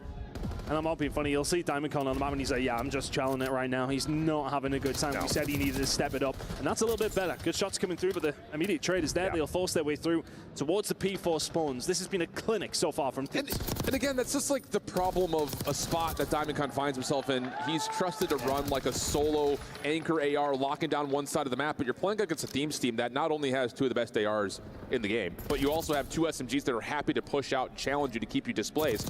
It's the exact same thing that happened to Rex when Carolina first played Thieves when he was picked up. It's just such a tough team to play up against. And as we move back over towards bedroom, it will be Thieves winning the rotation, locking down the spawns, and about to put Gentlemates in the 100-point club. Incredible work from the side of Thieves. One last opportunity. A roll of the dice with Gentlemates comes up with a 2 at best. My word. That was the kind of man that Thieves needed to come out into this series. Question marks have been sort of risen up against them, especially after the game yesterday against Gentlemates, against Heretics, obviously falling. And that, I want to go as far as saying a statement, but a nice steady start to the series at least. And I think the thing about it is, like, again, our reaction as a recency bias it might come across from yesterday, it just wasn't what you wanted to see from Thieves at all. In terms of, it's been a month since their unfortunate fall in Kitchener. A lot of questions about, did they take the tournament maybe a little bit too complacent to start? Kicking the soccer ball around a little bit before their match. We saw that happen in Dallas. But the thing about it is, we know what the potential of this team is. It just comes down to, are we actually going to consistently see it? And I think there was a bit of a wake-up call when they played Gentlemates, even though they 3-0'd them yesterday. All 3 maps were close. Yeah. You get into a really tough Vancouver Surge team, and you play them tight for all 5 maps. You don't quite get past the finish line, but now off the reset, you come back out, and that just looks more like what it's supposed to look like if you're Thieves. Yeah, no, that's the kind of thing we would have come to expect. Either way, getting it done now when it really does matter, but that's dude. Yeah, man, that's tough. It's just so hard as well. Honestly, I think Gentlemates might have had more points at the time of when we ended the first game than they ended up with. Tough scenes, really poor start. I mean, look, the back half wasn't that bad. They probably went pretty even, but when you're that far behind, even is not good enough. No. Utter domination on the side of Thieves, and now heading into a search and destroy. If you're Gentlemates, you need to switch back on quickly. Yes, you do. And it's a Hacienda that we did not see them play yesterday. This will be a unique map between the two of them. The problem is, when they have played this map throughout the year, Gentlemates have not found much success on it. Again, it kind of comes with a caveat because multiple instances of different rosters, so on and so forth, but that guy on the front side of your screen needs to step up. And I know we had this cast yesterday. I don't think we ever really touched it. We're trying to avoid talking about Diamondcon not playing well, but you can't avoid it after you see it 2 in a row. No, of course not. I think it's something that it just has to be relevant to it because the game is so close. Look, if they get blown out of the water and he has a bad series, then it is what it is, right? Look, everybody hasn't necessarily performed to that level, but it's so close. That's where you start to go to the underlying figures. That's where you start to go at the outliers. You have to sort of say to yourself, right, what is going on? He's trying to be. He's trying to be. One day. That's what he wants. Scrap, one of the greatest of all time, would be something he would take from his career. Yeah. And he's against, I should say next to another who will very much have his name in that Hall of Fame later on in his career in Hydra. Indeed the case. Kind of taking a look over some of the individual numbers here, and we talk a lot about teams that make multiple roster changes. It's all about trying to improve, find a way to correct mistakes that had been plaguing them over the year. For this Gentlemate squad, not a bad first blood team, but a miserable conversion rate percentage when it comes to having those first bloods. And I think a lot of that is, again, you look at the players that have played for them, and the SFGs in particular, very happy to run forward, maybe get 1 kill, but then they get instantly traded. So it's like you're really not playing 4v3s, you're playing 3v3s. I think the biggest thing about this, and what we talked about yesterday, something we really gave a lot of credit to Gentlemates, is that they were finding a first blood and then staying alive, getting themselves those number of opportunities, but it wasn't on a map like Hacienda, so we've got a unique look here for map number 2. Yeah, it's a little harder to get away on Hacienda than it is on Dealership. Halfway line, get a kill, dip it out. Yeah, you can't do that so much on this Classic. Let's see how it's going to play out, though. These two teams posturing up top. Johnny will get that kill and will absolutely be able to get out. Envoy pushed very high up, and Gentlemates just wait for him. That felt like 100 Thieves seeing what they can get away with type of start. That felt like we just said 70-point club. Correct. Yeah. Well, Hydra's going to get a read that the window is wide open and going the way of Gentlemates. Johnny just continuing on his route. Good prediction from Johnny. Gets himself 3, working on potential for an ace, but Scrap is on the other side of the map. Kismet going to throw some shoulders, and DiamondCon will get on the board with a flawless round for Gentlemates on their opening offense. Big plays coming in from Johnny. The opening blood kind of gets presented to him. But the next two very much had to work for them. Yeah, Envoy is just flying through the front door and nearly gets him, to be fair, but then Johnny goes on to very much do what he wants. That's incredible. Hip fire. Slammed Ghosty. 1-0 up. Very, very nice run. Yeah. That's the power of a player like Johnny. And don't want to keep creating these challengers commentaries, but when he was in the Vanguard year, he was looked at as one of the best flex SMGs that we had in Vanguard in North American Challengers. Then he gets picked up to a Paris team that's already out of the running for playoffs. Doesn't go well, obviously, because that team was less than good. And again, same situation here. Picked up halfway through the season, but as we get into this round, and it's the SMGs dominating.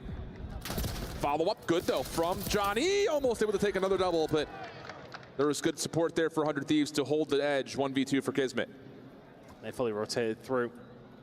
I think Kismet will be probably well aware, though. He's got here enough time that kind of just got to deduce where they've went, and that's the only real place they could have. I think for Kismet here, slowing down may well be the play. They could be absolutely anywhere around the back of the spawn. They've spotted you out as well. He's going to dip, dive, and dodge and get the hell out of that. We forgot about Duck yesterday. When I forget. We is generous. No, we've been a duo these past 2 days. You have to, you're there for my fault. Okay. Keep that in mind. See what Kismet tries to play off the post plant. Envoy on the rock. Ghosty on his cross. Both nades to play with here for Kiz, but goes for the raw check and finds both players waiting eagerly to find the easy kill. I felt like that round was over maybe a little while ago. If Johnny wins that gunfight over on the site, very different scenario. I will say, Thieves fans out here in some decent numbers, right? Yeah, very much here. Shout their team on, and hopefully they can shout them on over the next 2 days. A long way to come for them to be knocked out in groups. You don't need to cover up that. You can say it with some force. Put your chest into it. Well, right now it doesn't feel like that's well, true. Yeah, after you put your opponent in the 70-point club, yeah, that's pretty valid. Next offense for Gentlemates developing over towards Secret and up top towards the window. Could be a contest here for 100 Thieves. They're watching it. Yeah, I was going to say with Ghosty on the cross and the potential for the follow-up through the top hallways, which is exactly what's coming through. Hydra, that's free. And it's just down to DiamondCon. Wow. Not going to happen. Perfect defensive response. Bit of a blind counter, but adapted nicely by 100 Thieves to deal with the window play. Hydra's a kid in a candy shop when he gets around those kind of angles, right? Sees two like that, and you know they're dead before he even fires the first bullet. He ain't going to mess that up. Just finds the routes. Yeah, first one. As soon as Johnny dies, Luna, yeah, following. Incredible work from Thieves to get that one up and running. Again, Ghosty finding the gunfight. It's just a little bit easy in that round, and Ghosty's letting them know about it. Oh, yeah. He's been letting a few people know about a few things, actually, this week, hasn't he? That one doesn't take a 5-minute monologue, though. No, not quite. That one speaks for itself. So, early edge for 100 Thieves, now onto their next offense. Hydra looking for another aggressive route through Fountain. Nades up top. Extra pre-fire going towards fences, and Hydra will get through, but Envoy drops in the process, and now it's just about trying to wait, keep the focus on Scrap. RCXD gonna push him out, though, a touch, and they will find another elimination while Hydra is just waiting for something along the back, but as the RC connects, now it is just down to the French Phenom for what would have to be a 1v4. Difficult scenario, but very little information for the side of Gentlemates, but the problem really is that, well, Hydra does not have the bombers. That would be okay. Nade over the top as well. Not going to land onto anything, amount to anything. Just an impossible push here for Hydra, but if anyone can do it. Currently, no one's looking this direction. We get DiamondCon for free. Follow up? No, not going to get away. Cheeky idea, but again, like you mentioned, pretty impossible situation to be in. And that's just really unfortunate if you're a Thieves fan, because you're like, yeah, we got Hydra through, let's go. And then all of a sudden you lose Envoy. The RC pushes your ARs out of position, and everything just falls apart. Yeah, Johnny really just the sacrificial lamb after what was a good RC play. Shots coming in. Only solidify the round there for Gentlemates. Rounds of Thieves here have been fast and furious, whereas Gentlemates have had to draw them out maybe just a little bit, but Doesn't matter how you get it done. As long as it gets done. There's no pictures on a scorecard. You know that better than most. Well, less said the better. Kismet going to be isolated and pushed through. I don't think anyone actually has seen him here. Nate over the top, I believe, also gets a little bit of information off the stun check, so this is a chance. Thank you very much. And all of a sudden, Gentlemates, huge advantage, but Diamondcon, as the bomb carrier, falls towards A, and now it puts Lunars in a tough spot as Envoy finds the kill. Ghosty following, and oh no. I mean, look at the positions that everybody there from Gentlemates has died in. One back garage, one's in middle map, one's pushed up on A. Like, what's the plan after Kismet finds that first blood? It feels like there's no plan. What are we trying to do there? All the positions they've died in, none of them are in a place to trade. Okay, this is great from Kismet, found a great position. But Diamondcon pushed it up all the way towards A, all on his own. You've got a teammate in garage, and another over, I don't know. I'm questioning it a lot. A little disjointed, but that's another byproduct of, again, having a newer player on the roster. We often talk when there's substitutes that happen within weeks, the playbook gets a little thin, gets a little disjointed. It's very tough, but it's fundamental, right? Ghosty and Co. trying to show their fundamentals. A big hit over towards B. Can they come out on top? Envoy will find one. What a finesse. Surviving as long as he can if you're Ghosty. A little bit of dipping and diving. Hydra now left in a 1 versus 2. Oh, he's seen one for free. Problem is he slides out into the waiting arms of the other. Yeah, nice little opportunity there for 100 Thieves. I mean, you expect that there's going to be some sort of a head bash when you try to hit double SMGs towards Rock like that, but they kind of reset the fight okay. It's just the quick reinforcements for Gentlemates get there to overwhelm.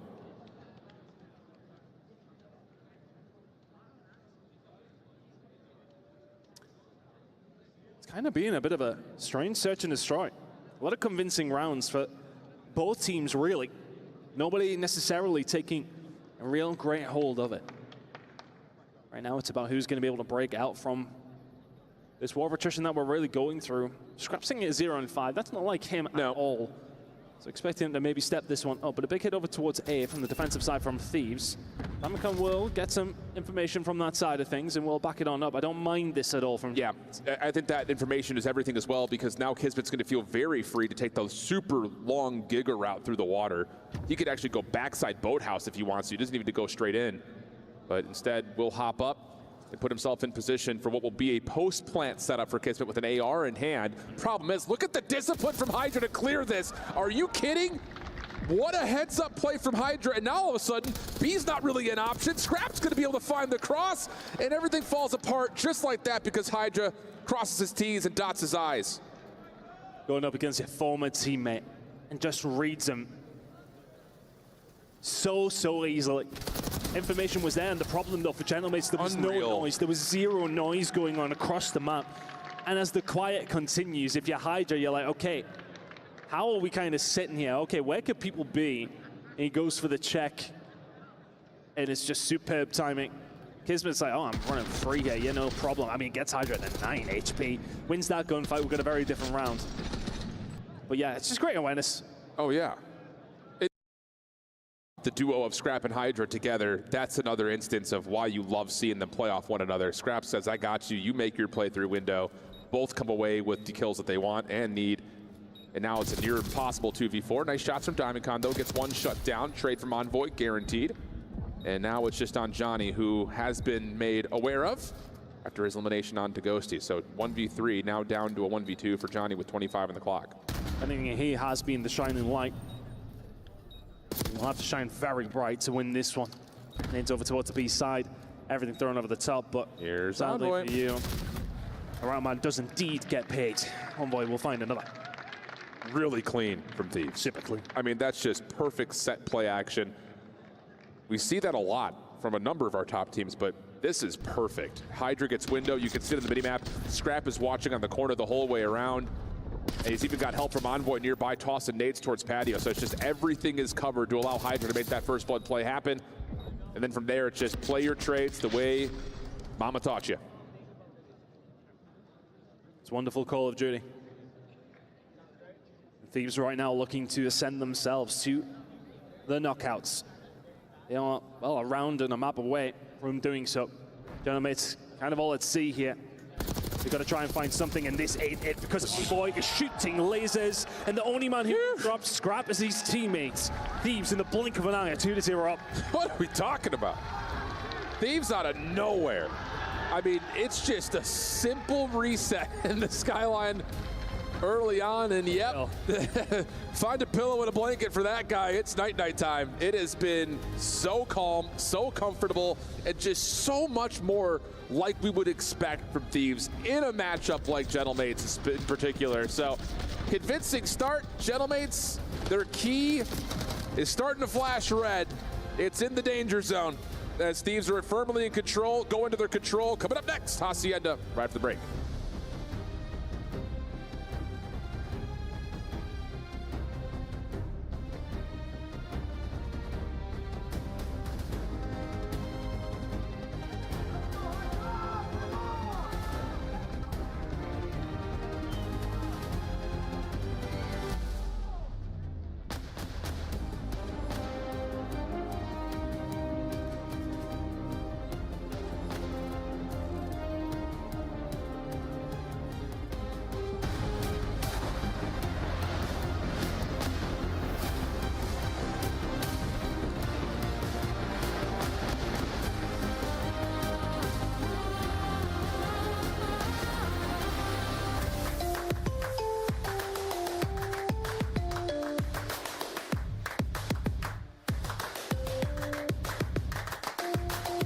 Level up your gaming experience with over 8 billion playlists, only on Spotify, the official audio streaming partner for the 2025 Esports World Cup.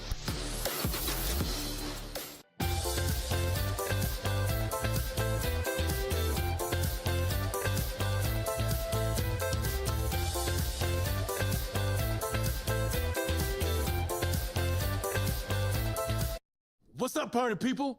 Craig Robinson here with my brother Chris to talk to you about our favorite new puzzle game, Royal Kingdom. We're actually such big fans, we wrote a song about it. Oh, Royal Kingdom, you fill me with delight. I really love to play you morning, noon, and night. Afternoons too, we don't discriminate. With no pop-ups or ads, it's me and you to the end. Oh, sweet Royal Kingdom, I promise I'll never stray. So get out your phone and download it today. Big finish, big brother. So get out your phone and download Royal Kingdom today. Royal Kingdom, download and play today. The Milwaukee Surge, it's ridiculously better.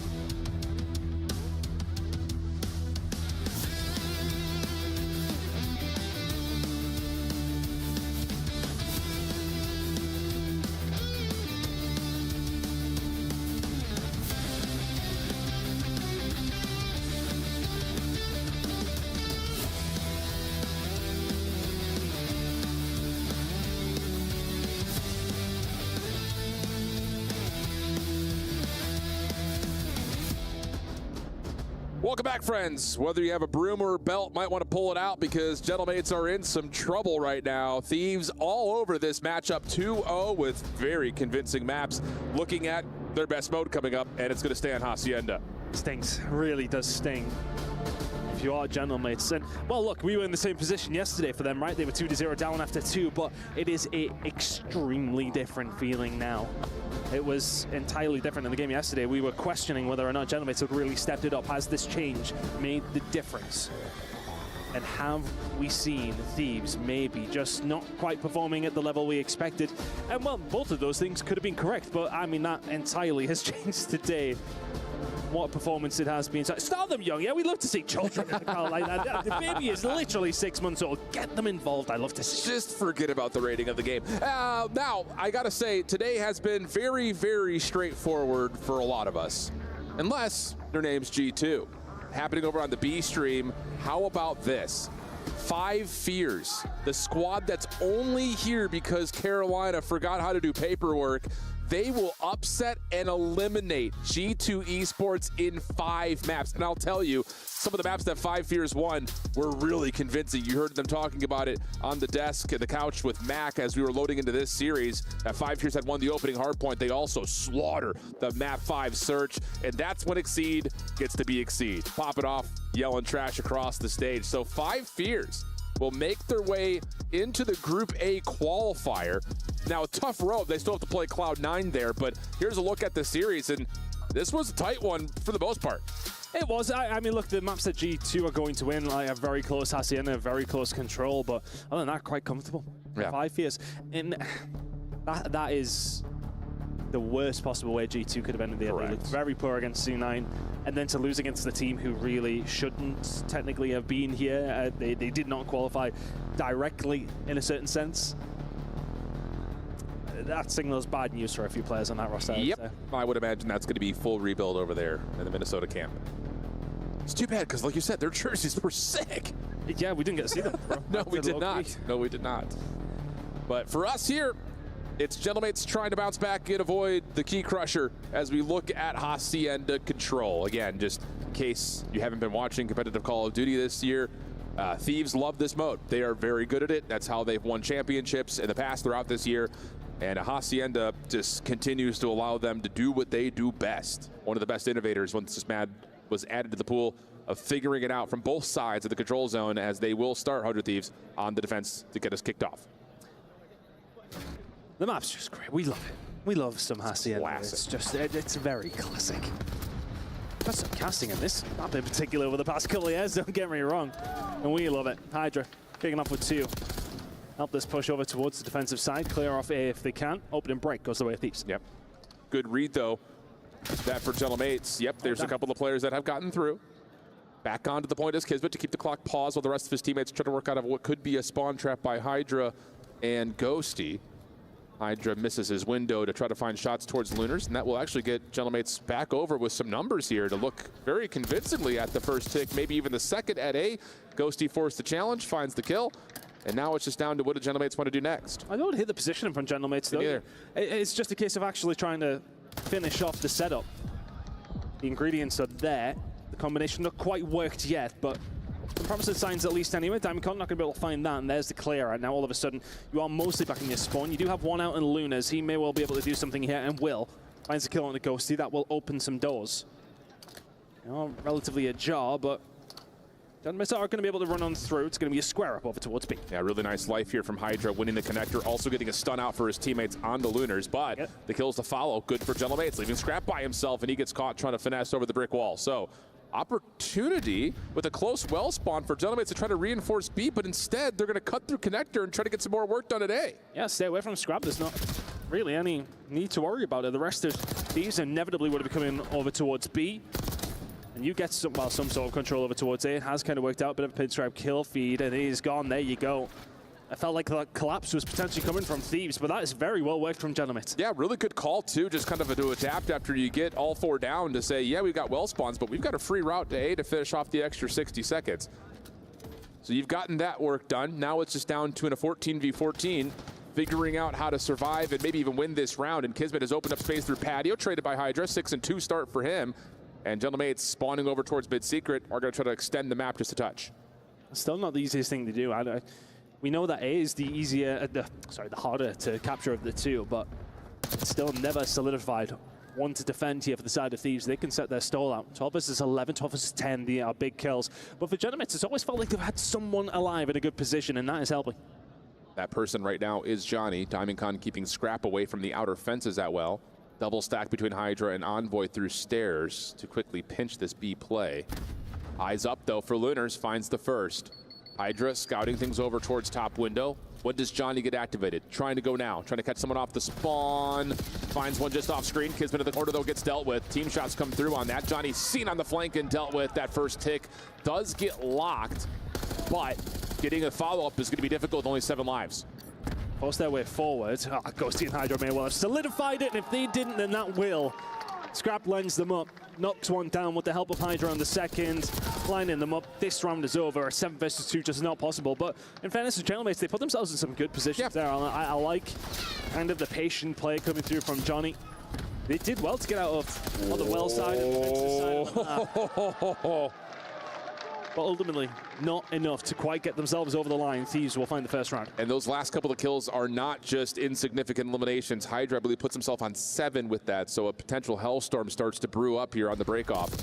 But yeah, you're absolutely right. I think in terms of how the series has gone so far, you look at a first offense with 4 ticks and you say, all right, you know, we're hanging, we're getting involved. Yeah. And then those last 30 seconds happen and you're like, what? Well, yeah, I suppose it's one of those though, isn't it? Like, you take that final roll of dice over towards the point, you kind of got to rush it a little bit, but I like the setup. The opportunity was there. The execution, okay, can be questioned, but as mentioned, the ingredients are there for Genomates in this control so far. Yet to really cook anything up. But this is the difficult side, because 100 Thieves, one of the early innovators and one of the early masters of how to play offense on Hacienda, there is no such thing as an unlosable round. Unwinnable round, rather, I should say, when they're on the offensive side. Good break off, though, for Genomates. Going 3 for 1. Scrap the last one left alive. Will back away to keep his position over towards Connector and actually maybe put a foot on towards the zone, especially with that kill on the Kismet. Else is coming. Position activated by Kismet jumping inside, and now all of a sudden Scrap has a freebie. Isn't going to be able to quite find the second. Hydra's not going to bother either. Oh my goodness me, please don't lose that. Come and fight Kismet. Ghosty's going to be able to find something on the other side. But yeah, Thieves are struggling here. They really can't get out. They do have Envoy in a not so bad position. The rest of the team maybe need to slow down whilst he tries to get something going. Kismet gets caught committing into a gunfight that put him into a very difficult spot. Lunars read down low into Hydra, able to win that battle. Johnny working with him on the low ground. Turns for the gunfight versus Scrap. Can't win that. And so now Thieves out of the spawn trap and on to B.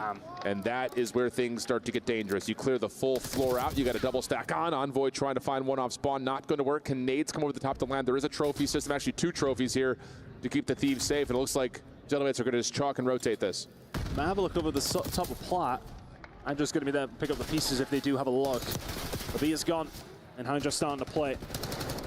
They'll find another Will Ghosty. Can't find anything else if you're Hydra, but they are just going to transition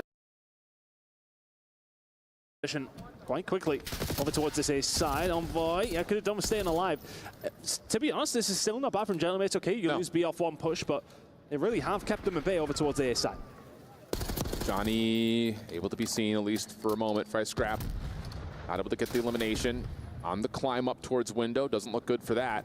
But it does give, again, 100 Thieves a good look to see where the rest of the Genomates squad is. Because with the last one left alive, on the defense playing forward as the clock comes to another pause. There's the even up on the tick progression, and possibly more to come here. This is a nice little opportunity for a stack for Thieves. Halfway through the second tick, Envoy still alive, trying to get the turn, but Ghosty has his trade, and the play could still possibly be alive with Hydra around the back. Can't quite find the second, but the pressure on the zone is still alive. Hydra was lingering around there, waiting for his team to actually try to get something going. Didn't want to give up his position, but eventually drops back down. And now involved in capturing with it. Really not far away. You need to go if you're Genomates. You need to go very quickly. Diamondcon, the last domino to fall, and that is 100 Thieves, 2-0 up, just like that. It's just in the blink of an eye. What looks to be potential spawn trap situations against Thieves turns into immediately on A. Unreal stuff, man. They're so quick. They're so quick. I mean, almost to a certain degree, I'm watching Hydra just linger up top and just having the trust in his teammates to actually be getting something done over towards A. And if you need somebody there to pick up the pieces, great. If he doesn't need to, he's in a wonderful position to just cut off more reinforcements. It's this moment here. Envoy trying his best to survive, and it was Hydra eventually dropping down and dropping 4 as the round ends. It's all about positioning. It's about patience. And Hydra, or his efforts, sitting at 18 and 7. They're 2 rounds. It's incredible. This is more like it. This is more what we thought we were going to see from Thieves this week. Slowly warming into this one, but making mincemeat of GentleMates so far. In a series like this, this is the expectation. You know, when we saw this matchup in the initial group pool, you assumed that this was going to be the action that we saw. It was a 3-0, but again, all 3 maps were tight when they first played. This feels like all right, now the wheels are turning the right direction, and this is when I think you start to look at these and say, this is the scary squad that we expect to see. But not out of the woods yet here. GentleMates finding some early success on B. First tick locked, about even in the life count, minute 9 on the clock. Just working their way through again. Johnny finding himself in good positions here. I have been impressed with him, specifically in this series. I think if anybody has a candle will be held towards him, it has probably been Johnny in this series. Specifically in the control, he has been trying to make plays for the squad. Succeeding mostly, but couldn't quite get it over the line, but maybe an opportunity here over towards the B side. Ghosty finding the shots. Can he? Yes, he can, as always. Andrew there to try and pick up the pieces once more. Not able to this time, Johnny. Lighting it up 5 in a row now for GentleMates, and B's not far away. Yeah, I mean, this has been another story, kind of a different chapter of the same book here for GentleMates, where we're seeing one player really take over and show their potential. That's Johnny right now, 21 and 13 in an 0-2 effort at the moment. They will get the extra 60 seconds. Small life edge, made a little bit better by Kismet there, slips away, Lunar's there to support. And this might lead to a very quick transition. Yeah, you can get Diamond on the point to stop the clock again. Kismet trying to finesse where he can. Johnny finding another 2. He really is trying to put the team on his back right now to try and drag them over the line and this attack. And if they get a hold of this, you go over towards the defensive side and you say, right, can you get something done to force a round number 5? Still some card to be played, but Johnny lining up here with the jacket. Oh my goodness me, nearly finds Hydra. But he's doing his work, and that second tick's on its way. Yeah, 6 life edge, second tick, looking like it's going to be a guarantee. Lunar's watching down low, Kismet playing up top. Small contest, but every single kill goes the way of the GentleMates. Just one more opportunity to try to touch this would be out of scrap, but as he falls, yeah, there we go. A nice response by GentleMates to get on the board with the full 6 ticks of capture. Johnny and Kismet taking over when needs be.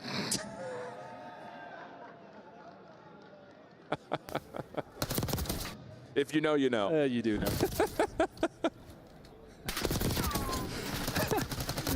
GentleMates trying to get themselves back into this one. And that wouldn't have helped them either, would it? No. Not even remotely. But again, that's just like the thing about Johnny, and I think the dynamic between him and Kismet's an interesting one because, you know, Johnny, I think, has a little bit more of that flex potential from what we saw when he was playing back in Vanguard. Some of that was kind of mandatory based on the maps that we had back then, but he's got the chance to jump off the page immediately. I mean, you saw it in Challengers a lot. You even saw a moment of it, I think, throughout this season where it's just like, yeah, his individual skill is strong. Just comes down to finding the right pieces around it, and now, how about it? Both Johnny and Kismet getting aggressive through window, find the opening couple of eliminations, and now Kismet's on 6 in a row, really brewing towards that Hellstorm. I mean, really, we've seen some glimmers of hope for GentleMates over these last 3 rounds. Yes, okay, they get the last one, but even the previous 2, there was opportunities for them. They took it in the previous, but right now they need Johnny probably to stay alive. Always find themselves in good positions, though. 24 and 14. It's not just about the positioning for me. He's taking up a lot of space for his teammates, but he has been caught. And now, the dominoes start to fall once more. Thieves have put themselves in a position as soon as Johnny dies, they have nothing to work with, and everybody else, it's just difficult. Similar narrative of what we saw in the hard point. Once the SMGs are down and you looked at the ARs to follow up, they're not able to. It just has not quite been there. Combined 30 and 48 for Lunars and Diamond Con, and Hydra just continues to dominate positions that GentleMates would love to have. B is gone. First tick at A gets about halfway done before the defense can recover and try to move across the map in their own right. Even exchanges on both sides as we get to the 20v23 advantage to Thieves. Just working the kills in and around office, and Thieves will take that all day. They're going to have to worry about the flankers coming through. Lunas and Johnny find themselves in a good position. Luna's actually finding 2. Looking for the 3rd over towards the other side, but Ghosty trying to play spoiler. He can continue to keep farming players off. A door will inevitably open for his teammates to get through. May well have to swing back round. He's not going to be able to. He's dead. Yeah, but play from the front. Reestablishes the sides for a moment. Johnny makes sure that the clock keeps on ticking. And in this process of exchange, GentleMates have gotten the life difference just down to even now with that kill from Johnny. Looking for more, and he'll find it. Goodness, 28 and 17, 3 in a row. creating some space now through the well side. His teammates flooding over towards Spiral and towards P2. The only one who is through is Scrap. And he's looking for kills at the moment while his teammates are still spawn trapped. If Boy's having a game. 4 in a row from him. Johnny looking for the 5th. Envoy not going to be able to be found. Went for the Charl, and it's not going to now allow Thieves out. Scrap has not rotated back over. He hasn't needed to. Putting himself in a position where he can jump onto A pretty quickly. But Kismet behind, trying to be sneaky. We'll find one. Looking for more. Scrap could be the next. Johnny's there to find it. Gentleman's doing a good job here. Yep. 3 kills up. And that first tick still not secured. They would need it if they want to tie the ticks of progression that Gentlemates were able to find. Kismet just playing in a corner. Should find one trade onto Scrap. But here comes the rest of Thieves. This is where they create opportunity out of nothing. Tick gets finished. Kismet just trying to save the round at this point. 11 v8. Ghosty down low. Keeps the clock paused for a moment at 20 seconds. Trade from Diamondcon good, but the numbers start to get back to even to 15.5, and you got a couple of members that could really threaten this for Thieves. The Scrap finds another double. He's done well. Very, very tight now. Lunas will be patient, as will Johnny. He finds one. You got to find something here if you're Ghosty and Scrap, and nothing but the respawn screen. The right time for Gentleman to switch it on was 2-0 down in the control and 2-0 down. Can they get a touch? Not quite in time. Most importantly, they don't get that second tick either. Yep. So this is going to come down to the life differential in terms of who gets that round 5 defense. So we'll see. I'm not great at arithmetic. No mathematician scientist. I leave the counting to the scoreboard. It's never been our job. We just, you know. I try not to get myself in trouble with those things, Alan. But I get myself in trouble all the time. All the time, yeah. But gentlemen, so this has been much better. Like every single round they've been competing. The ones that Thieves have won, like, okay, yep, they found their moments. But for the most part, it kind of has felt like gentlemen have been the one somewhat dictating the rounds until they don't when they've lost them. But when they've won them, they've looked pretty convincing. So let's see what they can do here in round number 5, whichever way it's going to go. I don't think it matters a great deal. Thieves now in the attack, yes, okay, technically a little bit more difficult, but it really does come down to how Thieves execute when they get the opportunity, because when they do execute well, gentlemen cannot deal with them. I think the biggest difference in that life count is that Johnny's got 33, Envoy's only at 16, so another little bit of a lackluster map right now for Envoy, but still 2 members for Thieves. In and around the B point, Ghosty in some trouble. Contest will come back through, but not before that first tick of progress gets locked. Honestly, Kismet just doing it all on his own as well. Bats them away, deals with Scrap, forces Hydra to have to back up, but Hydra's going to come back and help his teammates out. Right now, gentlemen are running this map fairly comfortably. But how comfortable can you truly be when this man is skating around you? Lunas tagged up and found. Now a little bit of progress over towards B. Not quite cleared this spawn out yet, have Thieves, but they're in a good spot. Okay, Kismet gets the read. Onto 1. Envoy playing outside 10. Johnny following up. Should be traded by Ghosty. And it will be. But the problem is he's got no help, so he's got to finesse it by himself. Good opening tags onto Lunars. Predicts the follow-up gunfight and wins it. And no one else in the immediate vicinity. Kismet's going to try to run through patio, see if he can jump on in to get the contest, and he will, just in the nick of time as Johnny joins them to clear the zone. But they have to get there pretty quickly, so that's opened up some doors over towards A side. 2.5 ticks in over towards B. A progress starting to be worked on, but it is these big fights. They're just not coming out on top. Lunas and Diamondcon starting to perform on the back of Johnny with 36. I know it. And that first tick at A did not get locked. Diamondcon now on 6 in a row. Looking for more to potentially be lined up, but no. 6 life edge for Gentlemates. 45 seconds on the clock. 100 Thieves working out of a bit of a pressure play onto their spawn. Kismet finessing after his first kill. Johnny up and over, catches Ghosty, and this could be how Gentlemates close out map number 3. Yeah, they just can't get a read here, Thieves. They're really struggling to keep an eye on where the Gentlemates members are. This might actually be locked in for Hydra. Has he extended the time on his own? Yes, he has. And I think I actually don't hate it from Gentlemates just keeping their position. That has been working for them, but they've given Thieves more time to potentially find a way back through. Problem is, all Gentlemates have pushed up and are forcing the spawns way deep behind that mid-statue at driveway. Hydra looking for something. Anything to create space. Envoy doing the same as they try to play off the high ground. There's that first tick finally locked at A. That's the only play to possibly move the defense back. Johnny, meanwhile, is on 5 in a row. Kismet slips the net from Envoy. Trade is out. Clock stays at a pause. 6v15. Not impossible yet. Just comes down to what more Envoy can find from in the zone. 6 in a row from Johnny. He's not died in quite some time, but 5 versus 14. Johnny eventually drops. Now we're squaring up in the middle of the map. One more final opportunity here for Thieves. This is doable. Just comes down to if you can find the kills and then stack. Lunars will drop. Scrap finds a freebie onto Johnny. On the zone they go. Ghosty finds one more. It's just down to Diamondcon up top. Semtex gets tossed his direction, but Diamondcon finds a second. Envoy still alive on the zone. He's working this alongside Hydra. Can they find the kills that they need? No, almost, but not quite enough. It was right there at the finish line, but a small stumble has Gentlemates extending the series. It's all about the Johnny show. Incredible work from him throughout the entirety of that map. And we, Alan, have a series. Sensational work. Just really staggering the Thieves consistently. And that kind of felt like a control from Thieves where they'd been 2-0 up in very easy fashion. Was it lackluster potentially?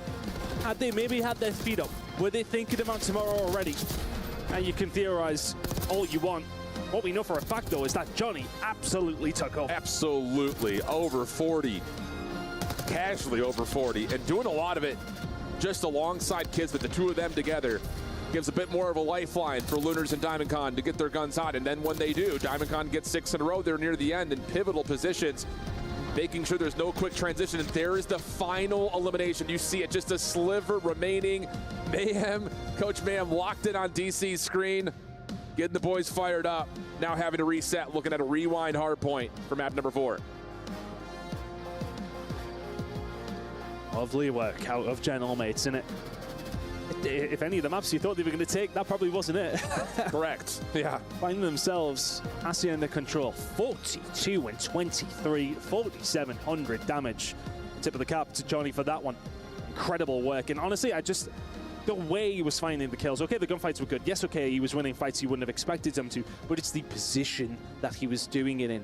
Towards that last round, he was in Thieves' spawn around 6 or 7 in a row. Yeah. That's a big difference maker. Thieves are barely getting out of the spawn because of one guy. Yeah, I'm telling you, Johnny's got playmaking potential without question. 100%. We've seen it throughout the weekend. We've seen elements of it in the late stages of the regular season. But is there enough in the tank to go into a rewind hardpoint? A map that Thieves don't lose often unless you're playing up against a team like FaZe. They did drop it yesterday in the series versus the Vancouver Surge, or the guys that really have had their number a number of ways in the last couple of series. But that was a winnable map for them. I mean, 201, 250 was the tally there. So I mean, look, these two played this map yesterday. It was a close game. 26 points was the difference in the end. And again, that was one of those games we really did focus on Diamondcon and how he was doing.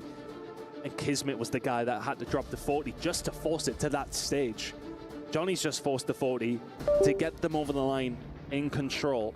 And also a map that they did play yesterday. It was Thieves who managed to take it 3-2. They have been close on occasion, but those first two maps were such a blowout that you're wondering whether or not Gentlemates have any steam left. Well, and they very much do. That's what happens when you fight for your life. Backs against the wall sometimes brings out the best of you. And for Johnny right there, it absolutely was the case. And like you mentioned, we did see elements of 99 kills yesterday. Oh yeah. Especially on this map, he was running all over the place. I think he dropped 40 for the L. So yeah, a 1.54 KD yesterday on that half-point rewind for the L. And again, not to reiterate, but just to get anything better out of Diamondcon, it was a 0.47 for him in that hard-point yesterday. And that is a scoreline that right now you cannot bring to the table. He played well in that control. If we see that, we well could see him at number 5. Could do. That would be a red card, just to remind you on the series layout. We'll save the conversation about those statistics if, and maybe when, we get there. I think the biggest thing right now for Thieves, and again, I know we talked about this in a multitude of ways, but we'll just hit it from a different point of view. They've been dominating the AR battle, and you're going to an AR map that often dictates how the power positions and the money hills go. So I think you're right to say, as much as Kismet was a terror yesterday against Thieves, you're not going to win this map if your ARs aren't performing. And that's what we saw, again, just kind of not to hit it, but one better, just one better. Of course. If we don't see it from Diamondcon, though, it's just going to be so difficult. If you have a single-digit kills out of your main AR, you're likely not going to win Rewind. And again, just to put the shoe in the other foot, are you going to get a game like that with Kismet once again? You might not need to if Johnny is going to be there trying to win those SMG battles. But again, like as you mentioned, you need your main AR to be able to find something. And that's the guy who's going to be going up against him and Ghosty. Formidable duo. That's where the struggles have been. I know it's a lot of weight on a player like Diamondcon who has been, let's be honest, like he's been like a CDL substitute like for his whole entire career essentially. Either filling in, like I'm going back to that New York days where like Clayster takes the step back, Diamondcon fills in, does great, but he's not eligible to play Cold War Champs and Challengers because of that. The Vanguard year in and out, looking solid, I think. And again, just kind of the same situation. Modern Warfare 2, Modern Warfare 3, it's just you find yourself in these weird positions where you're playing with teams that are struggling. It's hard to, I think, evaluate a player on their own when you're dealing with a squad that's just not able to find success in any form. So it's a lot of weight on Diamondcon to show up and perform on a stage like this. That stage looks like it's getting ready for map number 4. Into Rewind we go. One that we, well, flirted with, I want to say, towards the beginning of the season, right? We had a little look. We had a little taste, a little appetizer of it. I was never that much of a hater. I know some people were. Yeah. I mean, it came back to the pool for a reason in my mind. Correct. Yep. That is a big joy to the Thieves camp, by the way, because they look great on this map. Yeah, they do. Yeah, they do. Let's see how the ARs are going to perform here on map number 4. Gentlemates, can you force the reverse sweep to have some potential here? Map number 4, let's get it. Indeed, let's do it indeed. Again, I think the big thing that stands out is how the first hard point went, 250 to 78. But Johnny kicks us off with first blood. Kismet Lunar's following up, and this is some nice early time for Gentlemates over P1. Scrap's got a bit of a pinch, but read by Johnny. And this is going to be an electric start from Gentlemates. Yeah, it's the kind of start they would have wanted. And just to kind of further reiterate the fact that that reverse sweep is on the cards. If Kiz is going to fire like this, it very much is. It would actually be the Giga reverse sweep. They would 0-2 down, if I remember correctly, in the control. We don't see many of them, but when we do, it is a special occasion. Well, first 23 seconds are good. Working on rotation is Kiz, who's picking up where he left off yesterday. And an opportunity, to flip spawns. That happens immediately just before the P2 lock screen starts to come out. Kismet on 5-in-1 to get themselves kicked into gear. And what a start this has been from Gentlemates. Early threat here, though, by Scrap and the rest of 100 Thieves. Spawns are still in for now, but should be blocked, and they are. So it's on to Kismet to play his life. He's been seen, and now he's being chased. You can see Thieves want to hunt him down. They need to get rid of him. They do not want that thorn, that rather big thorn in their side. Nice clear up from Thieves there. Really good work from Gentlemates off the end of P1 to get over towards P2, but that's the kind of position that you are not going to be offered too many times. If you get that hold, you really could have done with a little bit more. Now they find themselves somehow behind. It's the way it goes with Money Hills on Rewind. Hydra cutting off Laundry, no worries there. Numbers from the front being read and dealt with by the ARs of 100 Thieves, and that should be the go call for the SMGs to start getting to work on rotation, which Hydra has found his first kill inside a DVD. This should move the spawns around just a touch and give 100 Thieves numbers advantage as they try to play for rotation, and Hydra's not done 6 in a row. Starting to try and take over. Kismet will find 2 though, and Luna's alongside. The rotation looking good here for the side of Gentlemates, but it did around 60 seconds ago, and they find themselves down 40.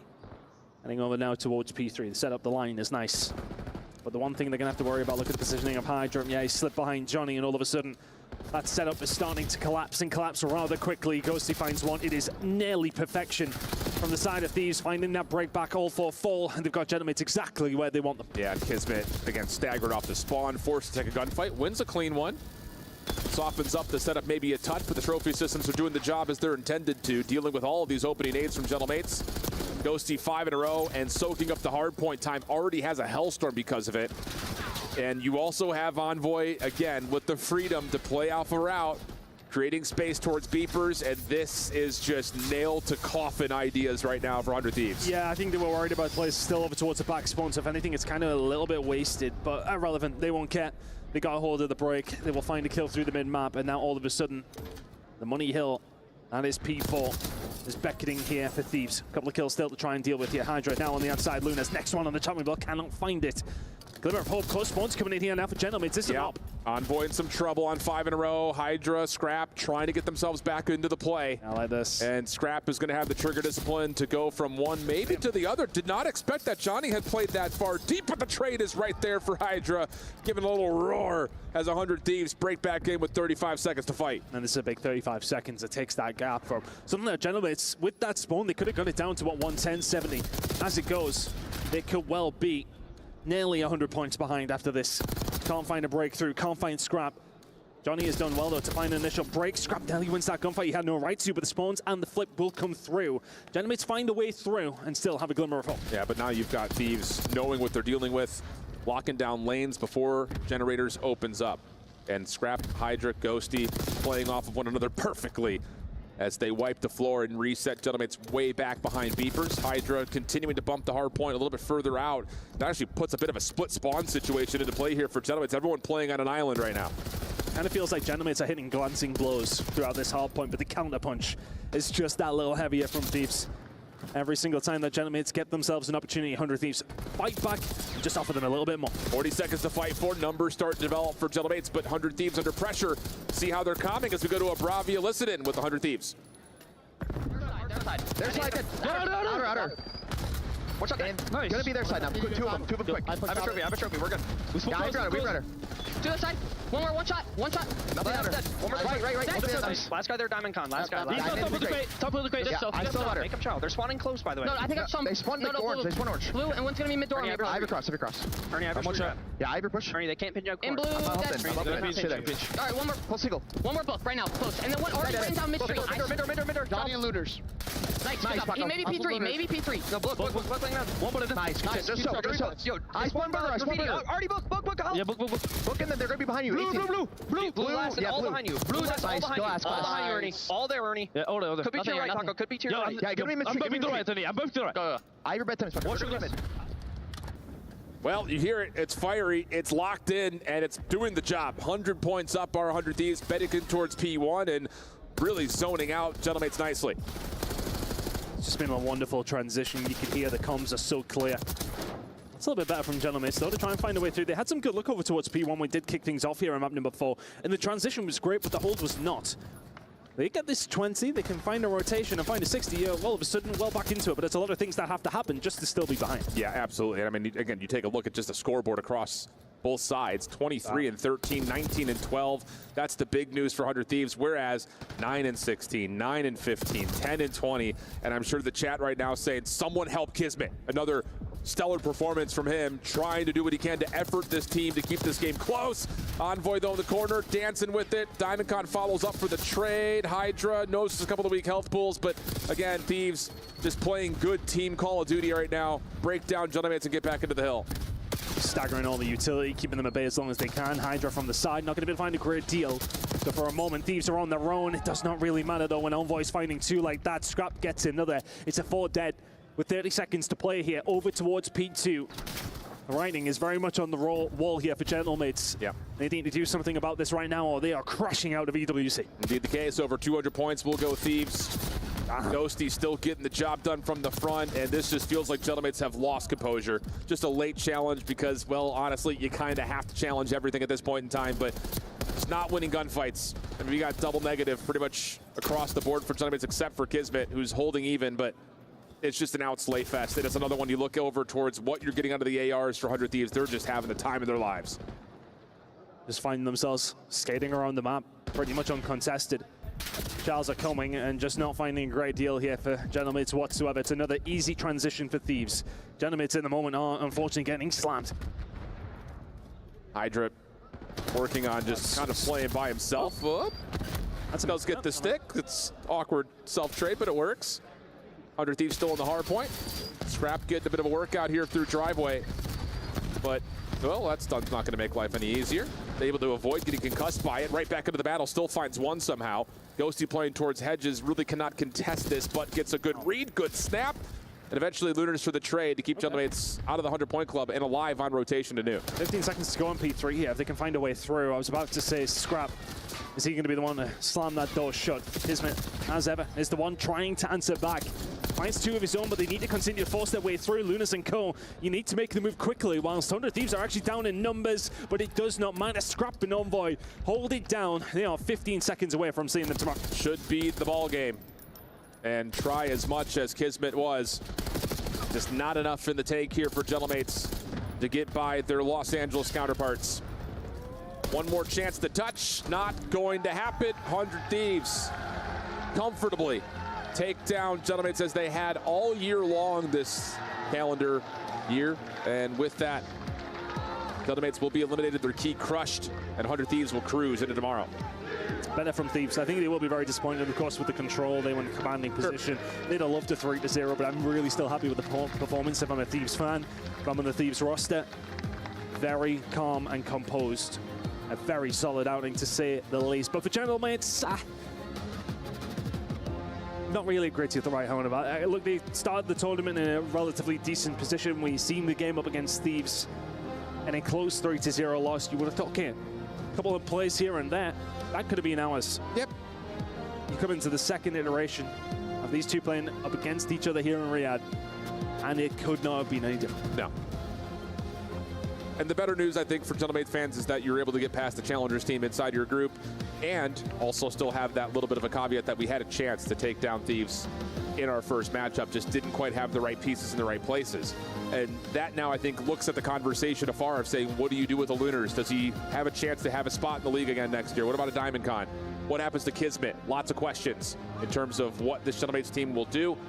I think especially looking at Lunars, hey, you put him in the right role, he plays better. So something to be told about that. But on the other side, it is a power team after all, and Thieves showing exactly why they are labeled as such, as Fancy's down on the main floor with Envoy for our post-game reaction. Thank you so much, gentlemen. We're back on stage after a 3-1 from 100 Thieves, and then head on to the quarterfinals. I have Envoy with me for our Amazon winner interview. First, I want to ask, all eyes were on you guys, and yesterday's loss to Vancouver Surge kind of raised some eyebrows, and now you're looking solid more than ever. Do you think that this is the run where you guys just take it to the trophy? Yeah, I mean, I think for me personally, I'm just trying to step up my game throughout the rest of the tournament, and I think we'll be solid otherwise, and just playing our game. Well, you guys got the dream team, you, Crab, also Hydra, and honestly, there's a lot of talks that you guys should be winning the tournament, but in the next match, you're heading against Optic. What do you feel about that? Yeah, I mean, Optic are the reigning world champs, so it's going to be a tough matchup, but, you know, I trust my teammates, I trust myself, and I hope we can put on a show. Absolutely. Well, you're about to crush a key because you just won an elimination match. I don't know if you know how this works, but are you excited? Yeah, I'm excited. I didn't get to crush any keys last year, so I'm happy to get one this year. All right, let's go to it. The key crusher is going to be turned on right now for their key to be crushed by Envoy. And this marks our third crushing of the day on Team A. There's so many keys are being crushed, so many teams are being eliminated. But we'll let Envoy enjoy this moment.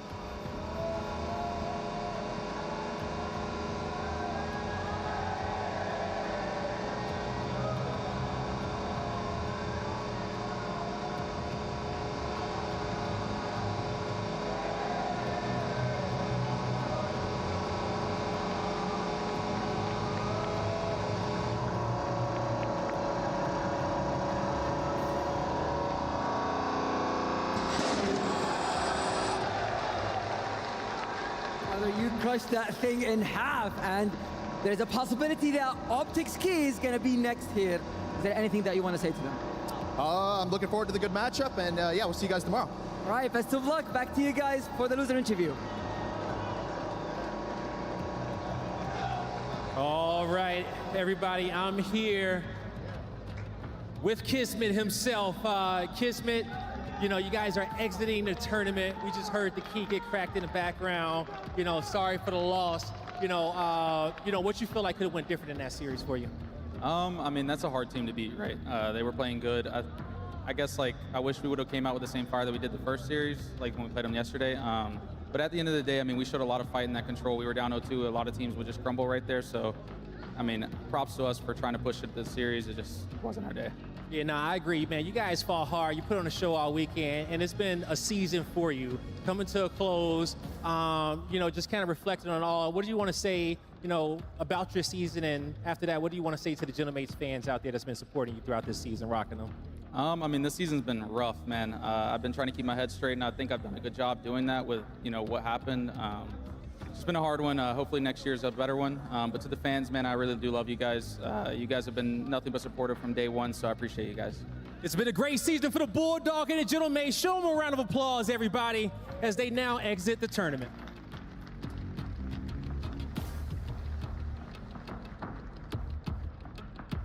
Thank you, Blaze. As we take a look at some of the highlights, a 4-game series as Gentlemates survive the control, but it is the same score at the end of the day. 100 Thieves moving on. We will say goodbye to the French fans and the Gentlemates in this tournament, Ali. Yeah, unfortunately, we did see a couple moments of life out of them, but there is obviously a pretty large skill gap right now between Gentlemates and it feels like the rest of the league. I mean, you talk about those hard points, it was just gunny. It doesn't matter if they tried to get there early, it doesn't matter if they got a good hold. It felt like they were broken apart fairly early and fairly easy from the side of 100 Thieves. And it's not easy. I mean, you're talking about one of the favorites coming into the weekend. It's an unfortunate pull. And I'm looking at the numbers here. This is a slaying job done by 100 Thieves. You got embarrassed if you're Gentlemates looking at the numbers.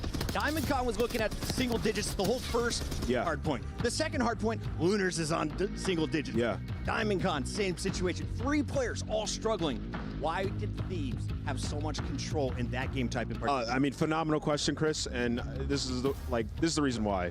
When you watch them and you get into the nitty-gritty on how they're playing the game, Kismet is the only one that understands how to get out of bad situations. Okay. There's so many hills where it's like 100 Thieves have early control. Like you think about generators, they push out both sides. Kismet spawns up, he's waiting for them to give him an opportunity, and that is your opportunity to set up a play. Once Kismet finds a kill, we're pinching, we pounce on it, get the break. Nobody else on the team understands that. It's novice mentality, it's amateur approach towards hardpoint, and there's a skill gap, as Ali mentioned, but also a knowledge gap. And that is what hurts you so bad when you play against a team like this. Like yesterday, the guns on Gentlemates were extremely hot, and that's why the maps were close. Right. Today, the guns weren't hot, and you see the gap that happens when you can't shoot straight. Bit of a difference with the team setup as we take a look at some of the numbers here. Who shined from 100 Thieves in your eyes, Ali? I'd say it'd have to be Hydra. This felt like the Paco that we have seen that comes up every once in a while this past year that we've been waiting for. He definitely had a little bit of a takeover in this series, even when they were in tough spots, like them at #1. Envoy, another kind of slow start out of him, and it was Hydra that kind of led through the way. And then you go into the Search and Destroy, it was Hydra and Ghosty that were keeping them in it. It seems that Scrap and Envoy, again, a little bit slower map too, but thankfully for 100 Thieves, that hallway control was just devastating for the side of Gentlemen. Yeah, just a relatively easy series for these guys. It's a 100 Thieves team. They had a tough loss last night to the Surge, and now they got a date with Optic, so that's going to be an absolute banger. We have a single elimination bracket now, and 100 Thieves, I mean, it hasn't been easy, but they found themselves in a good situation finally. We've had a lot of fun watching these matches, but unfortunately, this could be the final time we see a number of these rosters. Diamond Con coming in particular for this event. I don't think he's going to be back in a Gentlemates uniform. You look at the rest of the players that were cycled in throughout 2025.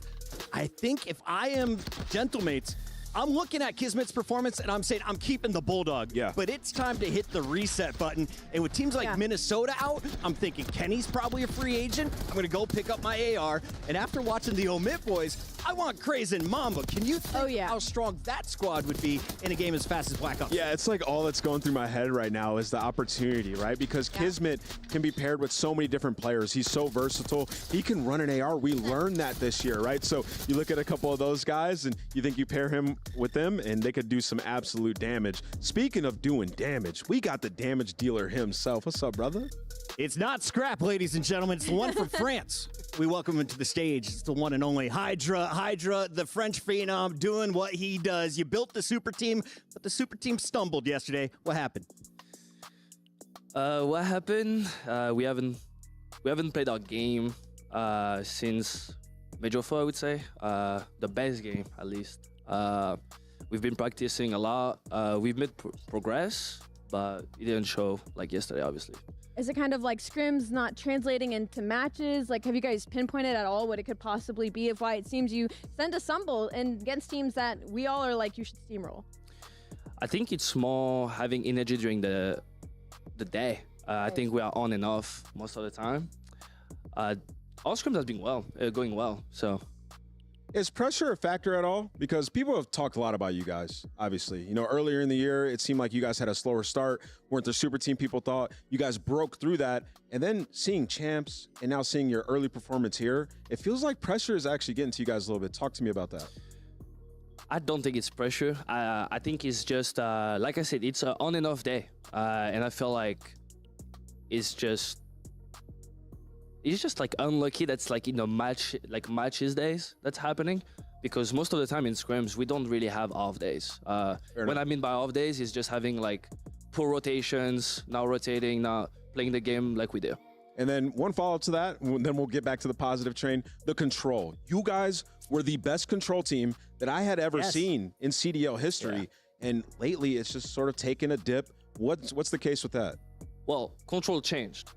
Since all the spawns are new. For example, the jungle mates have been practicing on it way more than us since we had champs and we played on the old patch.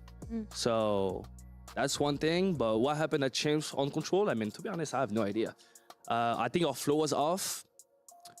And like I said, I think we just had like 2 off days. Can we put a period on the negativity, because 100 Thieves are moving on to our playoff bracket. I'm cool with it. Let's start spitting the positivity because Listen, I have it. Look, Paco, you are kind of like one of the shining lights in SMGs. You are the most consistent. You constantly put up the numbers. You constantly put up the KD. If I want to play like Paco, if I want to play like Hydra, what is it like being you? How do you warm up? How do you get better at the game? What is it like for you? How to play like me? I mean, I don't know. I feel like I'm just like I just adapt to situations a lot. I feel like I'm really smart when it comes to adapting. I'm not saying I'm smart at the game, but you are. Adapting in situations. How I warm up? I mean, I just like shoot bots. Nothing too crazy. I don't do anything crazy. I just wake up in the morning and He's just talented. That's all it is. Just do my own thing. Born like that. No, I put a lot of work. I do a private match. Obviously, people don't see because I don't stream and I don't really talk about it. But I put always a private match by myself. Run around for 2 hours, 45 minutes sometimes when I'm lazy. Do you have fake names when you do that? Sorry, what? Do you have fake names when you hop into matchmaking or any of your private matches? Or are you Fake always names? Hydra when you load into the When you're game? playing ranked and things like that. Oh, no, I don't play ranked. I don't play ranked. Too many Or hackers. eights, right? Now, 8s, I will play 8s if I had to shoot my gun better. But I think I shoot pretty good most of the time. Fair enough. Now, Hydra, what I find amazing here at EWC is just how many titles we have. We were talking about it in the green room. Call of Duty has featured some incredible gamers who have found success in multiple titles. But Ant says you may be the most talented gamer of anyone in the Call of Duty space.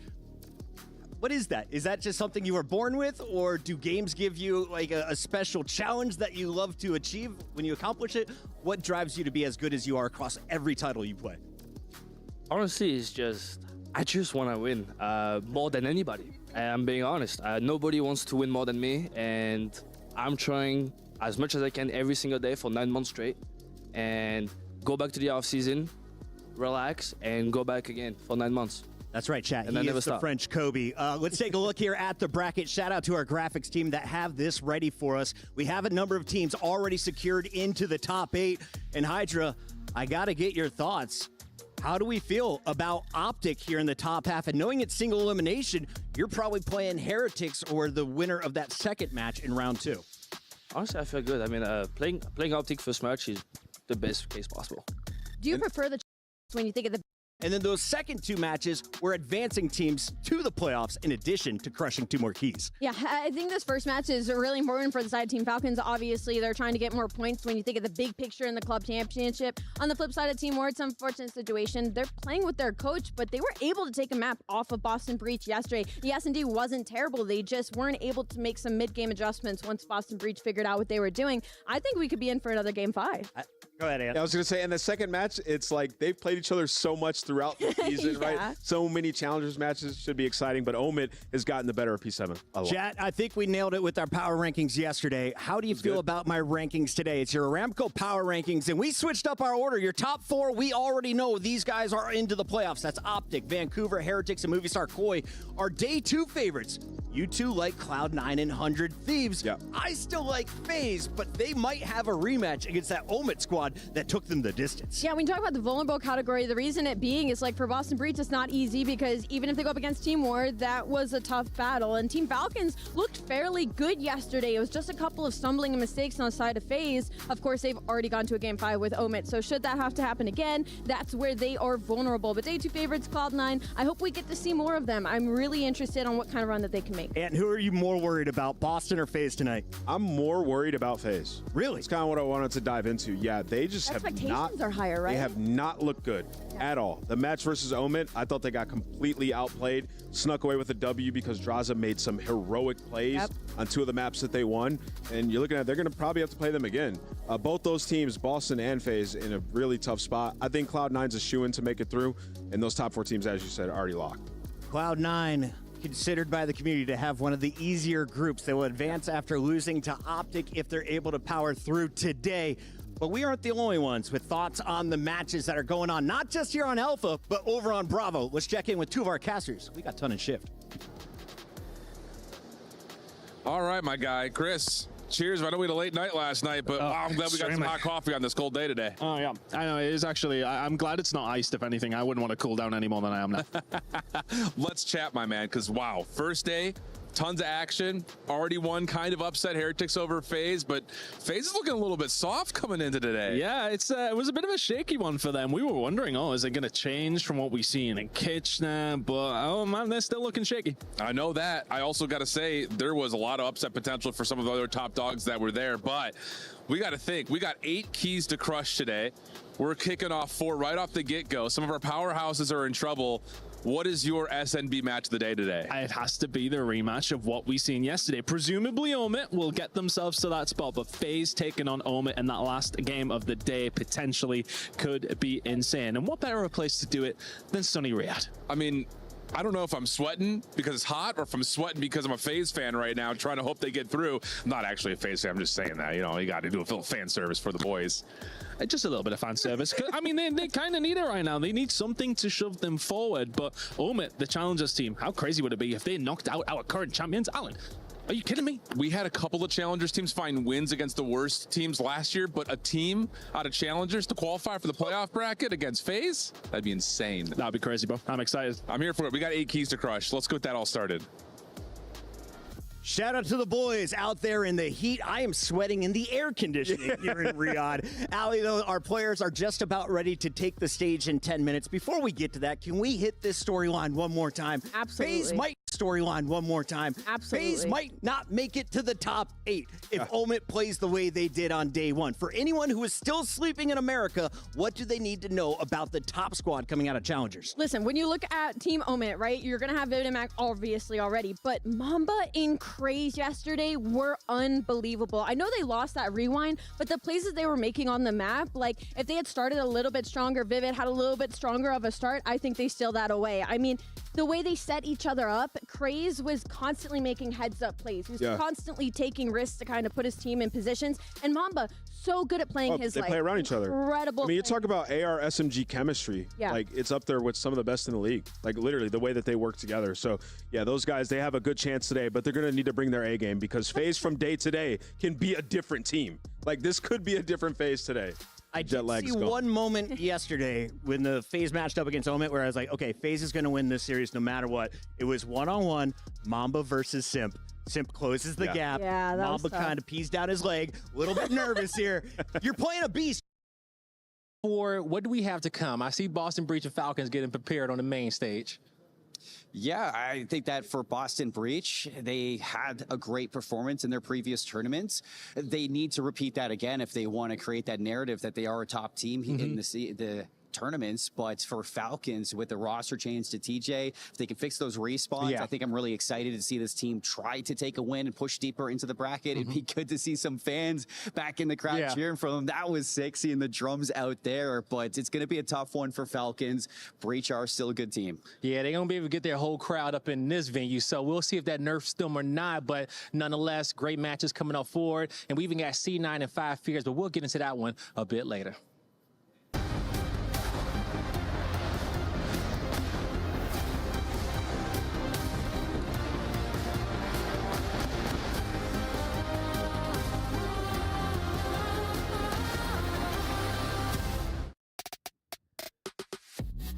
FaZe Clan taking the stage next, and you can see they are all about their business. The physical, mental coach leading the way. You got Coach Crowder, and then, of course, some of the greatest Call of Duty players of all time. They haven't lived up to the hype, though, yet here in Riyadh, and they got to fix the mistakes from yesterday if they want to advance to the round of 8, Allie. And it's been from their fourth member, Andrasa. He had to clutch a lot of those matches the last time they went up against Omit Gaming. And for FaZe, it's so uncharacteristic out of them. Like, you even look at this and you still go in thinking they're the favorites. Obviously, they did beat them once, even though it was close. But because it's FaZe, because we know what they're capable of when they're playing on all 10s, and they haven't been recently. Yeah, to me, I look at this match, and, we're talking about favorites or underdog, both of them minus 100. I mean, both these teams yesterday put on a performance. FaZe had to clutch up, and in order to clutch, a team has to choke, and we saw Omit choke, but they learned from that match, man. I mean, you've seen the confidence in their play style. They were tested in their last series, immediately bounced back, and here is the difference. Mac and Vivid today were frying. Like, the confidence is there for them, so you know what you're getting out of Mamba and Craze. I think Omit have a great chance in this series. There's a four-man effort in their earlier win for Omit to stay alive in this tournament. FaZe, though, has been waiting all day because they fell in their final match of last night, trying to bounce back. This is a position they're not comfortable with. They're not used to being here, and we talked to Abeezy about it. Here's what Abe had to say. What's up, y'all? I'm here with Mr. Too Easy. It's Abeezy as he gets ready to play Omit. Now, Abeezy, you guys didn't even want to play today, but you lost to Miami yesterday. What happened in that series?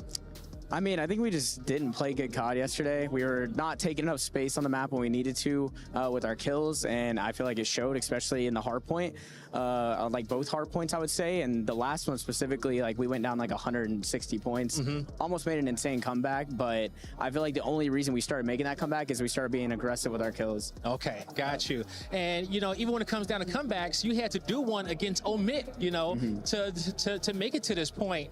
What are you guys going to do to make sure you don't put yourselves in those situations again where you have to play perfect COD?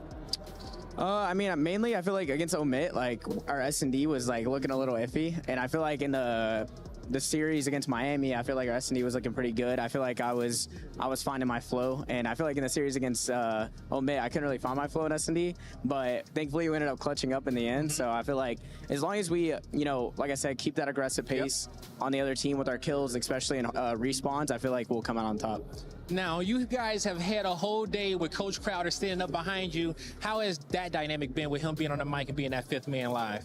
Honestly, he helps a lot because I feel like he's so good and he's so smart. Like whenever he used to play, and I feel like he's like good at letting us know if we're missing somebody, whatever, like in the kill feed. And I feel like that's big for our team because I feel like sometimes we miss people and we don't get we kind of get flanked or whatever. And like he's good at giving us that info. There you go. Yep. Now, anything you want to say to these FaZe fans as you get ready to play this big matchup against Omit? Shout out to all the FaZe fans. You guys are amazing. Sorry for the rocky day yesterday. We're gonna turn it around today. And yeah, thank you guys. All right, that does it for me and Abeezy. Last night, that FaZe versus Heretics fight was over on Bravo. Super tight matchup. How close was it, Ant? Yeah, it was a one round in the control and then 2 points in the hard point. FaZe had a comeback, Allie. It came down to the wire, and Heretics were able to clutch up. So FaZe, I mean, you heard Abeezy. The takeaway there is he just had to perform a little bit better, and the search was easier. So in this series, it seems like the focus is on the search and destroy. We talked with Vivid on the other side of things because Mamba and crew believe they're the better team entering the fight. Does Vivid agree?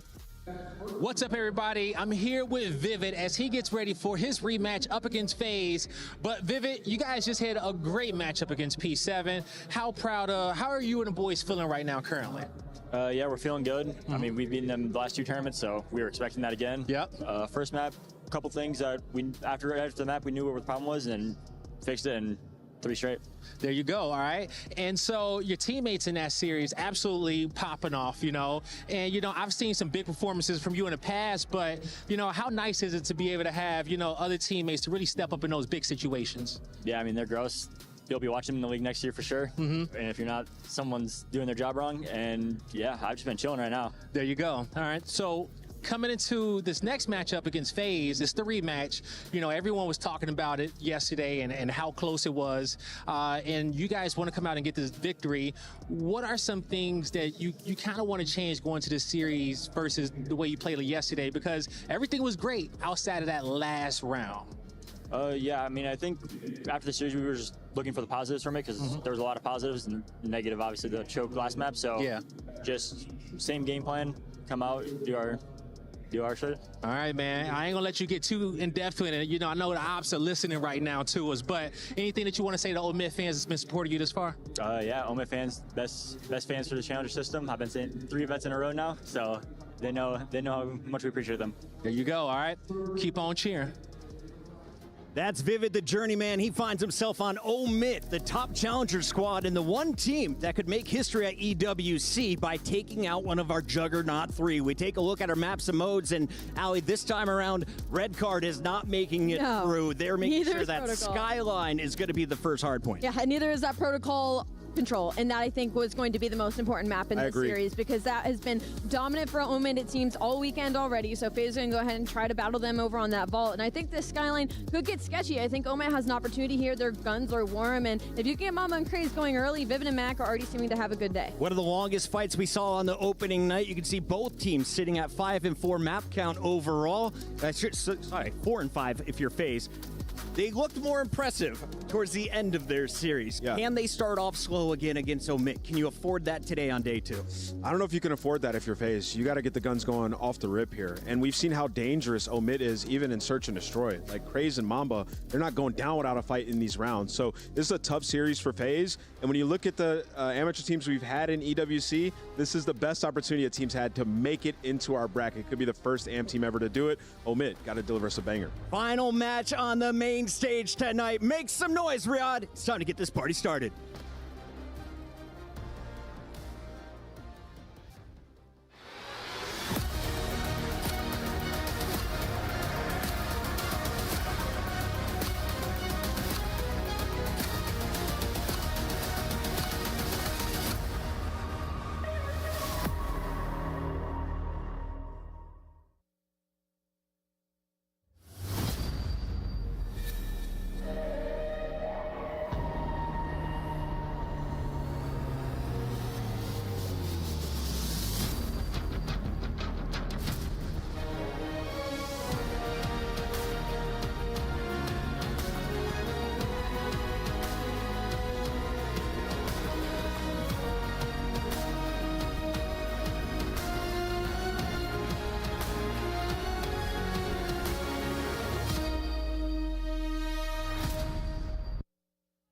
In COD, they say it's very hard to beat the same team in the same tournament twice.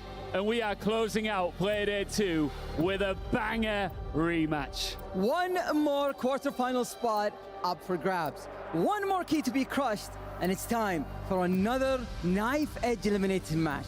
You see it right here. This is what the teams want. But on top of that, there's club championship points on the line. And I don't know if I've mentioned it enough, but a $1.8 million prize pool. Fancy, right? If you come 8th, if you win here, right? How much is that worth? Oh, it's just like $80,000. 80 grand, is that it? Yeah. 80 grand. 80,000 pounds just for winning here. Let's bring out the teams. Let's do it. They've spent more time on this stage, more than anyone else on this tournament, and leaving their doubters in the dust. Please welcome Omit.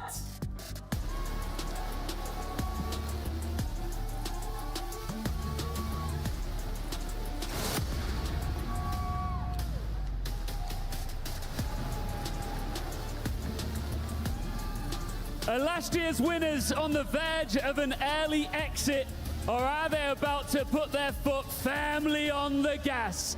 It's FaZe Clan!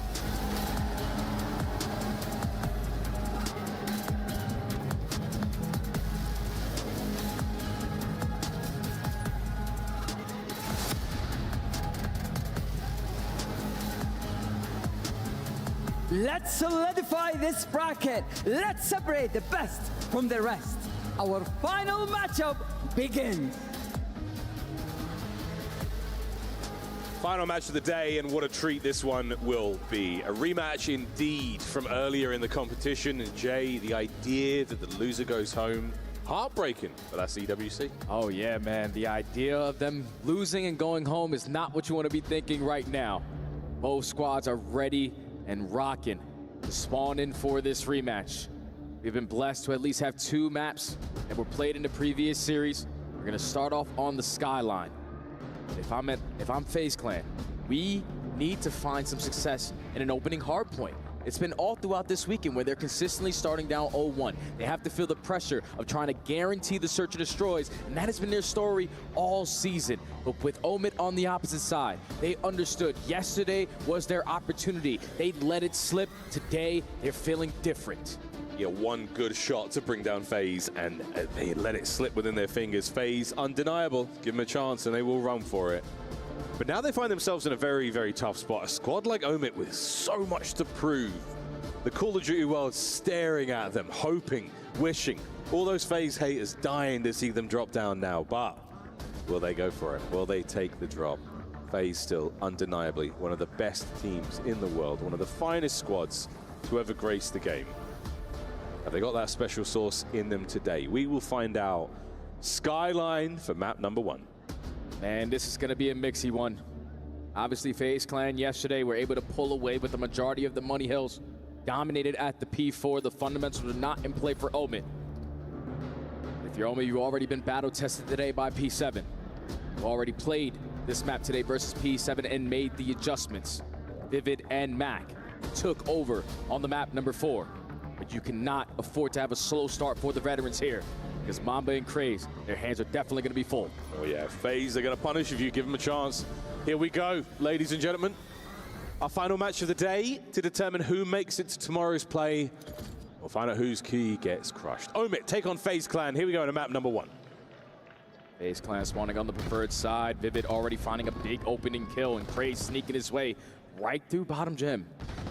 Going to put himself in position to potentially find a couple, but he's only able to take down 1, but at least his team is now soaking up time. We're going for it. Vivid, we are going for it. FaZe are still spawning up on the left-hand side of the minimap. They will be in the blue trunks in this matchup of Omid in the orange, and Mamba doing everything he possibly can to keep those players at bay. FaZe now, oh, there was an opportunity to hold it, but it might be a spawn flip.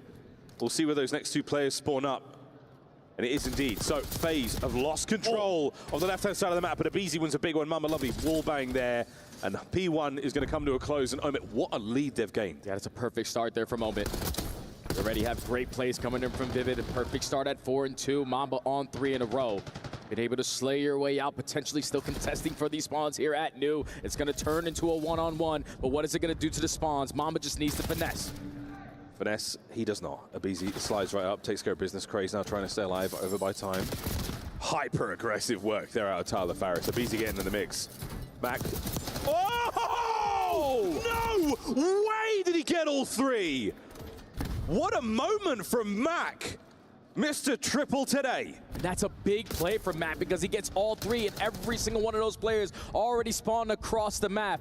So Omid wastes no time of at least putting himself in the objective.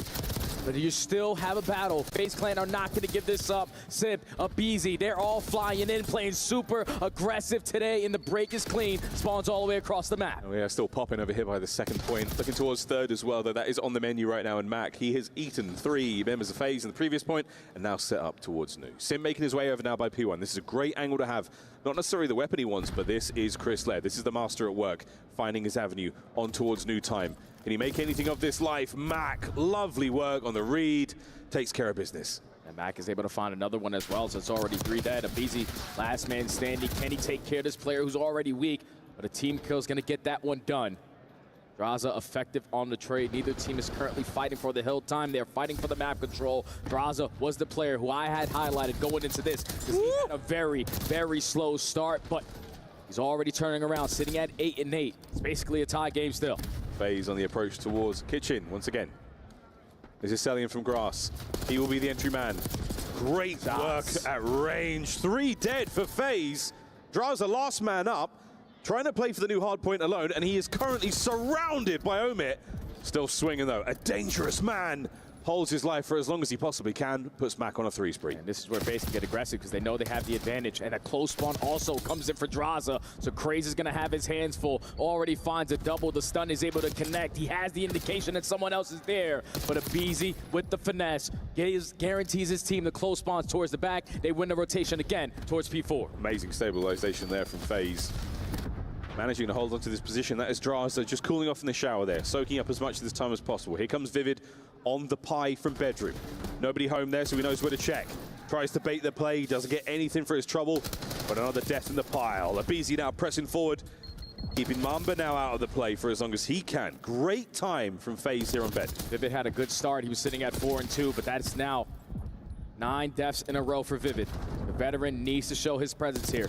So when he was shooting, the game felt a whole lot easier. FaZe Clan have been able to dominate this P4 hardpoint matchup, but there goes Mamba, the rookie, coming alive with 3 for the final 15. Just keeping yourself in the mix. Big man tings out a Mamba, and we are looking towards, yeah, another P1, folks. Well, a wonderful first set of hardpoint. Simply 10 points now separating our teams. FaZe are going to make their way back over towards Nu. Going to see an early hold here from the Omit boys. Craze trying to do what he can to keep the top set of AC safe, and no hope though. Draza and Simp find their kills, get a break. Break is good. Now you already have players like Abizi who's trying to potentially flip these spawns, but he is going to get picked off. So you have the numbers, you just got to fly on in. Mamba again lighting up the kill feed, pops a double, but he's the only player on this side of the map. He's so aware, he understands what is getting thrown at him, and him just getting that one-on-one gunfight keeps his team on the right side. Wow, gets in time. Again, just keeping the players of FaZe out of it, but they do crack over the 100 point mark. 25 seconds remaining here on P1. P2 all good though for the boys of Omit. So again, lovely job balancing the map right now. And wow, Vivid. We asked for a turnaround moment, and that might have been it. A lovely 2. His teammates are all over the place now. We're seeing a low route being taken from FaZe. They're looking towards that P2 break. We'll see where that goes though. That is Abizi on the low route. Craze taking the fight upstairs. Yeah, you already have Mamba in that position, watching the zip. Not going to allow them to potentially break them down with a good route out of Abizi, but Simp finds a double. Now you're not fully pushed up the way that you were previously, but it does not matter. ARs are hitting. That's 3 dead. The first push is already shut down. 20-12 for Mamba. Can we retain the lead? Here comes FaZe. Rolling thunder across Skyline. Mac gets 2. Selim now keeping that play alive on the right-hand side of the map. Oh, now through the middle comes Draz. Over to Piano. Striking a chord right on through the setup. But Vivid knows the score. Beautiful stuff as Omit now still holding it together. Let's go for a Bravia listen in. Wait for two. Could be good. Go zip on me. Bar 1 HP. Yeah, watch your zip. I'm in the back. 2 right now. Yeah, cells and you. You one's and you. Fire. Worked up. Yeah, I'm gonna go down. Front to hurt. Yeah, watch your close left fire. Wait. Watch your close left fire. Nice, dude. They're showing. Nice. I'm going mid. These two are both playing probably. He's our close fire. Our close fire P1. Our close fire P1. P1 dead. Give me a second. Yeah, I'm going mid with you. I'm looking the way. Bottom mid, you in time. I heard you. I'm gonna wait for the stone wrap. Oh, we're stone weak, Jaza.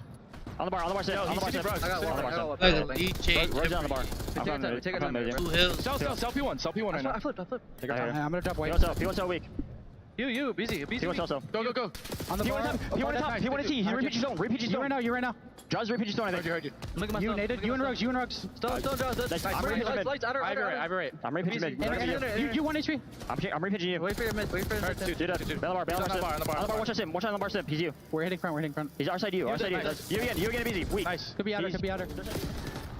Calm comms from Omit.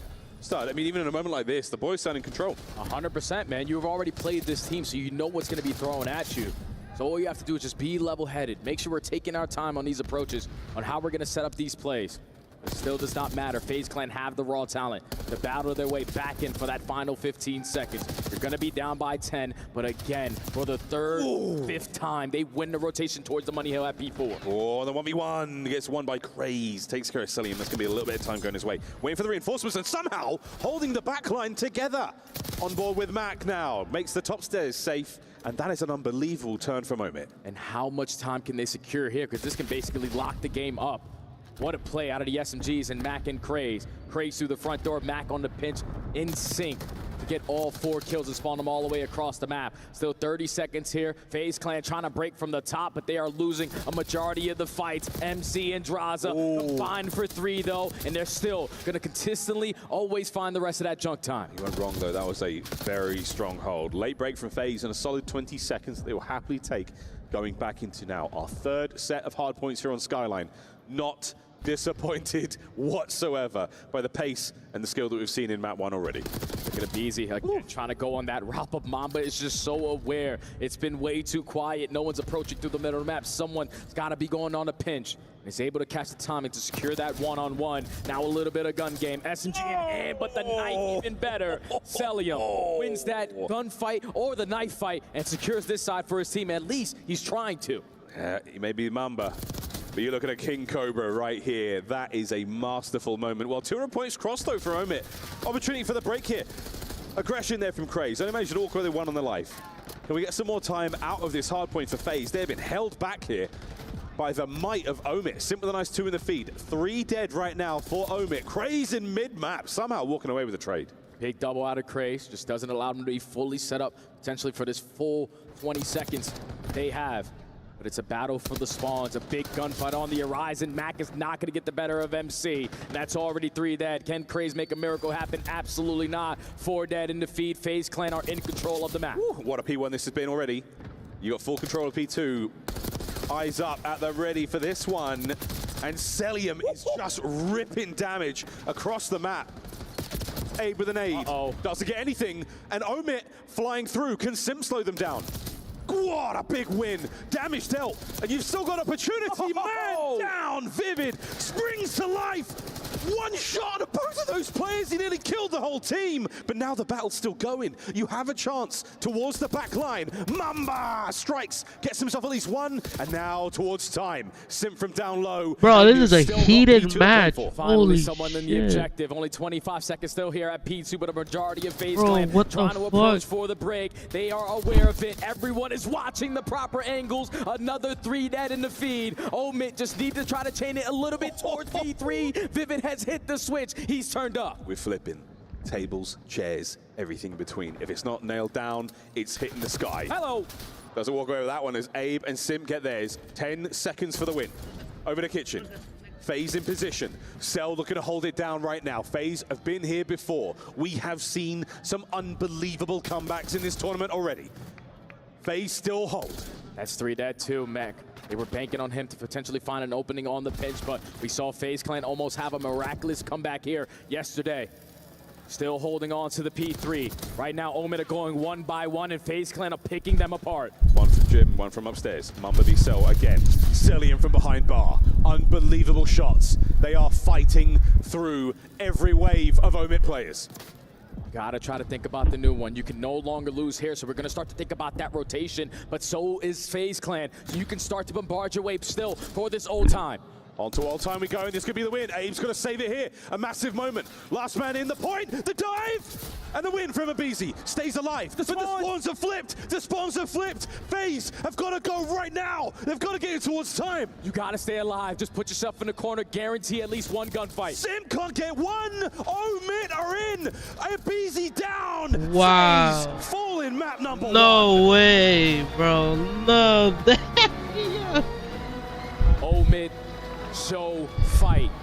They make their adjustments. They understood yesterday P4 was not our saving grace, but even with them not winning rotations, they found early breaks. They locked in every single time at the P2, and even though it was a good early start from Vivid and then a slow, deep drive, he turned up in the massive moments. Multi-kill after multi-kill. You can see it here. Mac popping 3 to secure this side of the map for his team. Omid are feeling themselves on a whole new level. And FaZe Clan again start a series down 0-1. Down 0-1. Hey, you're not going to win the break towards P4. Don't worry. Just get the magic spawn. That is I need Wheeler on the telestrator. I need it.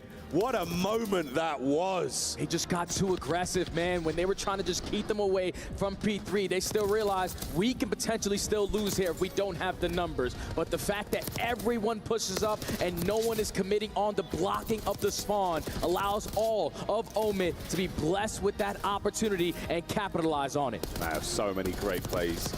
What a skyline, man. You know what? I'm going to miss Skyline in Black Ops 7. Oh, man, bro. I don't know. They got to be like an organization on the pro side already, bro. What a man. There's got to be an Omid pro team, bro. Start. But again, for Omid, this team, it's crazy because was it Mac and Vivid were the ones that got dropped. It was just one of those kitchens. It was the D9 and I think Carolina. Yeah, one man at it's a time, crazy. And it just It just goes to show that what's it called? Maybe it's not the players' fault. It's the ones that organize the It's the insane. team, When you like talk the about an coach amateur team, maybe, obviously or there's two somebody former that pros that were has just the in the league a keys. couple months Whoever ago. has the keys to those Put teams, them bro, are together, not and their teamwork fit is to. outstanding. But now They're going like into the 9 search and players that destroy, fit the role we on the saw team. what Craze was able to do all day So you get yesterday goes to and show all day that today. it's His not, KD it's not the consistently players' fault. is It's improving. the His way opening how go win teams percentage built their is team. unbelievable. But on the opposite You see a side name for like, MC oh yeah, this Celium, guy's a 1.69, no. 100% opening to a win More percentage. than that. Do not chow that guy off the rip. He's not losing fights off rip. That is ridiculous. Wow. Pressure now back on, folks. We're having a laugh here. We're certainly enjoying ourselves, playing our favorite game. That's crazy, bro. I don't know what's going on with FaZe, but they gotta get a grip, or was it? Catching straight. Oh my Wow. Yo, no ring. So sorry, Tom, that I had to do that to you back in the day. Crazy. That's just wherever he may be.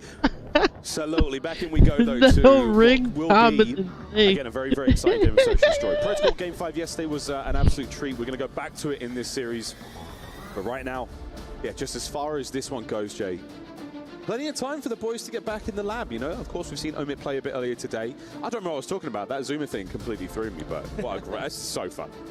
This is going to be a good one, man. Good Surge. Obviously, there's only 2 maps that are going to be repeated in the series that they played yesterday. That was a drive-by this, holy, We bro. happen to get there. This is Search and Destroy. This is FaZe Clan's playground. Just on Hacienda, usually always goes down to the wire. They have to understand who they are going up against. Craze is always trying to play for an opening. Mamba is always trying to play for the clutch. You need to be able to stabilize on those players because their strategy yesterday to just simply run at them and get gunfights was the turning point of that finals map. Whew, Hacienda, here we go, ladies and gentlemen. This is map number 2 here in this elimination matchup. Group stages of the Esports World Cup. Simply FaZe, they'll be on attack first, and he's got the bomb in his hand. There we are, teetering towards A. Nah, yeah, Omega gotta like, Omega gotta be on the CDL, bro. Rafi knows what he's doing. Draza's able to open up with the first blood. Man advantage and the rotation to the B site. Oh, this is free.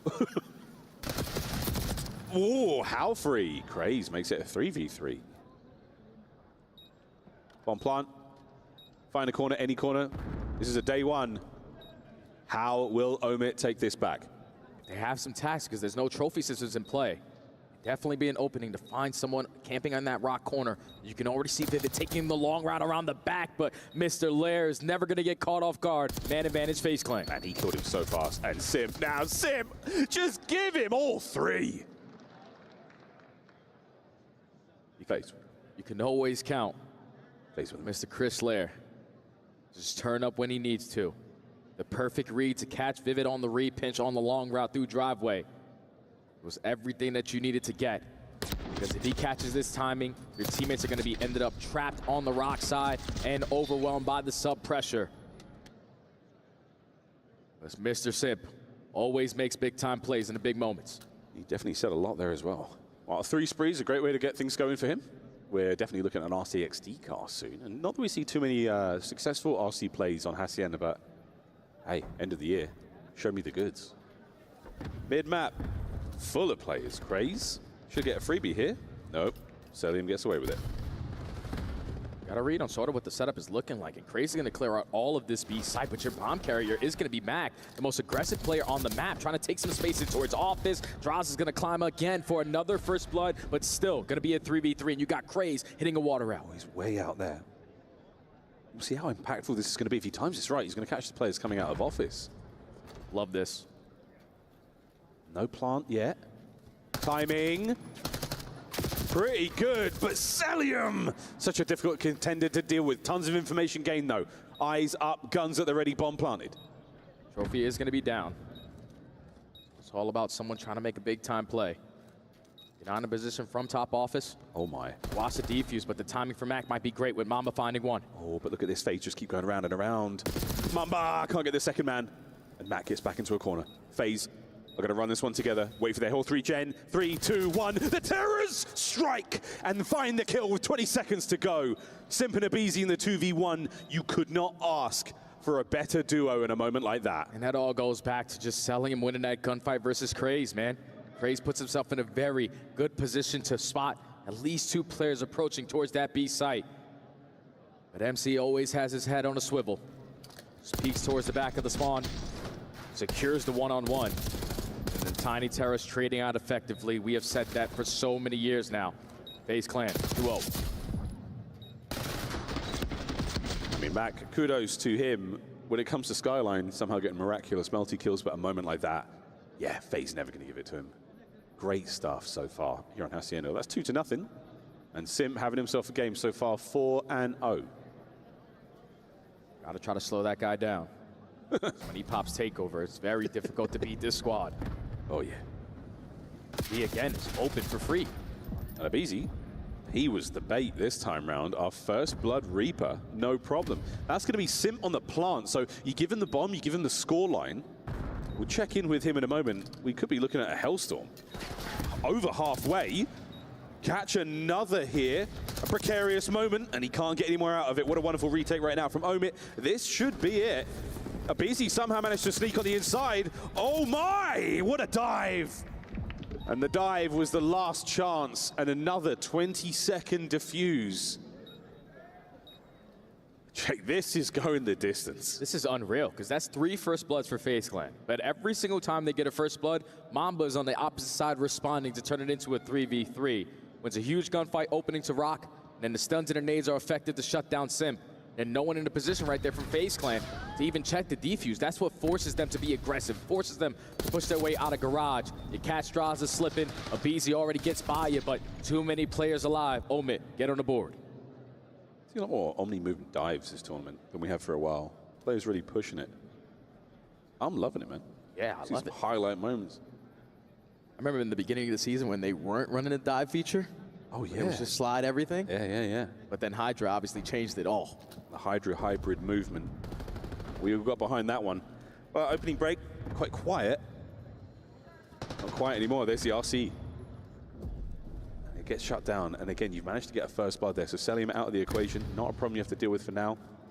Oh, and Craze, you got yourself a corner, mate. Mac there as the distraction. There's an opportunity for a trade, but...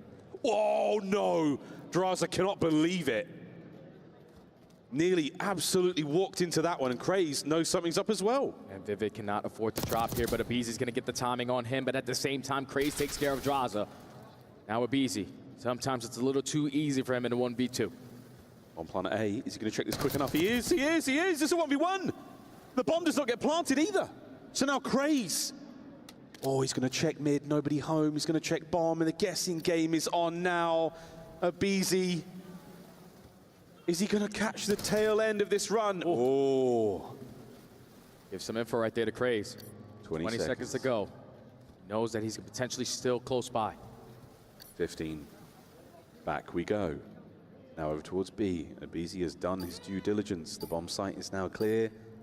He now knows it is definitely a fight by B. Here we go. 45 seconds. And Craze spot him on the exit, is able to get the info and the ego down. That's something you're going to definitely go back and beat yourself up about. You could have put yourself in a position to head glitch the rock, give yourself a more advantageous position. But Abizi, like I said, sometimes it's a little too easy. Clutches up into 1v2. You called it, mate. Abizi, what a round he had. That's an ace. That's a full ace with a 1v2 clutch. Unbelievable. The timing on Mamba's kill was great. And the hit point advantage there, he does not miss. Oh, fuck. Indeed. 3-1. FaZe back on the attack. Abizi is activated. Connects on an 8 as well. And our Alaskan assassin. Oh, he's got through. All you're trying to do is your FaZe Clan. Just wait for him to give you some information so you can develop on the play. He's not able to spot anyone on the hop up. He's thinking all of this is going to potentially be cleared out, but the rat back there from Mac gives the information to Mamba. Can he close out this kill? He's in the boathouse. We saw the doors get burst wide open. He's still alive somehow, and the damage was fantastic. But now Abizi, oh, he somehow finds another. So 5. Sell! Oh, an uncharacteristic loss for the man. Now a 3v1. No way. Pulls it off again. I was gonna say, the 5 spree comes to an end.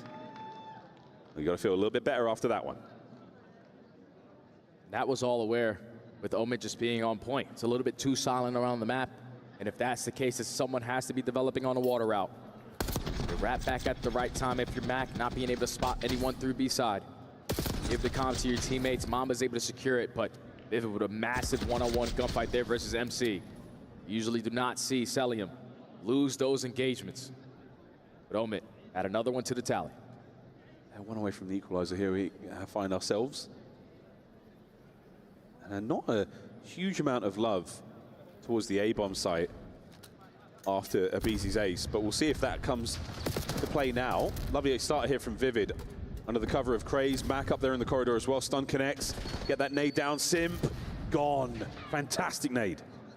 Complete blind counter on the side of Omid. They were just ready for that aggressive push through top secret. Now in a 4v2.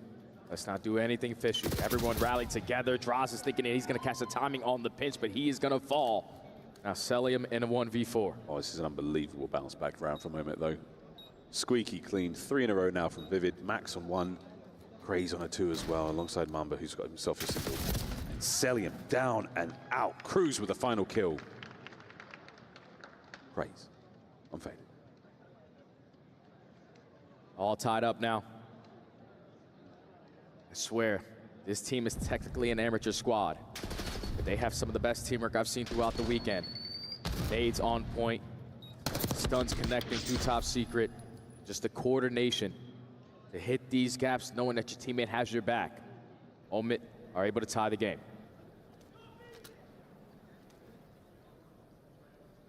3-3. Now, what a run this has been from Omid. FaZe on the attack towards B we go this time, and what do you know, you're going to run into a couple of Omid players. And the stuns connect right through the middle, and Abizi starts things off. What a slide into the fight from Draza, and you have lost control of the bomb site entirely. That's going to be a free plant from Sim, and the counterattack from Vivid. This might be snuffed out as well. They kind of just switched up the tempo. They said, we want some gunfight, so let's just send it all through the B side with the Terras, and they both walk away with one-on-ones. You get the bomb planted in the 4v2 with all the power positions. That's just a very easy round right there from FaZe Clan to take the advantage. Unbelievable. That was such a decisive round as well. Every single decision made, every lethal, every tactical, all of them hit. It all starts with that Abizi kill. The second follow-up from Sim. They waste no time. The most clear-cut plan they had. Bomb planted, nades up over the top, and the final work there from Draz. An immaculate round from FaZe. Yeah, and that was the turning point yesterday in that game number 5. It's just switching up the tempo. Everyone running together and forcing gunfights on the opposite side.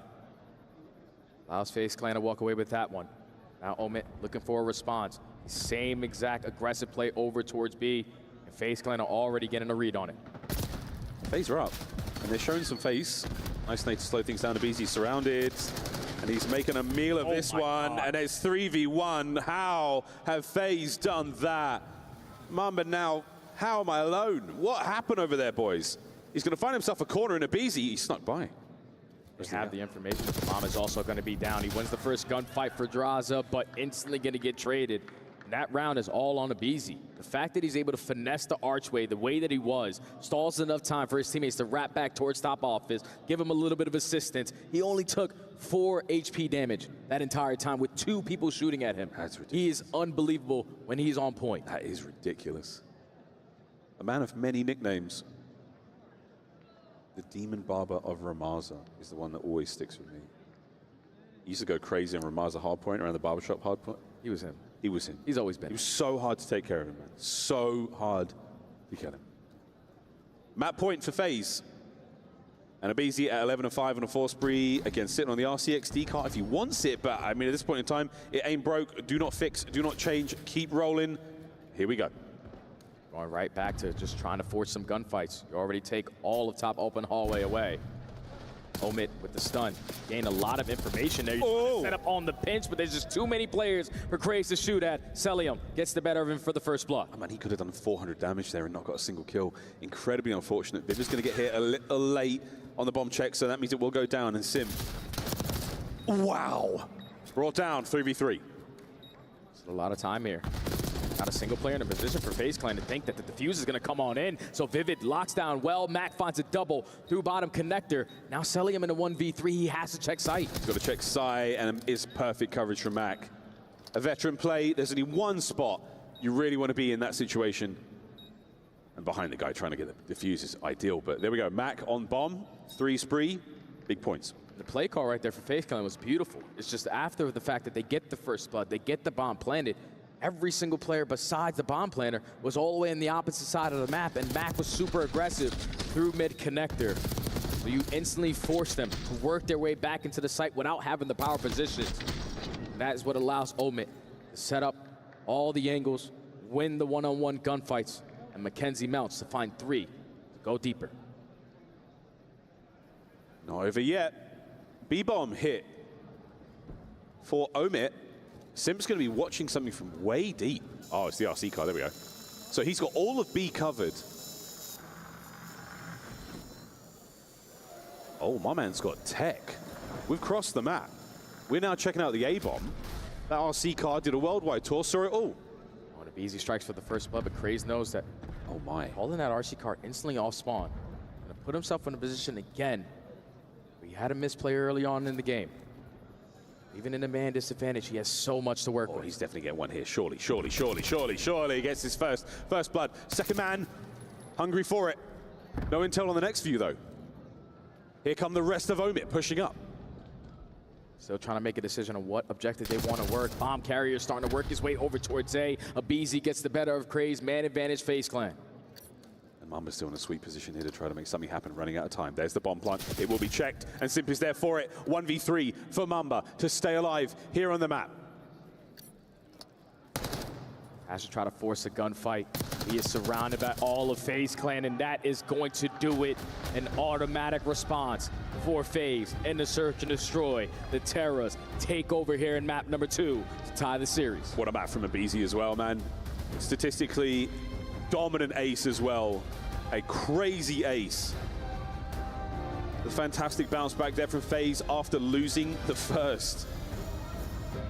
Unbelievable stuff here. Again, an elimination matchup here in the group stages of the Esports World Cup. FaZe Clan taking on Omit. Be right back after this.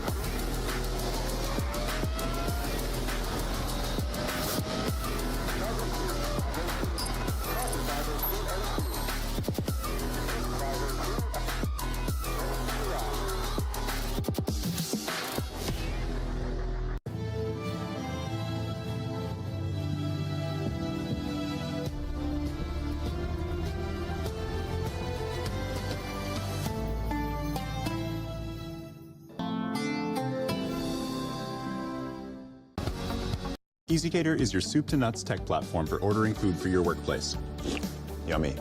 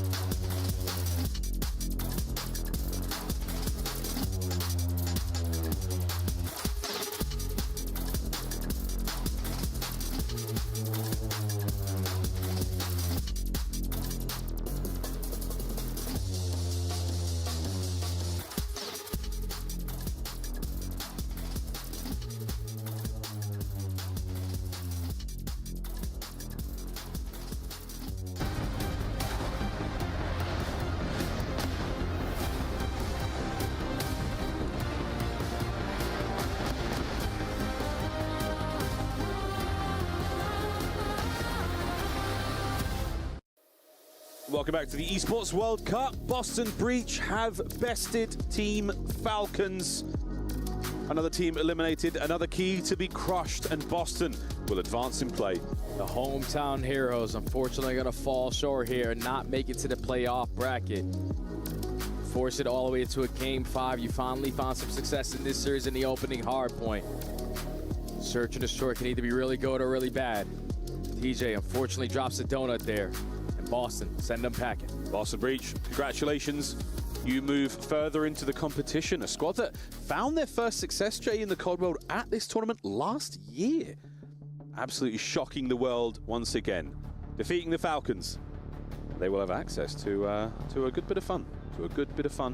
In the rest of play. Back to business though. FaZe versus Omit, tied up 1-1. As this is only getting hotter. This is a scary map, man. Because I know that obviously you wanted to get rid of Protocol with the way that turned out for you yesterday. But Omit are phenomenal, also at Vault. And if you think about FaZe Clan season all year, Vault Control has been their auto veto. You've only had a couple weeks to practice the new spawns. Hopefully all that practice can play a big part here because Omit have the advantage. Massive advantage. We heard the way Hydra was talking about it in the previous matchups where, yeah, those players who haven't had to go to other tournaments, you know, on different patches, they've got the reps here. They know how this plays out. FaZe, obviously an incredibly capable team, great coaching staff. You know they've done some homework. There's one thing to be able to be prepared and another to be extremely well-versed in it. Omit, this is your chance. What an opportunity they've got to make that map 4 a little softer, Jay, a little easier. They're undefeated so far on the weekend in control. Pretty sure they also have 3 of the 4 players on the side of Omit leading the KD leaderboard in this mode as well. So this has been their bread and butter. Can they potentially put themselves up 2-1 in the series? Give them all the momentum, just in case it does go to that map number 5. But we can always count on FaZe Clan to be prepared when they need be. Here we go. Red card after this. We're definitely seeing that. Will we make it all the way to 5? We will find out. Here we go into Vault Control. One more time in this series. One more time for these two teams. And off the rip, A is about to pop. The battle for the mid-map control. Everyone is looking for the flawless break-off. If you can open up with the big kill, that's everything. But Craze is able to strike. Now when you clearing out all of mid-map, you pick up your pinch, and Mamba is going to line up 3 off the break. Off the break. I mean, that is an outstanding opener. Draza from spawn, though, does manage to get himself back into it. But Mamba's still on a spree. And we're watching the slow, steady defense. Mac, wonderful work to stay alive. What a movement. As my guy manages to stay alive just that little bit longer. A zone being captured briefly there by FaZe. And now we're going to slow things right down. Celium and the rest of FaZe Clan are already approaching over towards that B side, so they're forcing Omit to wrap back their way towards Arc. Crazy trying to get something done on the pinch, but he gets caught. You need to clutch up on some of these one-on-ones. Thankfully, everyone else on the side of Omit all win a one-on-one gunfight. Retake to the B Street and maintain mid-map control. Time is still ticking, and you don't have a tick of your phase. And not at all. Life lead now for Omit as well. Holding the defense together. Here comes the counter. Draza fully stunned, waiting for his teammates to show up, and they're there. Craze unable to clean up that kill. Eyes on a few members of FaZe now making their way towards A. Sliding on in. Vivid doesn't have to worry about the first man. The second might be a problem, though, and that is a problem dealt with. Abizi up next. Vivid, no need. Wonderful teamwork from Omit. They hold. Now Celium is just waiting for his teammates off the respawn to try to get to him at B, but we're with Omit pushed out towards ammo, you're forcing them to work that OE. Craze off the respawn is able to line up a double. Only 10 seconds left on the round. There's only 2 players from FaZe Clan who can hop the objective and pause the game clock. And they can do so through hold there, but it looks like we're going towards B as well. An opportunity for a stack. Waiting for this. You've got to get this one very decisively, Mac. And look at the movement. Mackenzie Melt's trying to buy as much time as he possibly can. 4.2 seconds. You get them off B. They manage to secure a segment. I mean, this is doable. FaZe's got to get the kills. Aim on a big wrap. Brought down. And we're still going. Still going, but that is going to do it. Only 1 segment to FaZe Clan's name. Beautiful defensive round right there from Omit. When things got a little bit scary, everyone clutched up on the one-on-one gunfights. Just a lot of pressure, a lot of map control, and value in their life just being nuisances caused ways too many problems there for FaZe Clan in the opening round. 1 down, 2 to go for Omit. And Vivid, what a masterful moment he had at 6 spree. Not too far away from the Hellstorm there as well. Omit strike first there in the control. We're going to swap sides and see how they look on the attack. FaZe Clan will be defending. I wonder if it's going to be a defensive heavy or an offensive heavy kind of vault, Jay. Well, we never know with Omit because they gave us literally 30-second rounds of the offense on protocol and already starting off great with an opening kill through B side. So you're going to flood your way knowing that all of it FaZe Clan are going to spawn towards P4. With the reinforcements, the SMG starting to hit, Celium finding effective trades, and they maintain mid-map for now. Yeah, holding it together. The A zone still feeling very, very solid, but here comes Craze off the top rope right into the feed. Mac dodging, stuns, dodging all sorts of problems. And I love this. Opportunity to go towards B or attack both zones at the same time. Mac, what a play. And both zones now under pressure. And Craze aware right off the respawn. I spawn towards ammo. Someone's got to be working the pinch. And now that's everyone coming off the respawn for FaZe Clan. Progression on both points. 2 ticks at A. The first one already done at B. You got to shut it down at this B point because A is already gone. Unbelievable. What a hold and a fantastic gambit pays off for Omit. We're still watching Mac. He's having some tournament here, folks. 2 segments on B. Mamba makes the backline that bit safer. That's unreal. And now they've got an opportunity to get forward. They don't read the second man, and Draza, he's going to be that guy. Oh my God. Mamba gets him as well somehow. Craze finds 2 alongside Vivid, and the B zone is in dire straits now. The last player is Simp. He's the only one that can try to contest this. You need to pop a miraculous double. Only able to take down 1. The trophies are already down. It's a double stack. Can you get it if you're FaZe Clan? The pitch is good for Mr. Melts. Lines up. Bro, FaZe getting worked so hard. Oh, what a nade! Simp buys his teammates a few more seconds. Craze on the dive. Can he get to cover? He can! A goal line up. A save. But what an unbelievable moment. They're just so overwhelming in this game mode. They understand what they need to do. Playing it super patient.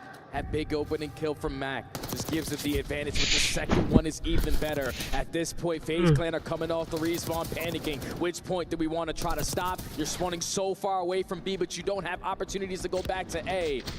And just the timings on these pinches is unreal from Mac. 2-0 for Omit.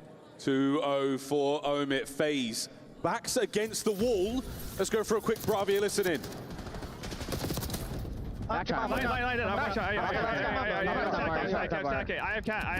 He's probably out RB. I think he's out RB. We're stacking. I'm already front R. I have cat. Mama still. We're still missing Mama. Mama money. I have cat. I'm bottom R, 1 shot. Mac and bottom R going right side R. Higher. One's Mama's front fire car. Nice. Front fire car. He's still our front trophy. I'm 1 shot. Nice, I'm 1 shot. I ran through line. I don't see trophy. Back. We traded. I'm going to be. That's first guy. We can first trophy now. On the car. I'm going to trophy every time, yeah? He's in ball. I'm doing that. Deep right car. I'm 1 shot. Here. Deep right car. He might pitch mid. Top bar. Reese top bar. Close on me. Shut down. Watch out. Close. I'm not point. I'm looking at your cross. I have cast touch. You have cross? Yeah, I'm trying to get the deep line. I'm trying to get your mid. I'm trying to get your mid. One more front line. Front R. Yeah, front R. Okay, well, FaZe clearly took the last round personally, as this one is about to end, Stud. Yeah, this one's already over. Craze with the double team kill doesn't give his team another opportunity to get back to try to stop that B capture. But a very quick round there from FaZe Clan. Everyone winning their initial gunfights. You go 3 for none, you stack the 8 point, you extend time early on, and you take your sweet time to just clear out your ammo side and approach from the front with Celium, taking all control of art. A very dominant attacking round there from FaZe Clan. But they need to figure it out here on defense. Yeah, statistical anomalies for FaZe Clan, and in the listening as well, just a lot of it doesn't sound super coherent, not the finest work from them, but that round was something special. I mean, Abisi was, what, 5 and 12? He walks away with 3 straight kills in that round. That's all he needed to help get that on the board. Well, there we go. Omit still on the attack now. We've seen them do the attack, we've seen them defend, and they're still on map point. They're already showing pressure in towards the middle of the map. Your FaZe Clan, you didn't want to get those gunfights to go the opposing way because then you instantly have to forfeit it, but that's already 3 dead. A double stack is good at A for 1 segment. You're also showing presence again at B, so FaZe Clan off the respawn are stuck between a rock and a hard place. Which one do we stop? And what a spread now, Craze. He is the man on the left flank. This is a phalanx move. He's going to be all over them. Eyes on the next man, Draza. He's still a problem out there, and he's trying to force those spawns over towards the B side of the map. Give A as much time as possible. And Craze is now the man behind enemy lines. He's going to try to clear him out. A little bit of assistance from top part, but it doesn't matter what gun he has in hand. He's still gunning.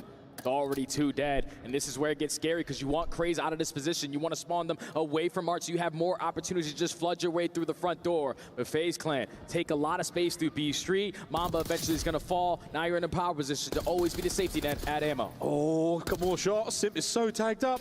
Get the pressure on. And what a win from Sim. Keeps that side of the map safe. And now he can get on towards Vivid. You've still got pressure here.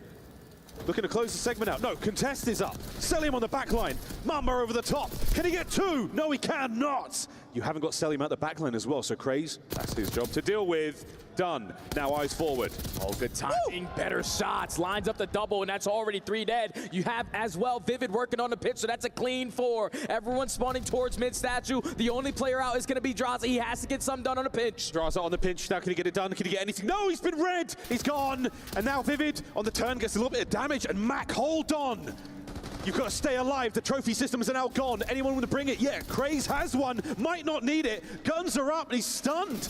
Trying to get anyone closer to the zone. You've got mans in now. Vivid is there, and control is over. Omit take the lead. This is their game mode. Way too dominant. Too much map pressure.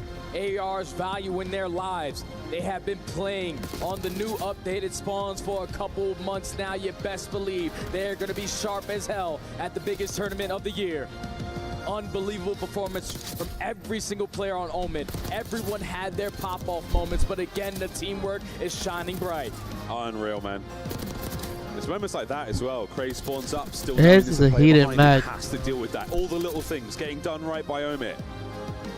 And it's calm. That's a heated match. They're not feeling flustered. This looks like a rivalry match. Not the craziest stat screen we've ever seen at all, but you'll take it. 7 minutes and 26 seconds of clean control on Vault. Omit, take the lead here in the series. This is insane, man. Potentially our previous EWC champions. Backs against the wall, now on the brink of elimination to the top amateur team that we've had all season long. People were not expecting this to look like this, but Omit with some vets and some shining rookies are getting the job done as of right now. Well, the last time we saw FaZe Clan in trouble against an amateur team, it was at the last EWC, and it was against Team Falcons. Their first big splash into the Call of Duty world on the global stage. And sadly this year, it has not been the same. Their key will now be crushed. So devastating, man. The hometown heroes are hoping they can potentially put themselves in a better position to at least make the playoff bracket. It's been a struggle for them to be consistent in every single mode. They get it done in hardpoint, they're lackluster in your search and destroys.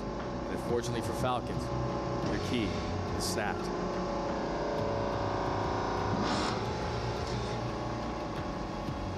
Of course, that Club Champions medallion on top gave it a little bit of extra cushion, but they are down and they are out, fallen by Boston Breach in that search and destroy. We'll see them next season, of course, but until then, the end of the run for Team Falcons here at the Esports World Cup, the Black Ops 6. But back to the game, Jay. Whew. What a day. What a day of God. This has been an insane day of Call of Duty. The underdog story definitely prevailing. Earlier on today on the Bravo side, we have 5 Fears take down G2 and eliminate them from the tournament. Now we potentially have on the cards an amateur team sending our most recent champions of this one at EWC, home packing and not even in bracket play. But we always know that FaZe Clan are never out until the score says so. They're always going to show fight. They have players who have been around the block multiple times for multiple years. Some of the best to ever grace the sticks. You can never count these guys out. Just all the momentum on Omid's side. I can see them doing no wrong. It's starting to feel like a little bit of destiny. Destiny has a funny way of letting you know how things are going. And this red card, we have seen FaZe do unspeakable things to incredible players on this map. FaZe never down and out until they are down and out. You know what I'm saying, Jack? This one though, oh boy. Red card has treated them right for a long time. We now get to see what Omid can bring here on the map and mode. Another hard point and match point for Omid. A map like Red Card, you're definitely going to force one of your SMGs to switch off of that SMG and pick up an AR. So everything being long distance, make sure you're putting yourself in all the positions to hold down the map. Looks like Mac is going to be that player switching up the row here. FaZe Clan backs against the wall. Need to try to force this game 5. You give them the opportunity to become dangerous, and they will. And so far, right in the time, a couple of kills going the way of the Omid lads, though. Happy to see that in the feed. And Mamba, great damage there across the board, but again, dominance in the middle of the map right now for FaZe. Mac just trying to cause problems now, and these kills certainly help. That's 3 dead. You blink and you'll miss it. Celium, last man up. Spawns, though, still good for FaZe going into P2. Oh, but they don't really want those spawns towards the backside because right now, everything outside towards hedges is in control of Omid. Ray's trying to set up this pinch. He's going to jump through the window. Freebie number 1 onto Celium. Still dominating that mid-map control. Simp is now trying to locate where the hell he went. You're not going to find him. It's the Craze special. There he is. Now you know where he is. Can you deal with him? No need. Craze, what a distraction. See, Wheeler? Happens to even the best of us. Now it's on Mamba. As the player pushed out towards stage, wins a massive one-on-one gunfight there versus Celium. And look what it's going to do to the spawns. Everyone spawning in BS&D at the cafe. Omid are just consistently soaking up as much time as they can. Oh, this is great. FaZe still really yet to get anything going here, let alone the kills department. Mamba might be gifted too. Oh, the discipline. Saw the second man go over the top of the stage as well. His teammates are all over it. The comms on point right now from Omid, and the kills are there as well. What a valuable life right there from Mamba to just secure the powerful side of the map. Now you can allow your SMGs to free roam. Craze eventually does fall on 5 in a row, but don't worry, the other rookie is gonna pick it up. Mamba still streaking, keeping them off of the HP, and you're winning the rotation as well over towards P3. That was Mamba's number 5. Spree, and a little bit of a Beezy is going to get him done. FaZe, though, doing what they can now to get the rotation. Craze in position. Now from behind. Oh, the opportunity there for the dagger in the back is now complete. And FaZe finally get themselves going here in the scoreboard. Now FaZe know that all of them are spawning towards the back, but it's Mamba. The only player out towards the front side. Mr. Lair starting to come alive, almost lines up 3, but the spawns now flip. So if you're FaZe Clan, you gotta be in a tight setup here. Play for 1 wave of kills and then work your way out. Nice nades here, again over the top. Abizi now from the stairwell. Holding Mac down. There's the teamwork. Next man coming through the top door. Mamba there with a hit point advantage. Not going to lose that fight any day of the week. Nades once again. There's an absolute maelstrom on the inside of the point. And FaZe are battling to hold on. Battling to hold on. They're also battling to try to get out of this position. They know that we need to get over towards stage because it is a money hill. You can hold it down for a full 60, but there's too much pressure on the map right now from Omid to give them any free breathing room to get their way across the map. So rotation gonna be won by Omid. Lead still in their favor. This is one you can lock down. Great discipline moment there for a moment. Again, you back up, you go way past stage, you put Craze on the inside of PT, you guarantee the trap, and then Vivid drops one like that on your forehead. Can he get another? Reese Drost coming alive here in the match. Oh, the spawn for Simp. Gonna be free roam on this pinch. Finds the opening kill, but it's still Vivid on the opposite side, keeping them away from this HP. Can Craze locate the double? He's only able to find one. Celium with the SMG. Puts down shots to set up the trade. No one in the time, but here comes Abizi. Abizi finally able to cross no man's land and get towards time. And absolutely just praying from the hit there with his Strider over to Simp. Starting to warm up slightly, but again, it is Omid who are running this one. Another 3 from Mamba. 10 and 5. You better finish him when you get the chance. I'm glazing. That's a beautiful hold there from Omid. to give themselves a nice little 45-point lead. Because now we're going towards P5, where neither team so far in the entire season is going to dominate on the time here. You find the opening if you're Craze. You want to be able to secure these spawns towards BS&D, but Simp is able to locate a double. If you're Craze now, your life is so valuable, but you're surrounded. On the Simp, on the inside of that B-bomb site area, holding the bleachers down, selling him in the feed. And this is a great hold from FaZe. A mixy hard point indeed, as aBeZy's going to hold together. Keep that time going. Watch out for the man on the flank, though. That's Mac. And he strikes. Mac strikes. 3 for Mac. Simp there on the trade. A 3 spree now for the Phenom. Now he's trying to find an angle of approach. No idea where the player is playing on the objective, and now the ARs are here to assist him and keep him alive. Mamba already finds the opening. aBeZy cannot finish his food, but just still Draza with the AR just keeping them away from this time. So, old aBeZy. Lovely work again now, trying to buy that little bit of space. As the 1v1 taking place on old time, you're more worried about P1. First set complete. Omit with a solid lead, and we have seen some fantastic holds on 2 of the most important hard points. That P2 and the P4, we'll be revisiting those in a moment. Massive turns for Omit. Now there's so much pressure from every single angle. Craze is able to spawn behind enemy lines, and that's already a clean 4 dead. And you can see on your minimap, Mamba is making sure that no one's gonna spawn behind them. Everyone is focused on the front side map. Whips out the extra AR as well. And Mamba almost gets the better of Draza there, but 2 kills for FaZe Clan is at least gonna get him off the point for now. Mac on the dance. Couple of good battles here, but P1 relatively dry, not as productive, not a huge amount of profit gained by the team here on time. FaZe making a case for it, digging in with their nails, holding on.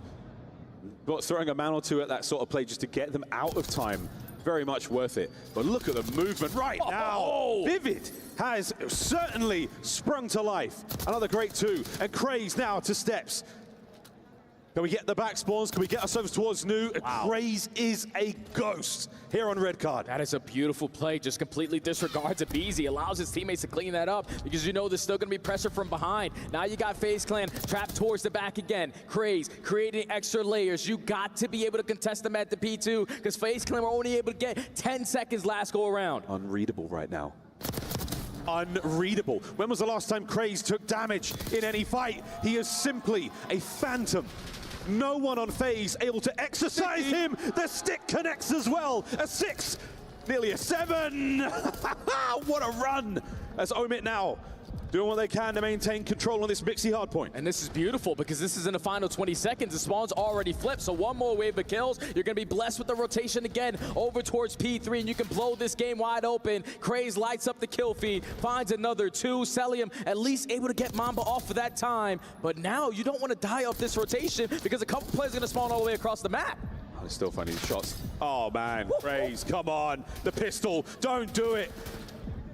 I didn't mean it like that. I meant give it a shot, but he's turned, he's jumped. His teammates are everywhere. It doesn't matter. It's not a 1v1. You're fighting the entirety of the Omit squad. Stuns up, nades on through. Now we go back to the stairwell. Oh, it's a big double right there from Simp and aBeZy. Gives you the advantage to work your way into this objective. So we need time. About to breach the 100-point mark, but you're still down by 60. Omit have the spawns that they want. If you're Mamba, you're just going to try to take the slow and steady approach, but he's the closest one there. He has to send it on in, and he falls, and FaZe still hold. Holding it together still. Crazy gunfights. Mac nearly gets brought down by an incredibly weakened aBeZy there, but this has been a great hard point from FaZe. Slowly, Vivid gets in. The next man gone. 16 and 21, but the eye test has him looking like a prime formal. Oh my God, and if they get this stage control again, they were able to soak at least 40 seconds last go around. No one from FaZe Clan in a position to win the rotation to put himself in a power spot. We're finding that kill onto Vivid. He's gonna be blessed with a free pinch, so you gotta go quick if you're FaZe. Whoa, Mac, hold on. So hold a minute, hold Mac, hold on. Hold on. It's another string of kills and perfect awareness of where the next players are coming from. 27 and 16, Mac on a 5. All focus over towards the soccer side. Vivid is able to line up too. The ARs are in sync. Just finesse, stall out time. aBeZy just needs to get him off of the hard point. Only has ammo in the pistol, and eventually Mac is able to keep his teammates alive. Omit are going to be able to breach that 200-point mark. 50 seconds till they send our previous champions home. Oh, we're fighting for this hard point though in a big way. Can FaZe get in? They cannot. Craze looking for the next one as well, and he's getting ambitious towards time. A fresh magazine in the aims is certainly going to help, and that is it. Another cleanup crew, over 200 points, and we are looking at Omit well and truly in the lead. This is going to take a miracle for FaZe Clan to get a good chunk of time here at P5 and get themselves back into the game.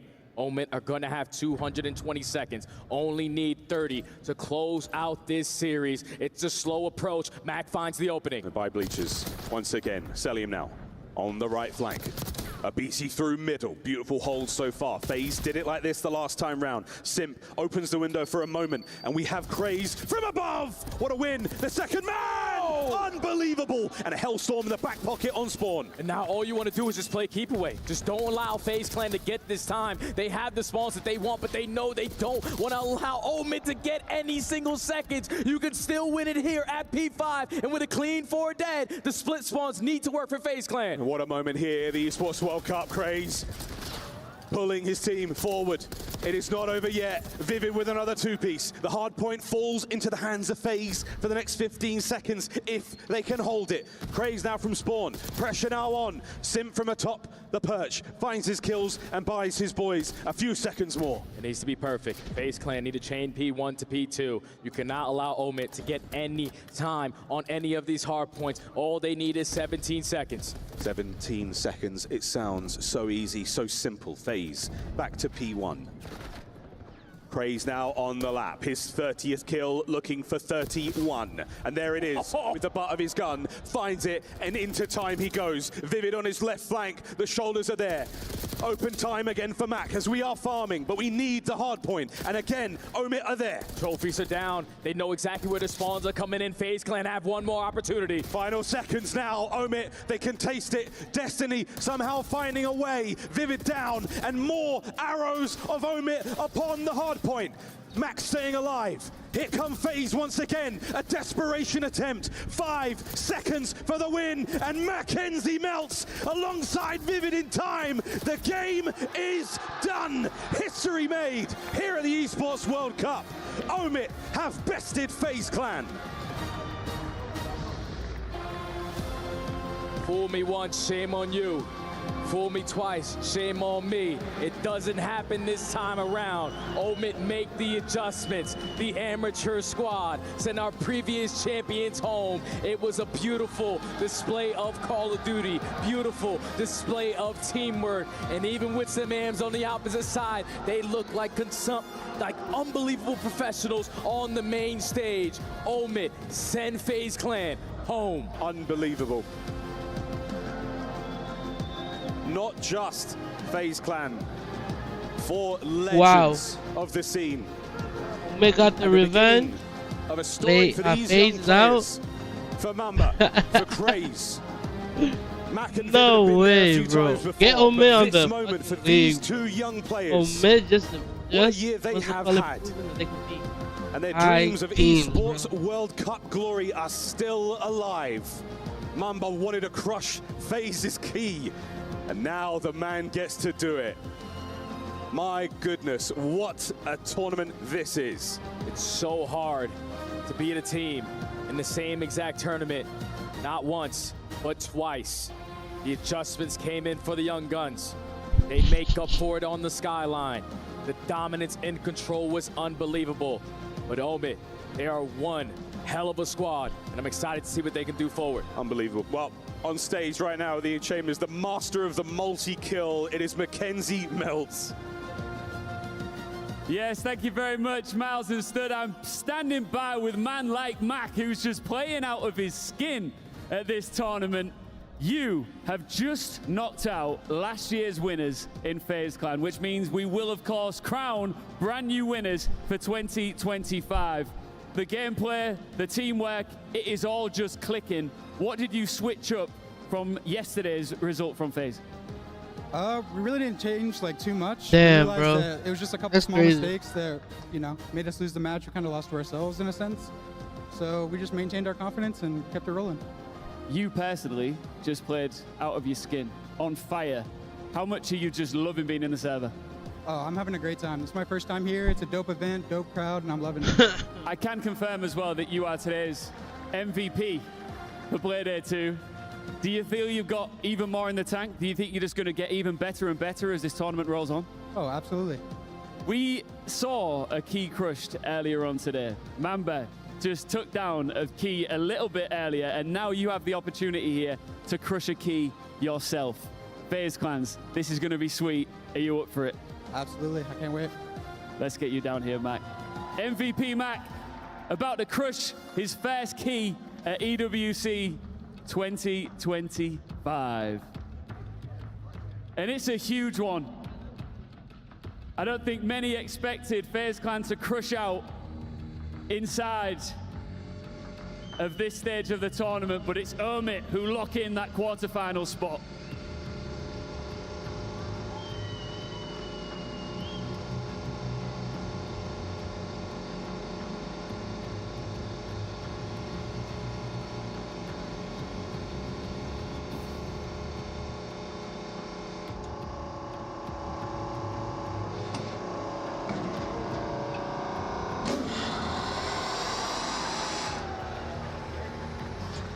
Mac, you just jumped when that key crushed. How did that feel? Unexpected. That shit was loud. You said just before this tournament started, do not sleep on Omit. I think that everybody watching right now is wide awake. To anybody who wants you to win, can you win this whole tournament? Without a doubt. Without a doubt. Thank you very much, Mac. I think we might be very shortly going through across to an exit interview with FaZe Clan. It's a tough one, and Blaze is standing by. Yeah, it is a very tough one here for the defending champions, man. I got Simp with me, and, you know, Simp, these guys seem to have had your kryptonite here in this series throughout the weekend. What happened in this series? What went wrong, man? This series, I mean, I think they were just the better team when it comes to teamwork, and especially in Control. I think Control, they kind of ran us this weekend. Besides that, I mean, I think we kind of just came out flat today. Now, this has been one of the teams that you've been on for the longest. You know, any words for the, kind of like the season in which you guys had that you could talk about? Yeah, I mean, I don't think it was a bad season. We still caught dubs. I think we kind of ended it in a poor way. I think our practice didn't really replicate the matches, to be honest, especially this event. I think our practice was pretty solid, but I don't think it showed.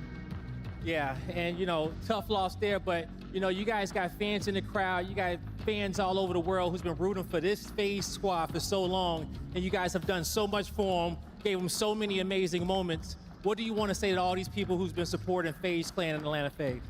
Yeah, I mean, all the FaZe fans, we appreciate you. All the Hype Squad members, everybody that always supports us. You guys are always legendary. Sorry we couldn't get it done this event. You guys obviously deserve better from us, but there's always next tournament. I mean, we'll always keep killing it. Hey, you heard it here from Simp, man. He's going to always keep killing it. He's going to get it done. That's going to do it for us. Chris, take it away.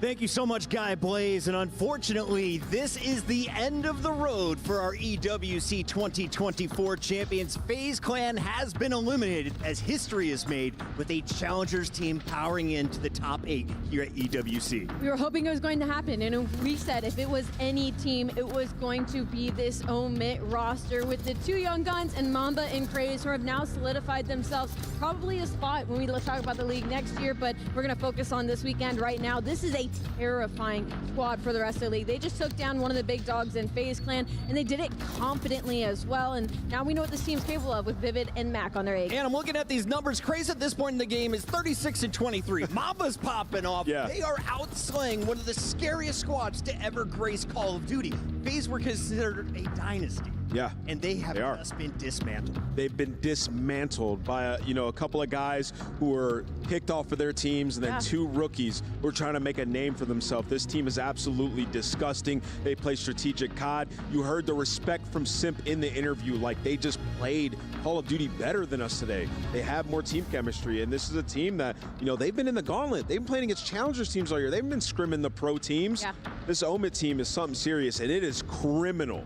And I mean criminal that Craze and Mamba weren't picked up earlier in the year after the season that they've had. Are you giving a nug to the coaches? Is this the GMs the organization doing the homework? Is this just everyone being afraid to give a chance to the new guns? It's the organizations. We've seen a ton of players get brought up, and we've seen some success stories this year. You like Neptune or you look at Heretics, but there's also been some names brought up that have played in the league before that haven't had success. These are two young rookies that have been dominating this year, and I just thought they should have got an opportunity earlier on. But it was a blessing in disguise because Mac and Vivid are the perfect two teammates to have around Selfless you. bros. They're selfless. They're going to fill gaps, and when you need a pop-off play, Mac is going to give you that. When you need good comms and leadership, Vivid's going to give you that. So they found themselves in a great spot. Ali, when I came into this, Mac was on a team where he wasn't set up to have a lot of success. He had a bad hellstorm, and a lot of people held that against him for a year. Yeah. He's now able to really showcase what he can do when the whole team is playing equally.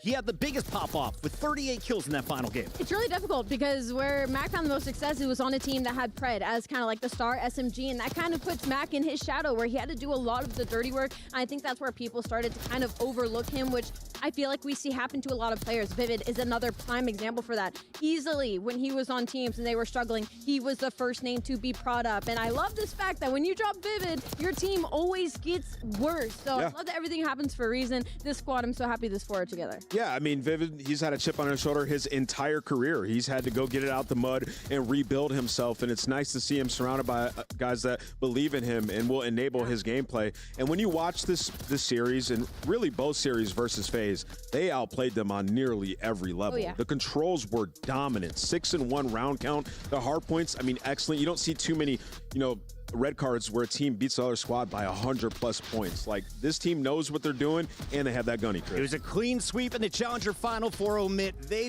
took home the lion's share of the cash in Challengers this season, and now they are guaranteed $80,000 with their win over FaZe Clan tonight. And back in your day, 10 grand was all we were dishing out for all the teams. Yeah, I mean, I went to some tournaments that was literally like 10K, like you said, for the entire prize pool, sleeping on hotel floors. So, these guys coming up as a young Challengers player, this is something you can take home to your parents and be like, yo, this is a career. I'm going to pursue this. And, they've definitely solidified themselves, and they put the rest of the league on notice. I wanted to give a shout out to Mamba. He was my MVP early, but with that final performance, Max steals the honors. All four of these members deserving some love, but Mackenzie Meltz was on top of his game today, Ali. It's unbelievable. I think that's one of the best things about Mackenzie Meltz is that he is capable of doing this. He is capable of take over maps. And one of the most impressive things for me is that it was done in the respawns. And specifically, their control is unbelievable. And we talked about it all year long is like the best teams are all good at control. All the top four teams, Optic, Texas, even Atlanta at one point was disgusting at map number 3s. Omid going into this bracket, whoever they match up against, that's going to give them a good foot through the door. A Koi pick here. How do we like that matchup in the first round for him? I think it's an awesome matchup. I mean,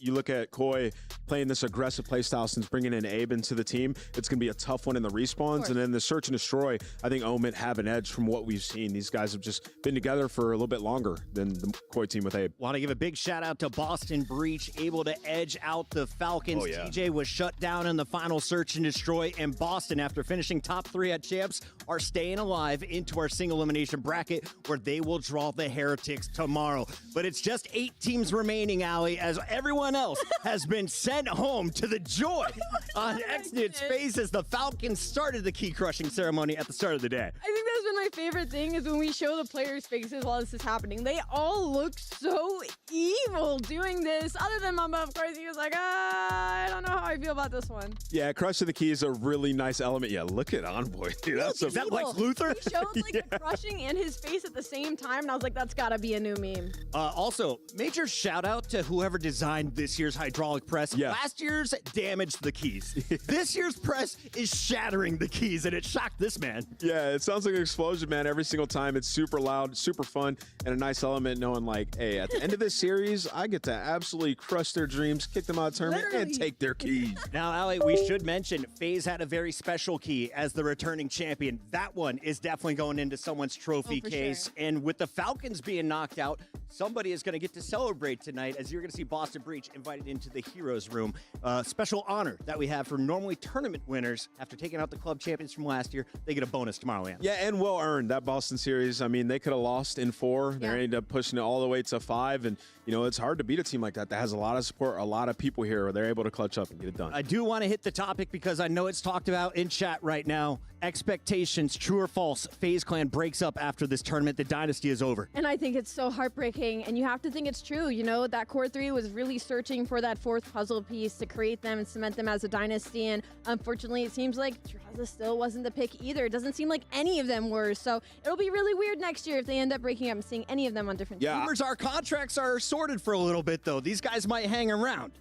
You believe in that? I'm not sure about the contract stuff, but I will say, like, I have been against them breaking up for 100%. A long time. I just thought it was a dumb move, but now, after how they performed back-to-back champs, now this EWC performance, I think there are going to be opportunities, like, to just split it up and get a fresh look. This is going to be the craziest roster mania of 100%. All time. It's going to be absolutely insane, and a lot of it hinges on how some of these teams perform in the rest of EWC. So keep your eyes peeled and tune in these next 2 days. All depends. Can the super team survive the remainder of the tournament? 100 Thieves and Optic face each other in the opening round of the playoff bracket tomorrow as things continue to heat up here in Riyadh. As we close out the show, we got to relive some of the best moments. These are your Kadia top plays of day 2 from Black Ops 6. Let's take a look at the best moments.